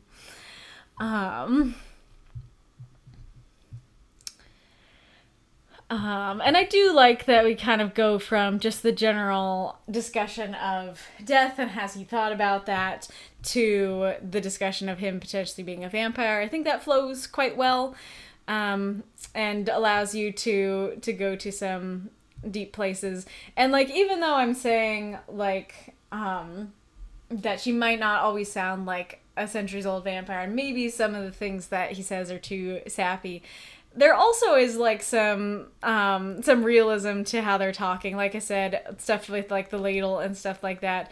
There are things here that very much feel like how real people in a relationship would talk and how their conversations would flow and stuff like that. I do like, so I have multiple thoughts on this line here. So I'll stay on the same train for a second. So one thought that I have about it is, if he's completely fine with it and wouldn't regret it in any way, and you guys don't want to be separated, what's the problem? Like, why would you not turn him? Sort of thing.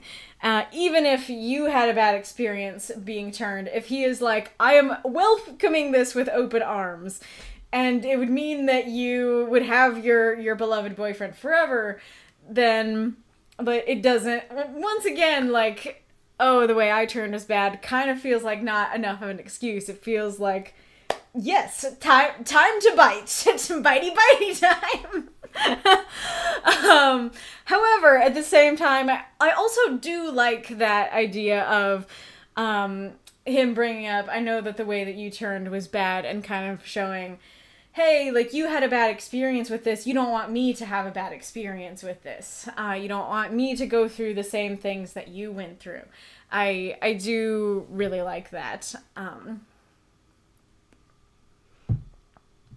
And I'm trying to think, because, like, I think that's applicable. That is kind of a transcendent thing that is applicable to a lot of different aspects of the human experience. Of there are certain things where one person absolutely loves this thing and thinks it's awesome, and another person has a really traumatic experience with that thing, and stuff like that. And this is going to be kind of weird because I don't usually talk about it, but especially in this kind of like romantic context and stuff like that, it does kind of maybe this is the perfect thing to talk about in the midst of the ad, but it does kind of make me think of like people's sexual experiences, right?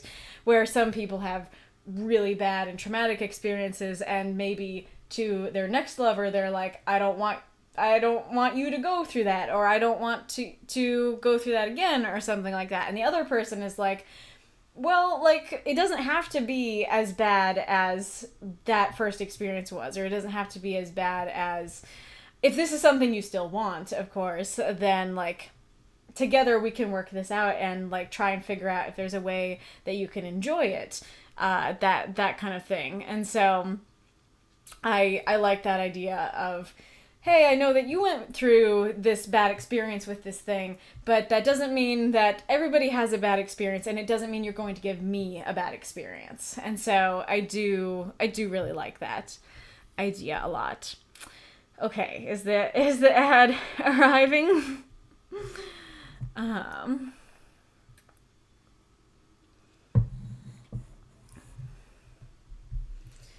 Where are you, ad? What's the heart about, Mako?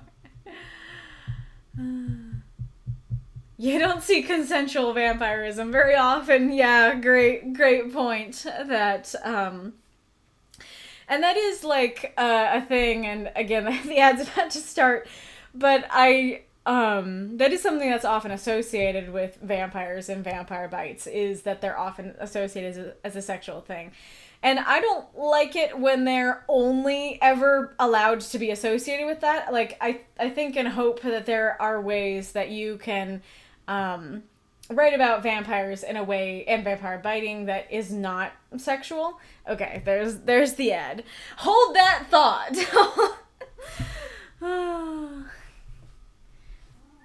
Yeah, kitty. Oh, the kitty boo. You're trying to think where you've encountered it not being sexual? Yeah, that is the unfortunate thing.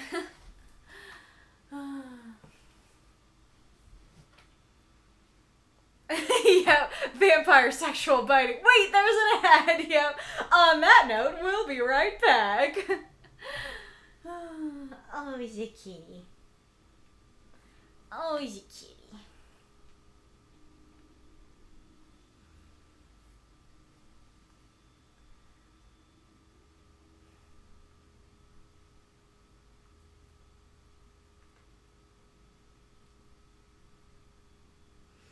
She's purring, but she's always so quiet. So quiet.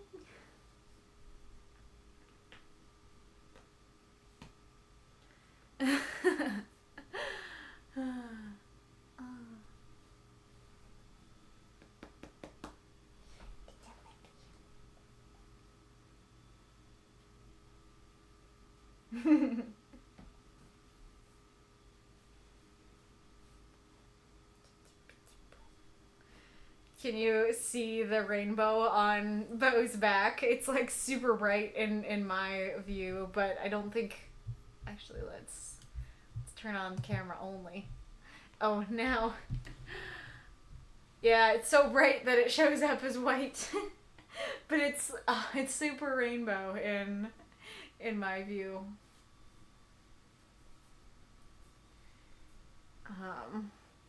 I don't know if my phone will let me take a picture, but I'll try. Nope. No storage. Won't let me. I'm telling ya, in my view, it is truly like violet, blue, yellow, orange, red, super distinct. Not that just like a red splotch on him on the camera. Oh,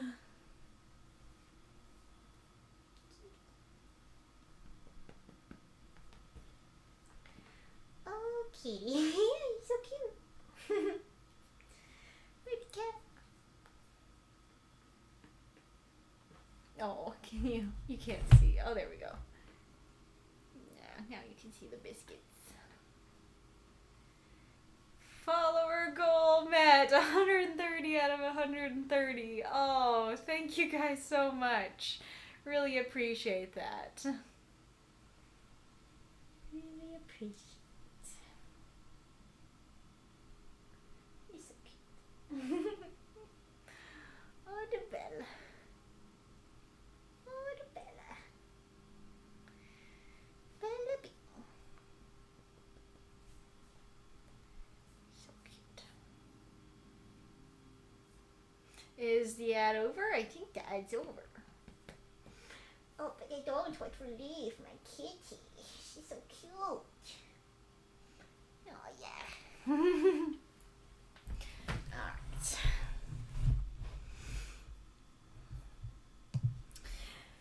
Alright.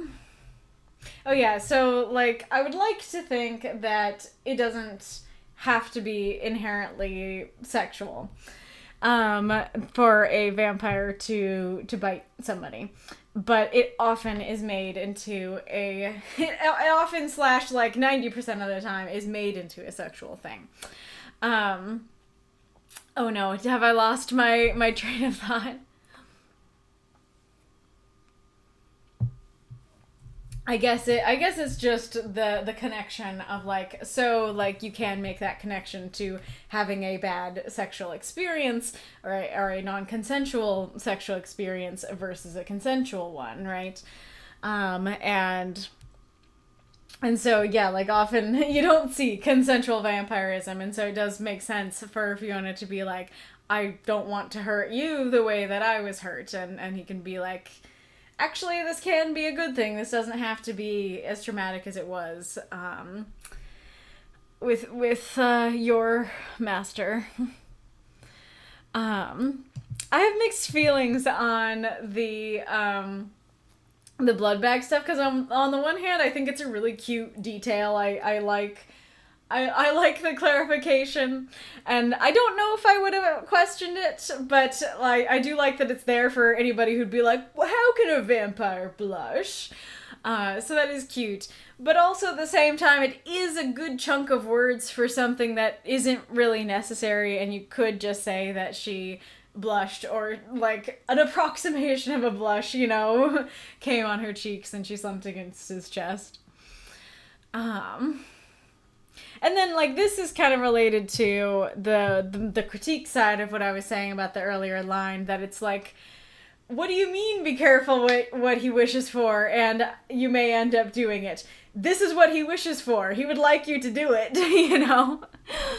I do like that it ends with, like, okay, even if you don't bite me, even if I don't become an immortal vampire, I'm still going to give you memories. It makes me think of Marx's story and how Mara is like, yeah, like, one day death is gonna come and separate us, but for now, we need to cherish the time that we have. And so this very much feels like a very similar message of, we don't know what's gonna happen. We don't know if I'm gonna die or if I'm gonna become immortal, but right now, we're gonna cherish this moment. And regardless of if I'm dead or alive, I am going to give you memories. I'm going to give you memories that you can cherish when he died, you know. Hold on. Memories that she can cherish when he's dead, or memories that they can share together when he's immortal. I do like that.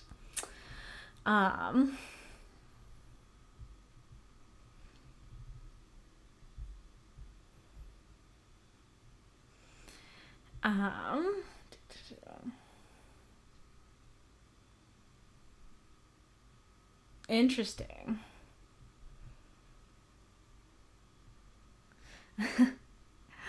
I mean, when I said a bean wearing a meanie eating beans, I meant a cute creature, cat or otherwise, wearing a beanie eating, like, you know, food beans, like kidney beans or pinto beans or whatever. Not bean cannibalism. But I guess that could be the art made from that quote of, like, an actual bean wearing a beanie and eating a can of beans.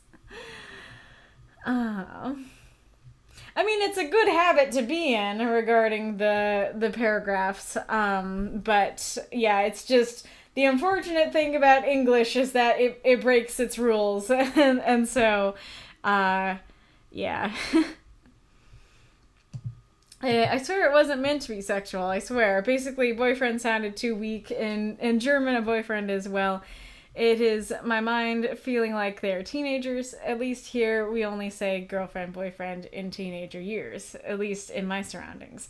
Don't know if there's are other German speakers who do it differently. Sorry for the confusion. Interesting. Yeah, I didn't know that. The only other German speaker I know of in the group is Spectre, so you could ask him. I'm not sure what word would you use that is not boyfriend or girlfriend, but is not lover, that conveys the same thing. Significant other, maybe? But, like, I think I'm a bad significant other. Sounds awkward, so I don't know. Kitties are so cute, yes. I'm also curious why in your mind feels like they're teenagers, because going back to what I was saying about her being like hundreds of years old.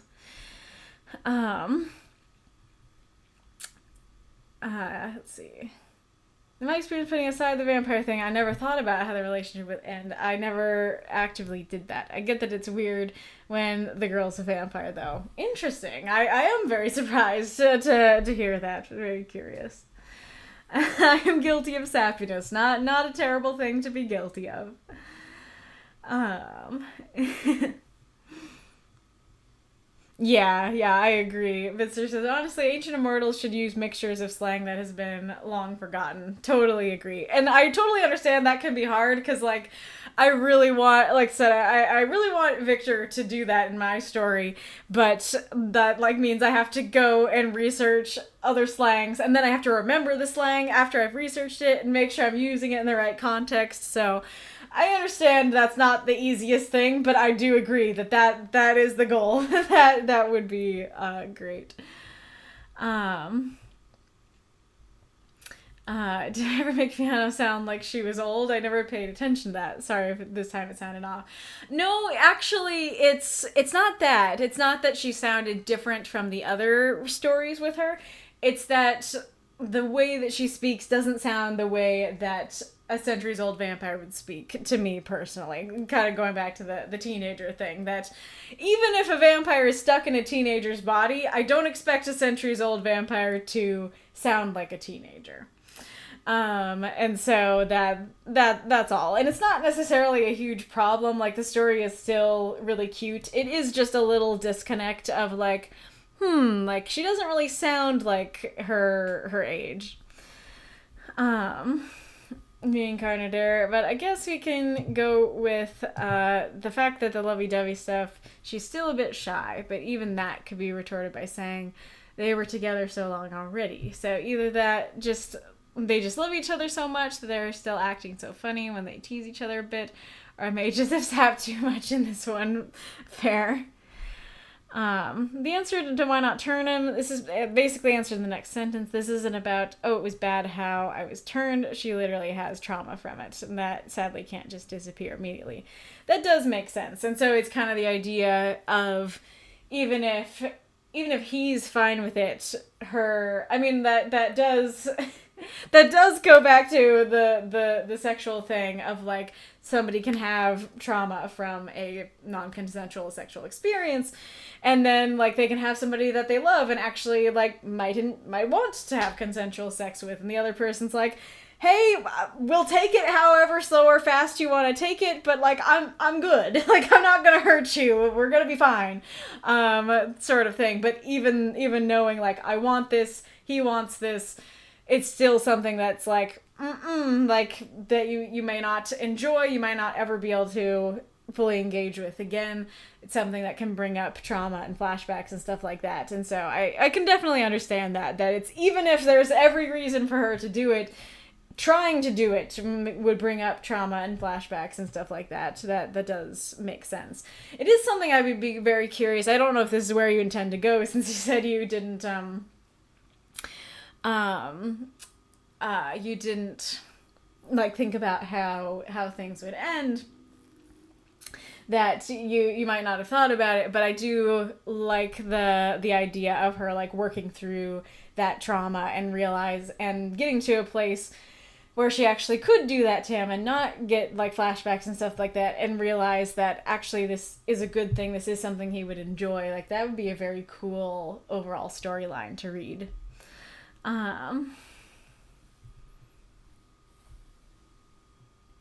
Oh, that's interesting.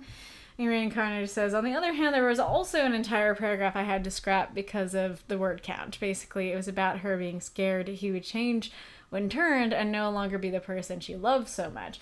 That's interesting. That's definitely a worthy thought, for sure. That it's like, hey, like, you're gonna become a creature that needs blood to survive. Like, there's kind of an inherent violence and animalisticness to this. Then, like, is that gonna fan your worst urges? What's that gonna do to you? Kind of thing. That does make sense.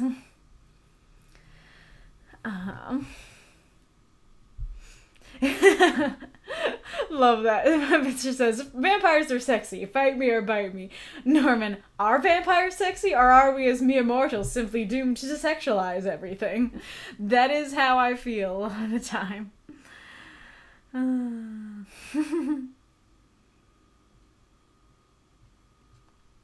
I heard bite for money instead of bite somebody.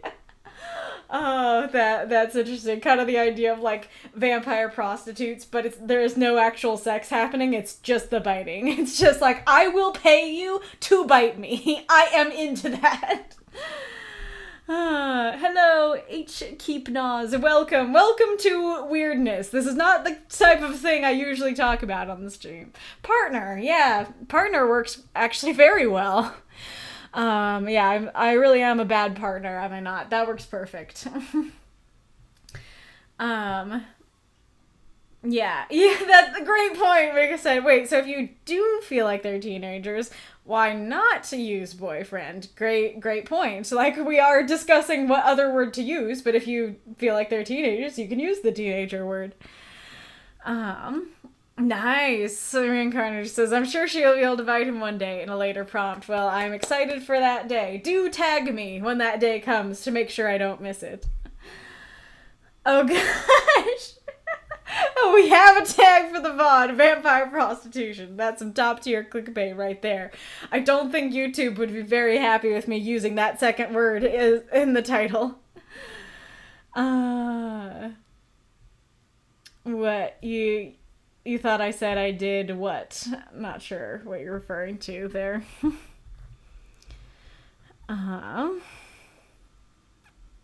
Okay, so Wolf says, the blood bag sentence came out of nowhere. I feel that was not needed. It'd be easier to say if Fiona could blush, she would have. I am fond of that phrasing. I do use that sometimes. John, keep your mind out of your pants. Yeah, you could just say she blushed and not explain it as well. It'll only bother the people who are really thinking hard.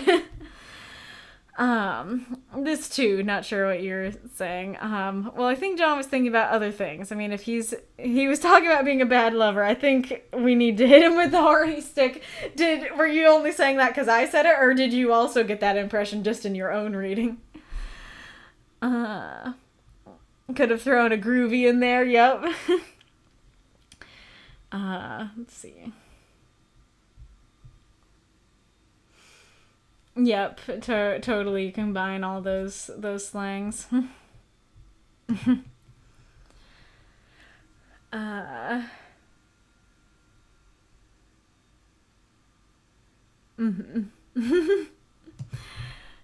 Oh, responding to Reinkarnitor. Let's see. Wait, what? Oh yeah, like I thought you said that you thought that they were teenagers as well. Let me go back up there.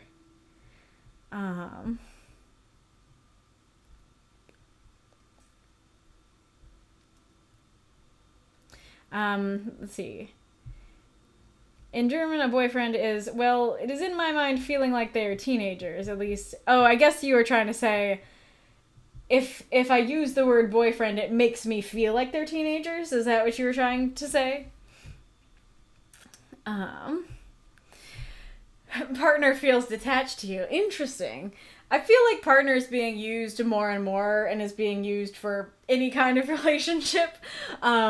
LGBTQ or like straight people are starting to use it too. So I think as time goes by, it becomes more and more okay to just use that generically, and will be less and less detached with time. Yes, that's correct. Gotcha. You're welcome for reading. It is a great little story. Really enjoyed reading it. And I'm glad that we got to discuss such a big topic in their relationship here on the stream. We got to be the couples therapist to John and Fiona on the stream. All right.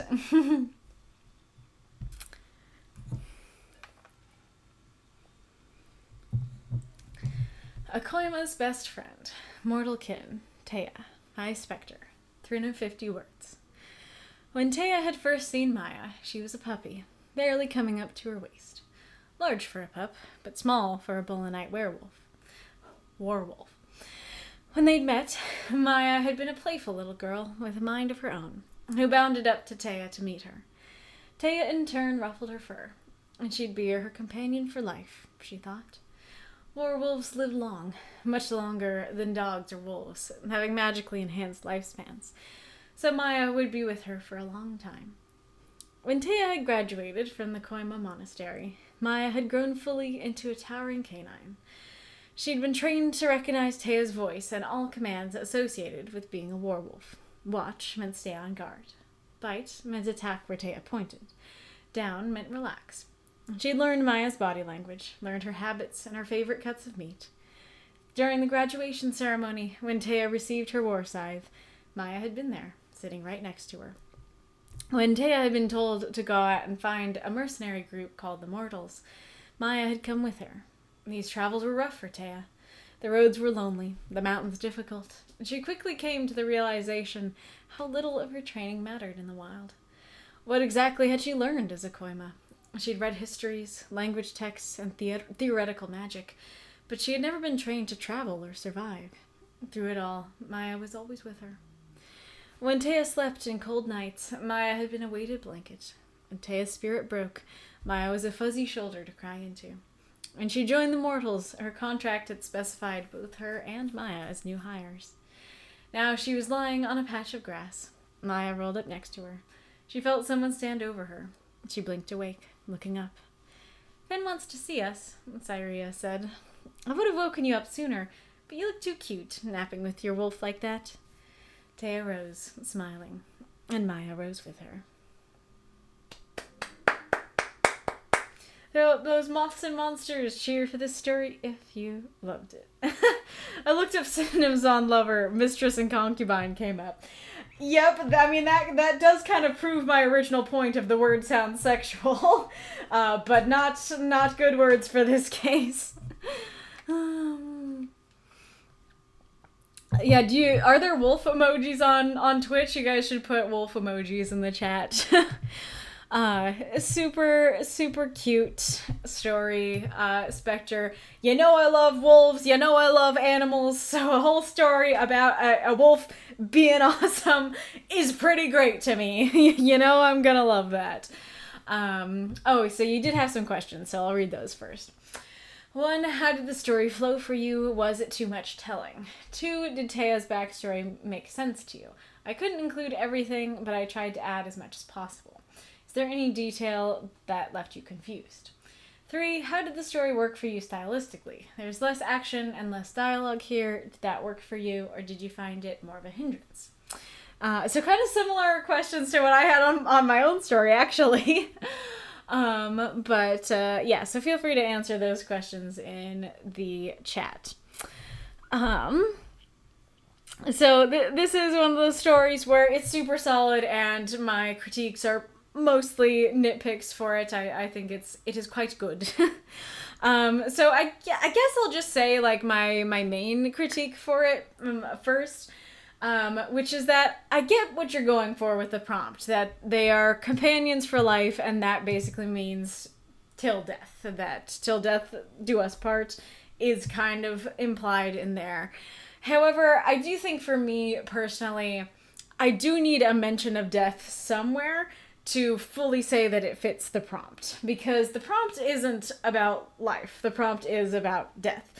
And like I said, I can understand what you're going for, and I don't think it would be too hard to have a line in there of they would be together until one of them died, sort of thing.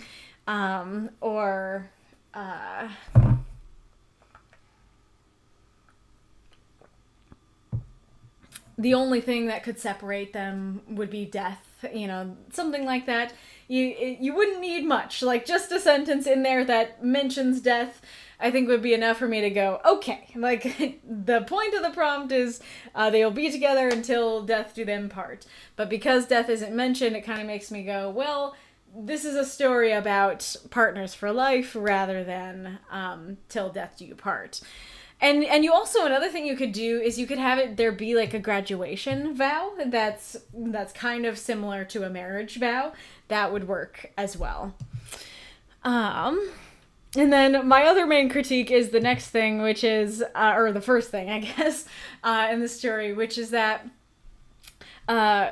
So this is our first sentence. So we've just been introduced to our characters. We've only just heard their names. And then the very second sentence is, when they'd met, Maya had been a playful little girl with a mind of her own. Now, dogs and wolves, animals can absolutely be called girl, little girl. That kind of thing. You can say, oh, like, you have a mind of your own, don't you, little cat? That kind of thing. So these things can be said about an animal, but especially because it's the very second sentence, it very much sounds like this is a little girl. This is a human girl bounding up to her. And so I think either moving this to later or just not using the phrasing of little girl and saying little pup instead, I think would help a lot. And I have said werewolf pretty much every time I practice this. And I should have like highlighted it in green to tell me, Kaylee, say war, not where. But alas, I ended up saying werewolf. I do like the large for a pup but small for a Volanite werewolf. That's a great way to introduce, hey, this isn't a normal wolf. I think that's very cool.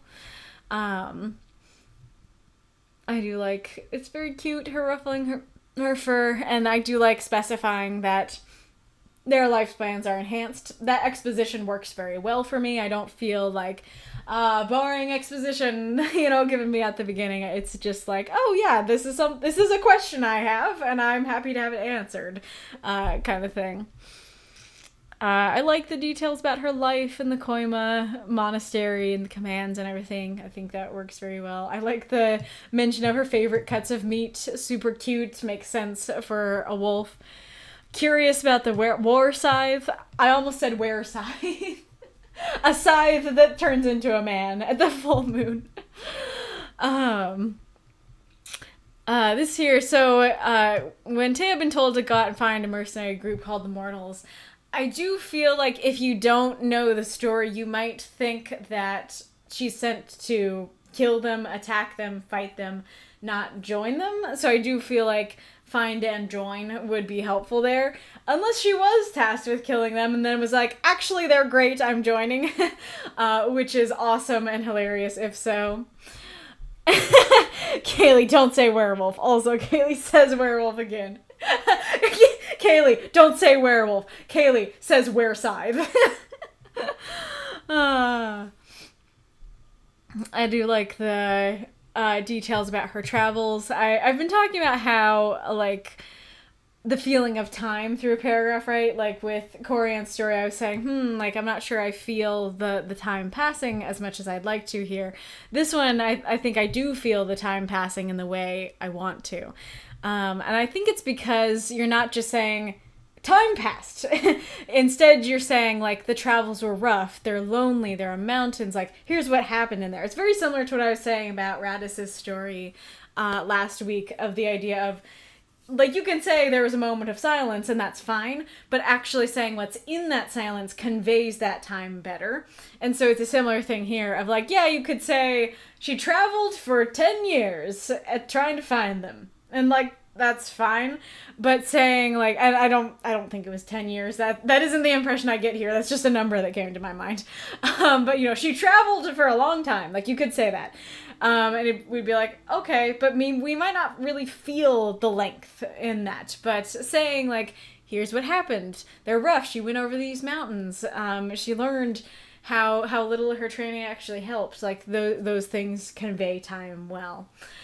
And, I am curious about that. I think it's more of this one that I should have highlighted. But on the one hand, I really like that because I feel like that's very relatable. Of, like, school is like, we will teach you how to live in the real world. Gets to the real world.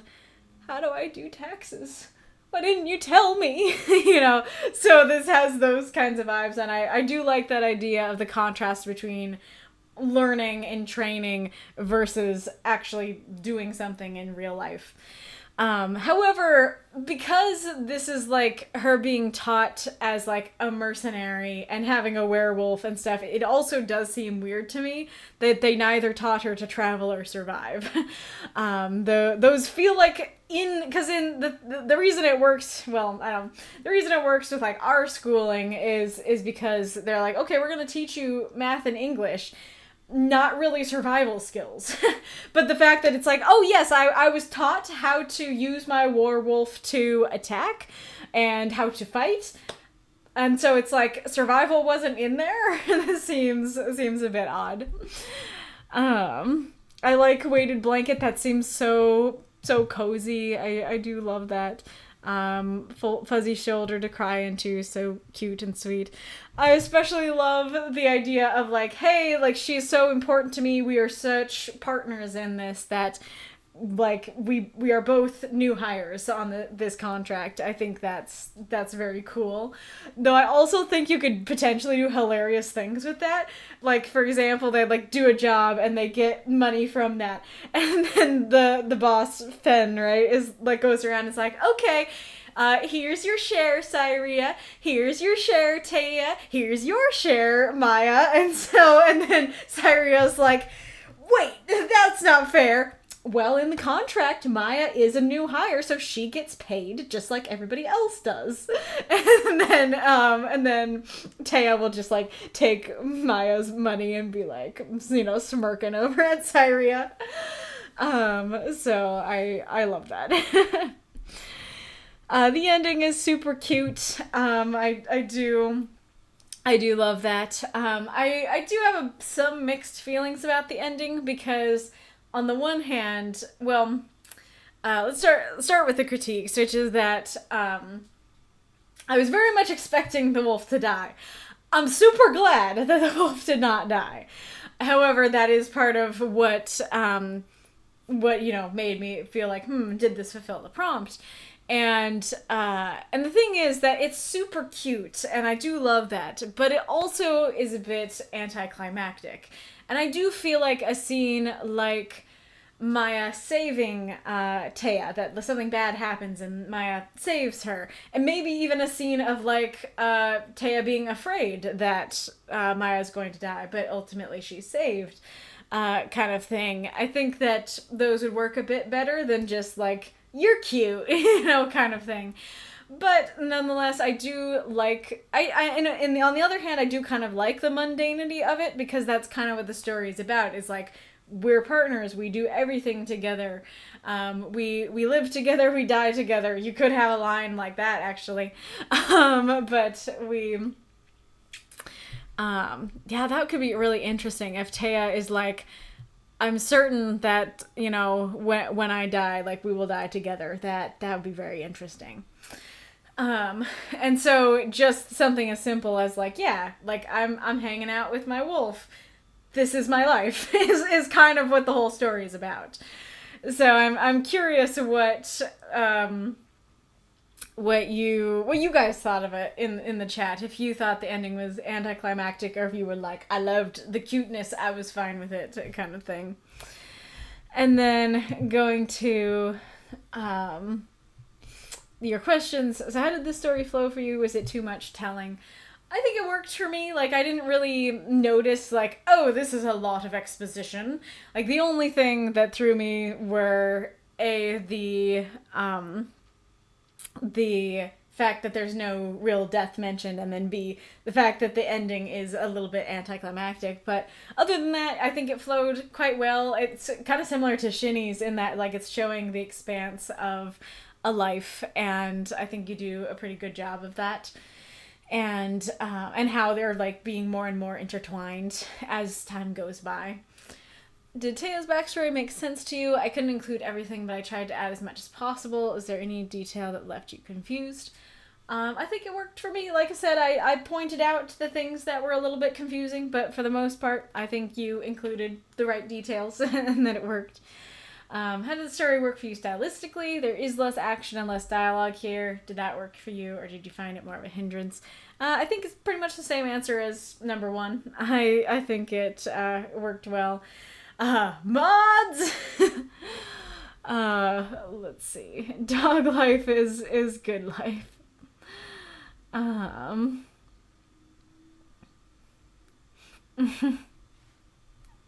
Yep, exactly. So many basic things never taught in school. Yeah, how to cook is not taught in school. Like, great point. Yep. I left for a minute. We complaining about society, pretty much. But yeah, can somebody ban the person that needs banned? I don't know. Usually they're super on that. I don't know why a mod has not done anything yet. The lack of wolf emojis on Twitch is disturbing. Well, I bought those the Mothman emojis. I bought them from a seller on Etsy, and when I was looking, I did see somebody, I don't think it was the same seller, but it might have been, who had wolf emojis, and I was thinking about buying them, but it was like, they're not really like I love wolves, but they're not my theming.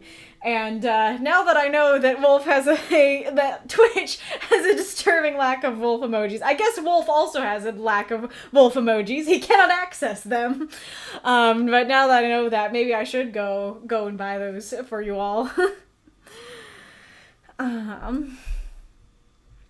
Okay, thank you for the delete. Give one cheer for one ban. I appreciate that. Yes, I would like to make you a mod that said I don't know how long it will take me to do it, so I don't want to do it right this second, but somebody remind me so that you can also ban people.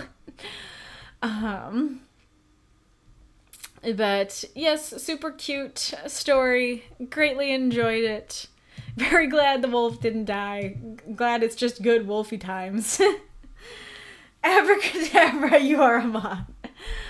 Alright, now it is time for Galler's story. I don't think Galler is here, so somebody tag him. Alright. Oh, I appreciate that, Bitzer. Is that something we're generally supposed to do with scammy messages? Because I can ask the mods to generally do that, if that's the case. Galler, wake up! Okay, gotcha. I was starting to nod off playing my 4 a.m. wake-up call. Dang, sorry you have to deal with that. It's a good idea. Alright. Great Separator and Reconciler. My Galler. 293 words.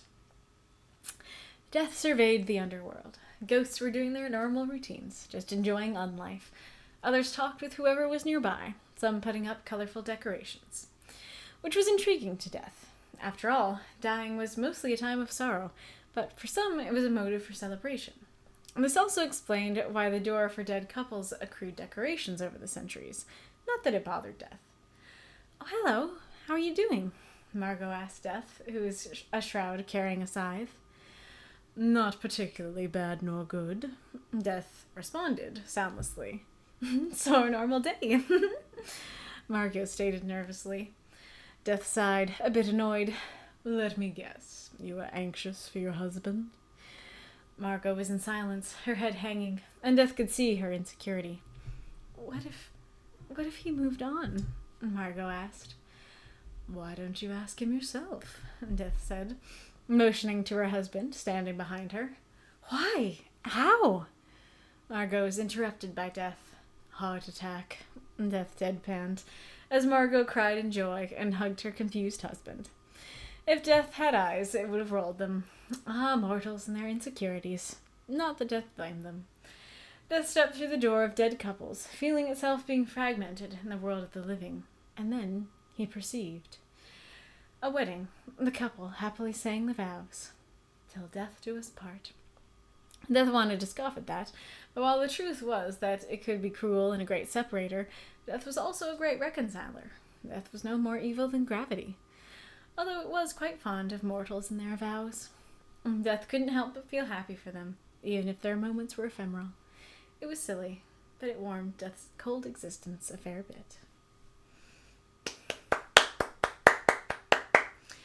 Throw up those moths and monsters, cheer for the story. So many stories featuring death this week.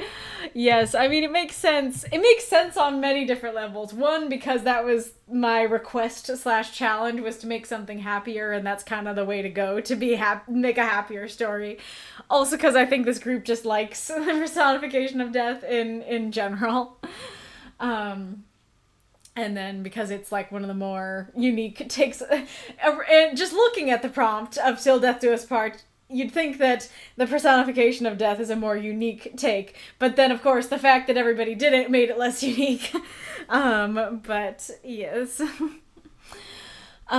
This story is very cute. I don't know if it's meant to be in the same universe as your other story with the like atheist and agnostic going through the different afterlives, but it feels like it could be in the same universe, and I quite like that, and it has a similar I mean, like a lot of your stories, if not all of them, have a wholesomeness to them, and I do really like that about your stories. And so I do enjoy the good messages and everything. I do like the just enjoying unlife. Granted, if there is a difference between an undead and dead. There is a difference between like a soul in the afterlife and like a vampire that's undead. So I'm not sure if it's quite the right word. I feel like just enjoying death. You know, maybe it's a little weird when you have death as a character, but as long as death is uncapitalized here, and which does remind me that should have been capitalized, then I think it could work. But on the other hand, I do like it. I do think it's really cute. A really cute little word, a little idea. I like the idea of people putting up decorations. I think that's super cute. Like you're showing that death, for at least for these people, isn't a sad occasion. However, I do think that this introduction to it is a bit awkward, especially because originally you just said some putting colorful decorations. And so I'm left to go putting colorful decorations, like doing what with them? Putting them where? And stuff like that. And so I do think that leaving that till later, till he walks up to the door, would be better. But I do like the idea in general. I also do like how he's kind of contemplating, this is interesting. For some, this is a sorrowful occasion, but other people are celebrating and putting up these decorations and stuff. I'm very intrigued about this door for the dead couples. I have both praise and critique for it. On the one hand, I think it's a really neat idea that, like, dead couples have a door, like, designated for them so you can, like, find your long lost loved one and everything. But at the same time, like, that kind of sounds like people who die together. Because if you die by yourself, well, like, why do you go through the dead couple's door, right? And so I feel like I like the idea, but I also feel like it needs more explanation. I like this description. I'm not sure it's necessary. I feel like it either would have been better put earlier or maybe not included, because this is just the standard image for death. So you could use the words elsewhere. I like the idea that death responds soundlessly, that there is, that he's like talking but not talking kind of thing.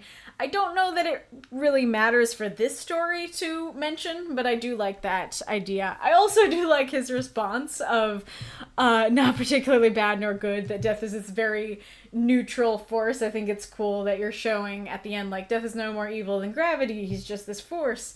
And so saying not particularly bad nor good, like, conveys that on a more personal level of, like, I just exist. I'm just an entity. I'm not evil or good. I do agree that with one of the reviewers on your story, that I do think the he doesn't quite work in dialogue here, especially because, I mean, it's a couple different things. One, because I read it wrong. I think I even read it wrong that time that I read it, because I read it as, like, so normal day. Like, kind of a cheeky laugh, and not a, like, so a normal day. like kind of more nervous. And so I think saying Margot laughed nervously works better for, like, so a normal day period, Margot laughed nervously, I think would work better, because that's immediately telling me the kind of laugh. And I don't know, it's hard to describe, because that is a thing that generally I would advise to stay away from, of putting laughter, like the ha-has and hee-hees, inside of dialogue. But it's hard to describe exactly why that's a thing. So if any of you know why that's a thing and can describe it, do so. I'm also wondering why Death is annoyed here, because most of the story he seems very, like, neutral to intrigued and curious. He doesn't seem like he's upset. He just seems like he's like, okay, this is interesting. Like, people are celebrating and this person's waiting for a loved one. And so it's a little odd that she's like, so a normal day, and then laughs, and then he's like, ugh, this lady, kind of thing. It seems odd. And then I do like him, like, showing up that she's anxious about it, and then like she turns around and he's there. That is pretty cute. It makes me think of Koryan's story and a different angle on that, kind of. Oh yeah, so this was a paragraphing thing I changed. So originally it was like this, and it's actually kind of similar to the reason I changed Reinkarnitors. So this is your dialogue tag, right? You're saying somebody says something, and this one's a bit complicated because, like, was interrupted does convey that she was talking. However, Death is the one doing the interrupting, and so because this tag is basically somebody interrupted, it should be next to the person who interrupted, not the person who was interrupted, if that makes sense. I know that's confusing. It is kind of wacky that, like, they're having this whole thing about her being nervous about it, and then Death is like, heart attack, and then moves on. I don't know how I feel about the not the Death blamed them, not the Death minded kind of thing. I guess I think part of why they sound a little bit awkward to me is because I didn't think he did, you know? Like, well, at least for this one, it's like, oh yes, like, it seems very neutral. The couples, they put all these decorations up. Not that it bothered Death, and I'm like, I didn't think it did bother you. Like, why are you saying it didn't bother you? I didn't think it did. This one makes a little more sense, because, like, this does seem a little more judgy, but I think especially together that it does sound odd to have two of those in one story. So I do think taking out the first one and leaving this one would be better. I have mixed feelings on this here. On the one hand, I really like the idea that I think you're going for of this thought of, like, he goes into the physical world and kind of fragments and stuff like that. I think is very cool, and he perceives in a strange way. I do like that a lot, but I also feel like it's a very high concept thing that isn't offered enough explanation to understand, especially with the phrasing of, like, feeling himself being fragmented in the world of the living. And then he perceived a wedding. Like, I feel like I need more than just, and then he perceived, sort of thing. I feel like this requires more words, and granted, you had more words, so you could use them here if you so desired. Or you could just take it out and just say, like, he stepped through the door into the land of the living and saw a wedding. You know, I think that would work just fine. I do feel like the vows here feel a bit tacked on, and this is kind of what I was talking about in part one. I don't think that it's bad. Like, I mean, I said till death in my story. I don't think it's necessarily bad to quote the prompt directly. But I think in this particular story it stands out, partially because you did a great job of fulfilling the prompt already. You fulfilled it super well with Margot and her husband and them being parted and then brought together. And that's kind of the theme of your whole piece, right? That Death is a separator and a reconciler, and that's already shown just through Margot and her husband. And so, like, using the exact quote down here makes it feel like you're really hammering home the prompt when you don't really need to, if that makes sense. I do like the image of death is no more evil than gravity. And I do like it was quite fond of mortals and their vows and the ending being sweet and hopeful and stuff like that. And I do like the idea of, like, death is fond of them and it warms his existence. Then again, his existence wasn't described at the beginning as cold. I do feel like maybe if you had wanted to go with that, you could have emphasized the annoyance more. Like, instead of going, you know, oh, not that it bothered death. Maybe it does bother him. maybe he's walking up and is like, ugh, like these mortals and their dang decorations. And then, like, Margot's talking to him and he's like, ugh, so annoyed. And then at the end he's like, you know what? But they're cool though. But I like them, you know? They warm up my existence. I should be nicer to them. I think that could work. Not that this doesn't work. I think it's fine as is. Like, I kind of took it, and you can take this in a more general sense of, like, humans' souls, dead or alive, warm death's existence. And so I do like that idea, if that's what you're going for. I'm a little torn on how much you did with the story, because on the one hand, I like all the things you did with it. I like him surveying the world. I like the conversation with Margot.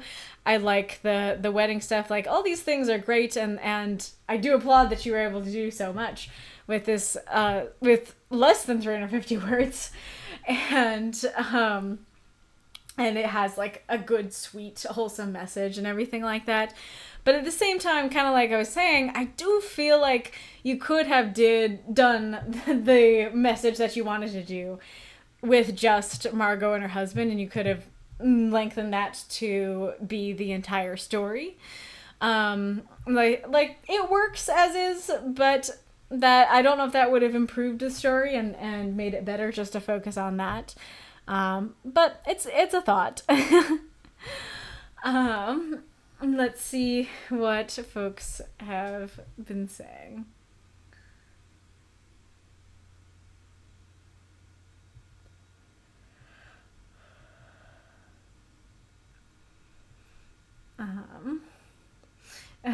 Wasn't there because I needed to eat. Fair.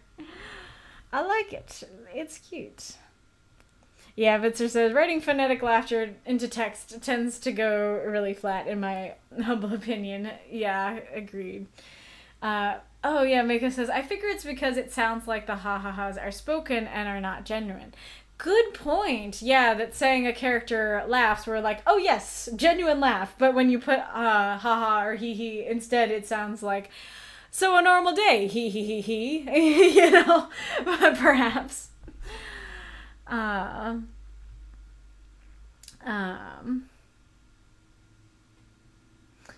Because I or he already saw this song and dance, already had 10 people doubting or being anxious about this already. Oh, okay.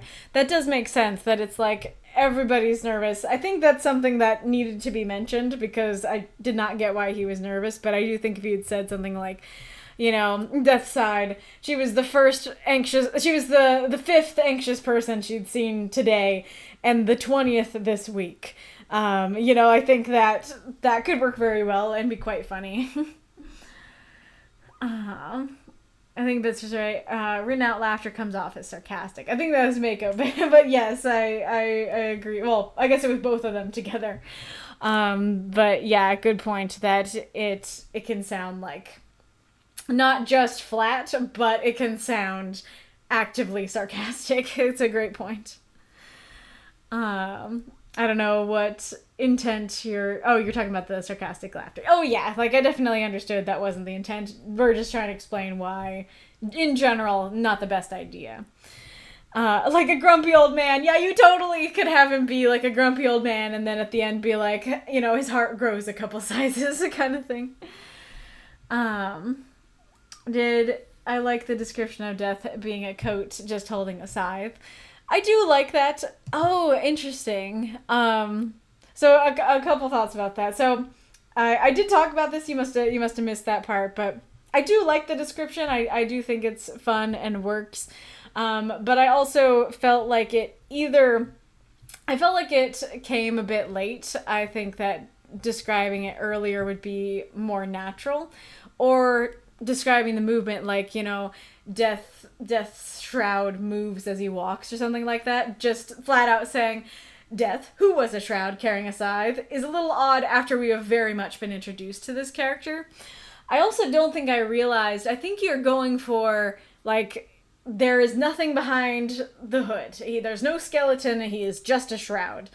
I do really like that. In that case, I feel like, because the critique I had earlier was, I was saying like, oh, this is kind of the normal description of him, so I'm not sure it's needed.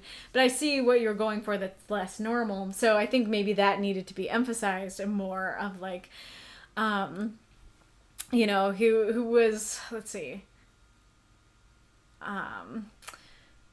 Death's shroud, you know, moved in the wind, revealing nothing underneath or something like that. I'm not sure where you could do it, but something like that.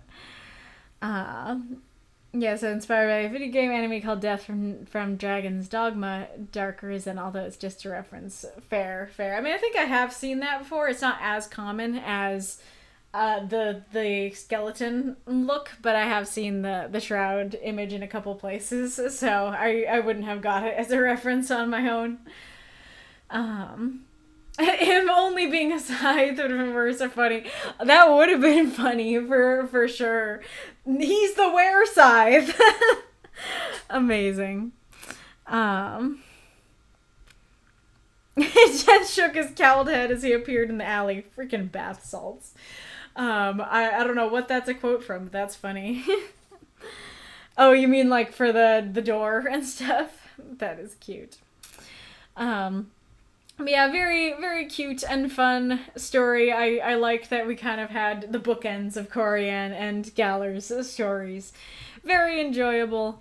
I'm super happy that we ended up being able to read all the stories today. So give yourselves a round of applause for unlocking all the stories. Perfect Thanksgiving and birthday present. Loved it. It's stream time. Go. Oh, amazing. Meow. Aww. Getting rid of my notifications. I mean, I guess I already have shown the poll technically, but I will show it again. Baby.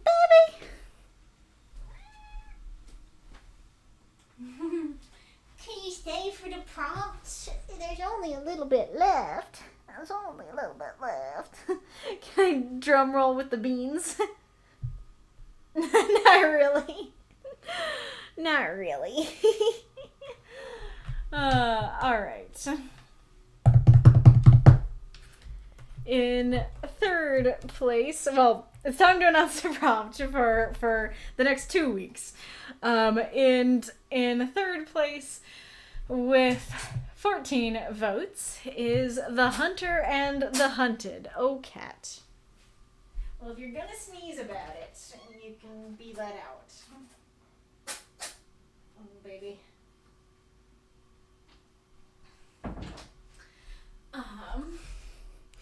A very good prompt that I hope continues to be submitted. Not our winner though. And then in in second place with 19 votes, I'm gonna snooze that. Was Till Death Do Us Part. And then our winner with 22 votes is You Think I'm the Villain. So if you don't know, last week there was a little bit of a weirdness. So You Think I'm the Villain is the one that won. However, next week is Thanksgiving and my birthday, and so I just don't think that I will have the time and energy to do a stream next weekend and to like practice and prep and everything the day before. And so I will not be streaming next Saturday. And that means that you have 2 weeks with this prompt. And I really love redeemable villains. I love kind of questions of, is this person a villain? Are they not? I love that kind of thing. So this prompt, I have loved this prompt from the minute that Palmathema started submitting it. Much like the previous one that won the week before, right? Of the prophecy was wrong. And so I was like, hey, I am relegating this prompt to birthday present. And so I decided that we would do Till Death Do Us Part for this week, and then we would have 2 weeks with the You Think I'm the Villain prompt. So because we have 2 weeks with it, the amount of stories that you can post bumps up. I actually did just change that, like I said I would in part 1. Wild. But so bookworms now have the ability to submit 2 submissions. Cocooned can submit 3. Transformed can submit 4, and then Ascended will be able to submit 5. And so the numbers bump up when you have 2 weeks. So now bookworms can submit 3, Cocoon can submit 4, and Transformed can submit 5. Also, generals, like Wanderers and just general writing group folks, also now you guys can submit too. Oh, it didn't snooze? That's weird. Yeah, so everything bumps up. You can write more stories because,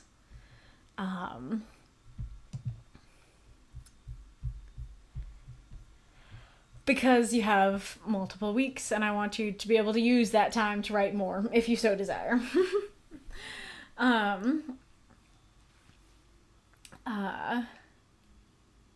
Oh, no, thanks, Norman. Norman says that background art is rad, by the way. I am glad to hear it. Okay, the ads just vanished.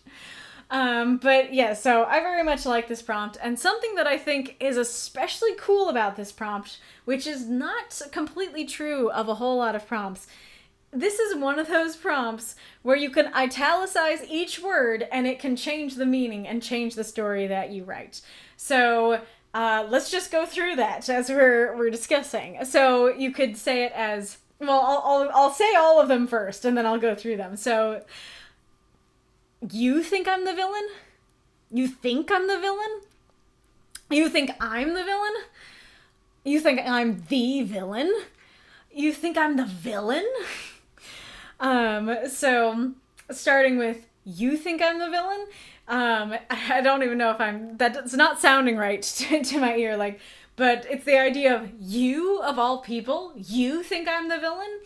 And so you can go with this idea of the last person turning on somebody, right? That this person is going down a path of villainy, and maybe their sibling or their spouse or their parents always believed in them, and finally at the last moment, now they think they're the villain. It's like, oh, if you think I'm a villain, that's a wake-up call kind of thing.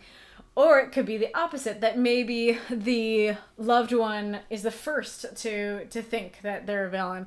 Oh man, now I'm thinking of sad realistic things, like of reasons that parents kick a kid out, that it's like, and that fits the prompt in multiple ways. That fits it in the way of you think I'm the villain and you think I'm the villain. Both of those together of like, how could you think that, right? How could you of all people think that? And how could you think that I'm bad, for this sort of thing? We always run into this, or at the end I'm having to constantly snooze it. But yeah, I like this idea of Oh, kitty. Kitty, come in, Mr. Sneezer. Silly. But either way, the you emphasis kind of has this idea of You of all people. And it doesn't have to be true. They don't actually have to be a villain for somebody to think they're the villain, right? But the emphasis there is, how could you think this about me?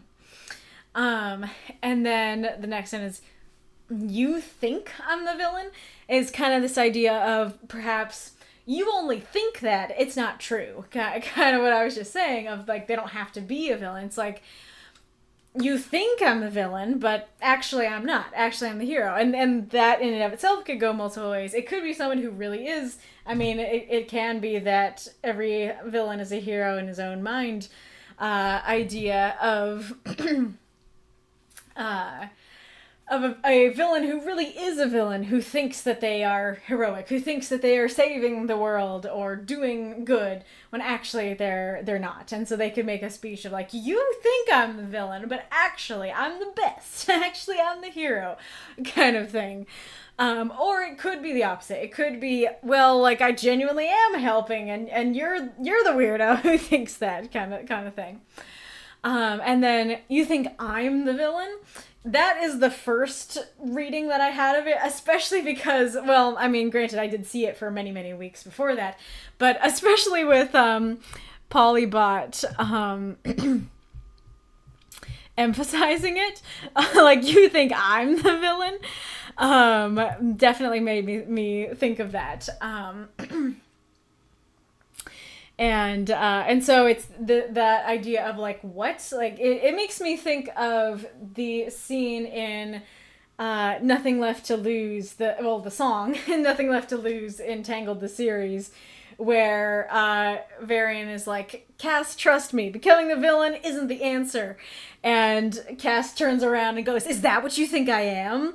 And so it's that, I mean, this whole prompt is that kind of idea, but especially that reading of it is like, what? You think I'm the villain? I guess the think and I'm can have similar interpretations of, you think I'm the villain, they're the villains, like, I'm trying to help. I guess like, you think I'm the villain could have more of a connotation of, I'm doing general good and you think I'm the villain, but like, you think I'm the villain could be, I'm trying to destroy the evil people. How could you think I'm the villain? It's like, well, the destruction part. Hi. And that somebody, I mean, it makes me think of like Anakin Skywalker, right? How what happens to his mom is horrible. And the Sand People, I certainly don't like them. But he also does something like, he commits a mass genocide on them, and that's not great. And that like leads him down this, is part of what leads him down this dark path. And so it can be that kind of thing of like, you think I'm the villain for killing them, like I'm not. And you could even play with fun things of like, I don't know, this could be hard to do in 350 words, but a character happening upon this scene of like horror and bloodshed, and then learning that it wasn't what they thought. But I always do love that when stories do that kind of thing of like, we see this thing and we're like, oh my gosh, that's so horrible. And then as the story goes on and we learn why that was done, we're like, oh, actually, maybe that wasn't a bad thing. Maybe that was necessary. Or maybe they were, the people who were killed were the bad ones, kind of thing. And so there's that, like, how could you think I'm the villain? And then this one's the weakest, I think, but I'll still talk about it. You think I'm the villain? Could be this idea of, like, there's many villains, and I want to be the top villain, kind of thing. Like, ooh, I guess this could be, like, a superhero type story, where there's a ton of different villains, and then somebody calls one of them the villain. They're like, ooh, you think I'm the villain? I'm the it guy? I'm the villain of the city? Awesome! Okay, kind of thing. And then there's, trying to climb the villain leaderboard. And then there's, you think I'm the villain?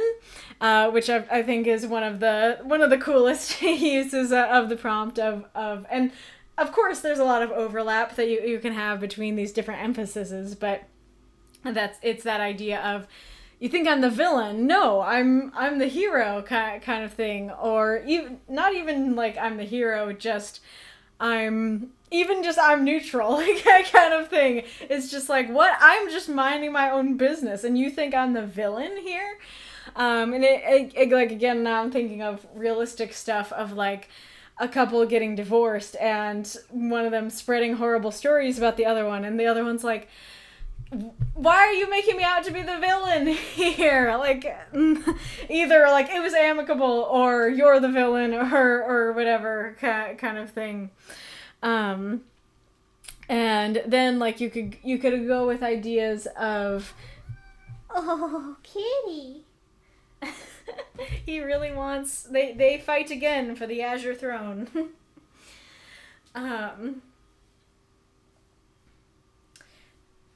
But there can also be this idea of, you think I'm the villain? Good. Like, it doesn't necessarily have to be bad. Like, it is a question mark. I think, oh wait, I want to make sure I got it right.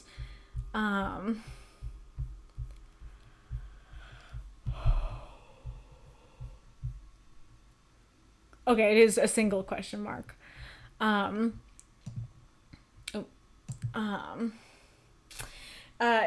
was looking for if it was question exclamation point, because that would be a different vibe. And granted, you can use it that way. So like you think I'm the villain. Good is kind of this idea of, it doesn't have to be this incredulous questioning, like, oh my gosh, I can't believe you think I'm the villain. It could be like, all according to plan. I'd like to be the villain. Kind of thing. Oh, is that a cheer? This is the little shamrock. Thank you. Hi, Keep Nas. Interesting. Yes. At least the internet didn't try to eat our face. I am glad of that. Our faces remain in another day. Yes, you can join on this, the Shadow Legion. Already have an idea, says Koryan. Nice. I think I did all of those at once in mine. Nice. It can go so many ways, indeed. Welcome, late Magistrate Ironlong. I'm sorry that you're joining right as we're Prompt 222. Our faces remain another day. Incredible. Okay, what's the stream chat saying?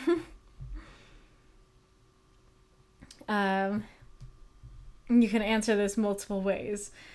Yeah, you think I'm the villain? No, you're the villain. You think I'm the villain? There's a bigger villain that's affecting my actions. You think I'm the villain? Oh, I'm about to do something that's worse than you can imagine. Oh, good point. I don't think I talked about that one of like, not just good, I want to be a villain. It's like, I'm so much worse than a villain. You know, that kind of thing. You think I'm a villain? You're worse than me. You're uncertain of my villainy? Watch this. I'm not the villain. There are multiple villains. I'm the hero. Yep. Yep, exactly. With you think I'm the villain could also have a sense of betrayal. Yeah, exactly. That it makes me think of, I think it might just be in Amelie's translation of it, but her cover of Again from Fullmetal Alchemist Brotherhood, there's a line of like, you're the last person I need to pity me, and so it's that kind of idea of like, you're the last person I thought would think I was the villain, sort of thing.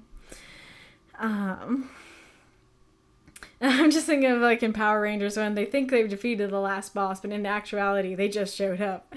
Oh yeah, that could be interesting too. Of like, you're like defeating this villain, and it's like, oh, you think I'm the villain, huh? And then they defeat them, and then like a much bigger villain shows up, and it's like, oh, they weren't the villain, it was the bigger villain. That's a good point. Alrighty. Darn it, I have so many ideas for this prompt I want to see on stream. Nice. But I mean, hey, you do have the ability to write 5 stories. So, I mean, everybody has the ability to write 5 stories, but you have now the permission to post 5 stories. That's true, you do have, I have no face. Alrighty, Rue. Well, if you are not read here on the stream, you are not out of luck because our Discord is awesome and they do backup readings. Today, they will happen immediately after the stream. And you can go there, you can lurk, you can submit your story, you can have somebody else to read your story, whatever it is, but it is a good time. Mako, I would like to set the record straight and say that I do not have the ability to write 5 stories. You have the ability. It's there. It's in you. You just haven't unlocked it yet. Thank you for the link, Ghoulish. And yes, so please just click that link and just segue straight into the backup readings. They happen in the writing group chat, in the writing group voice chat, and the backup queue. So go head over there. I won't do a raid because I know y'all need to go there. Anyways, unless anybody doesn't plan to go there, then I guess I can send you off on a raid. Join us or else. What's the or else this time? You'll never know the truth. Nice. Alrighty, Rue. Well, I guess I will just get going. I was kind of waiting for the ad, but it's not coming. So, see y'all next time. And I hope you all have not turned into villains by that time. After Thanksgiving. Oh, there's the ad. I don't know if is there any problem with leaving in the middle of an ad. I don't know if that would mess with things. I guess I don't want to anger the internet gods, so I guess I'll let the ad play while it's playing. I'll show you the cats for one last moment. Yes. Kitty doll. That is a kitty doll. I'm glad that we were able to finish the stream in good time and do it today, and not have to worry about it in the week. You're so beautiful. Excuse me, beautiful kitty. I hope you all have a good Thanksgiving. I guess I should say that after the ad ends. Beautiful, beautiful kitty bitty. Yeah. Yeah, the kitty.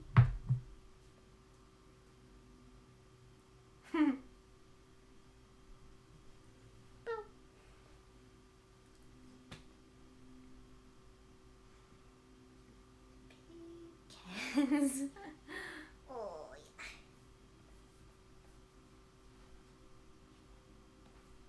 yeah. Baby kitties. Baby kitties.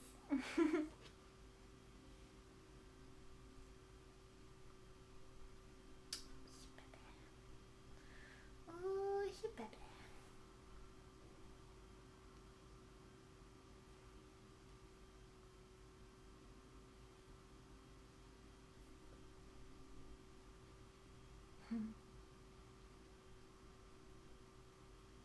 It is unfortunate that I couldn't finish right before the ad went.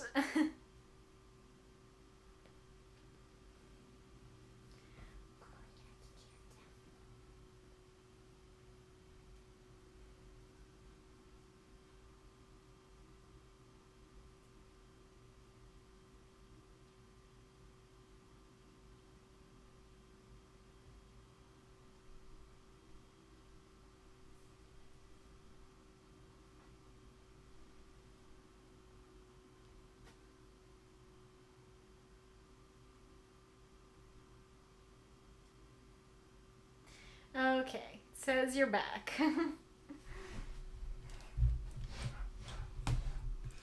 Alrighty, Rue. I hope that you all have a good week, a good Thanksgiving, and good backups, good backup readings tonight. See you next time. Bye-bye.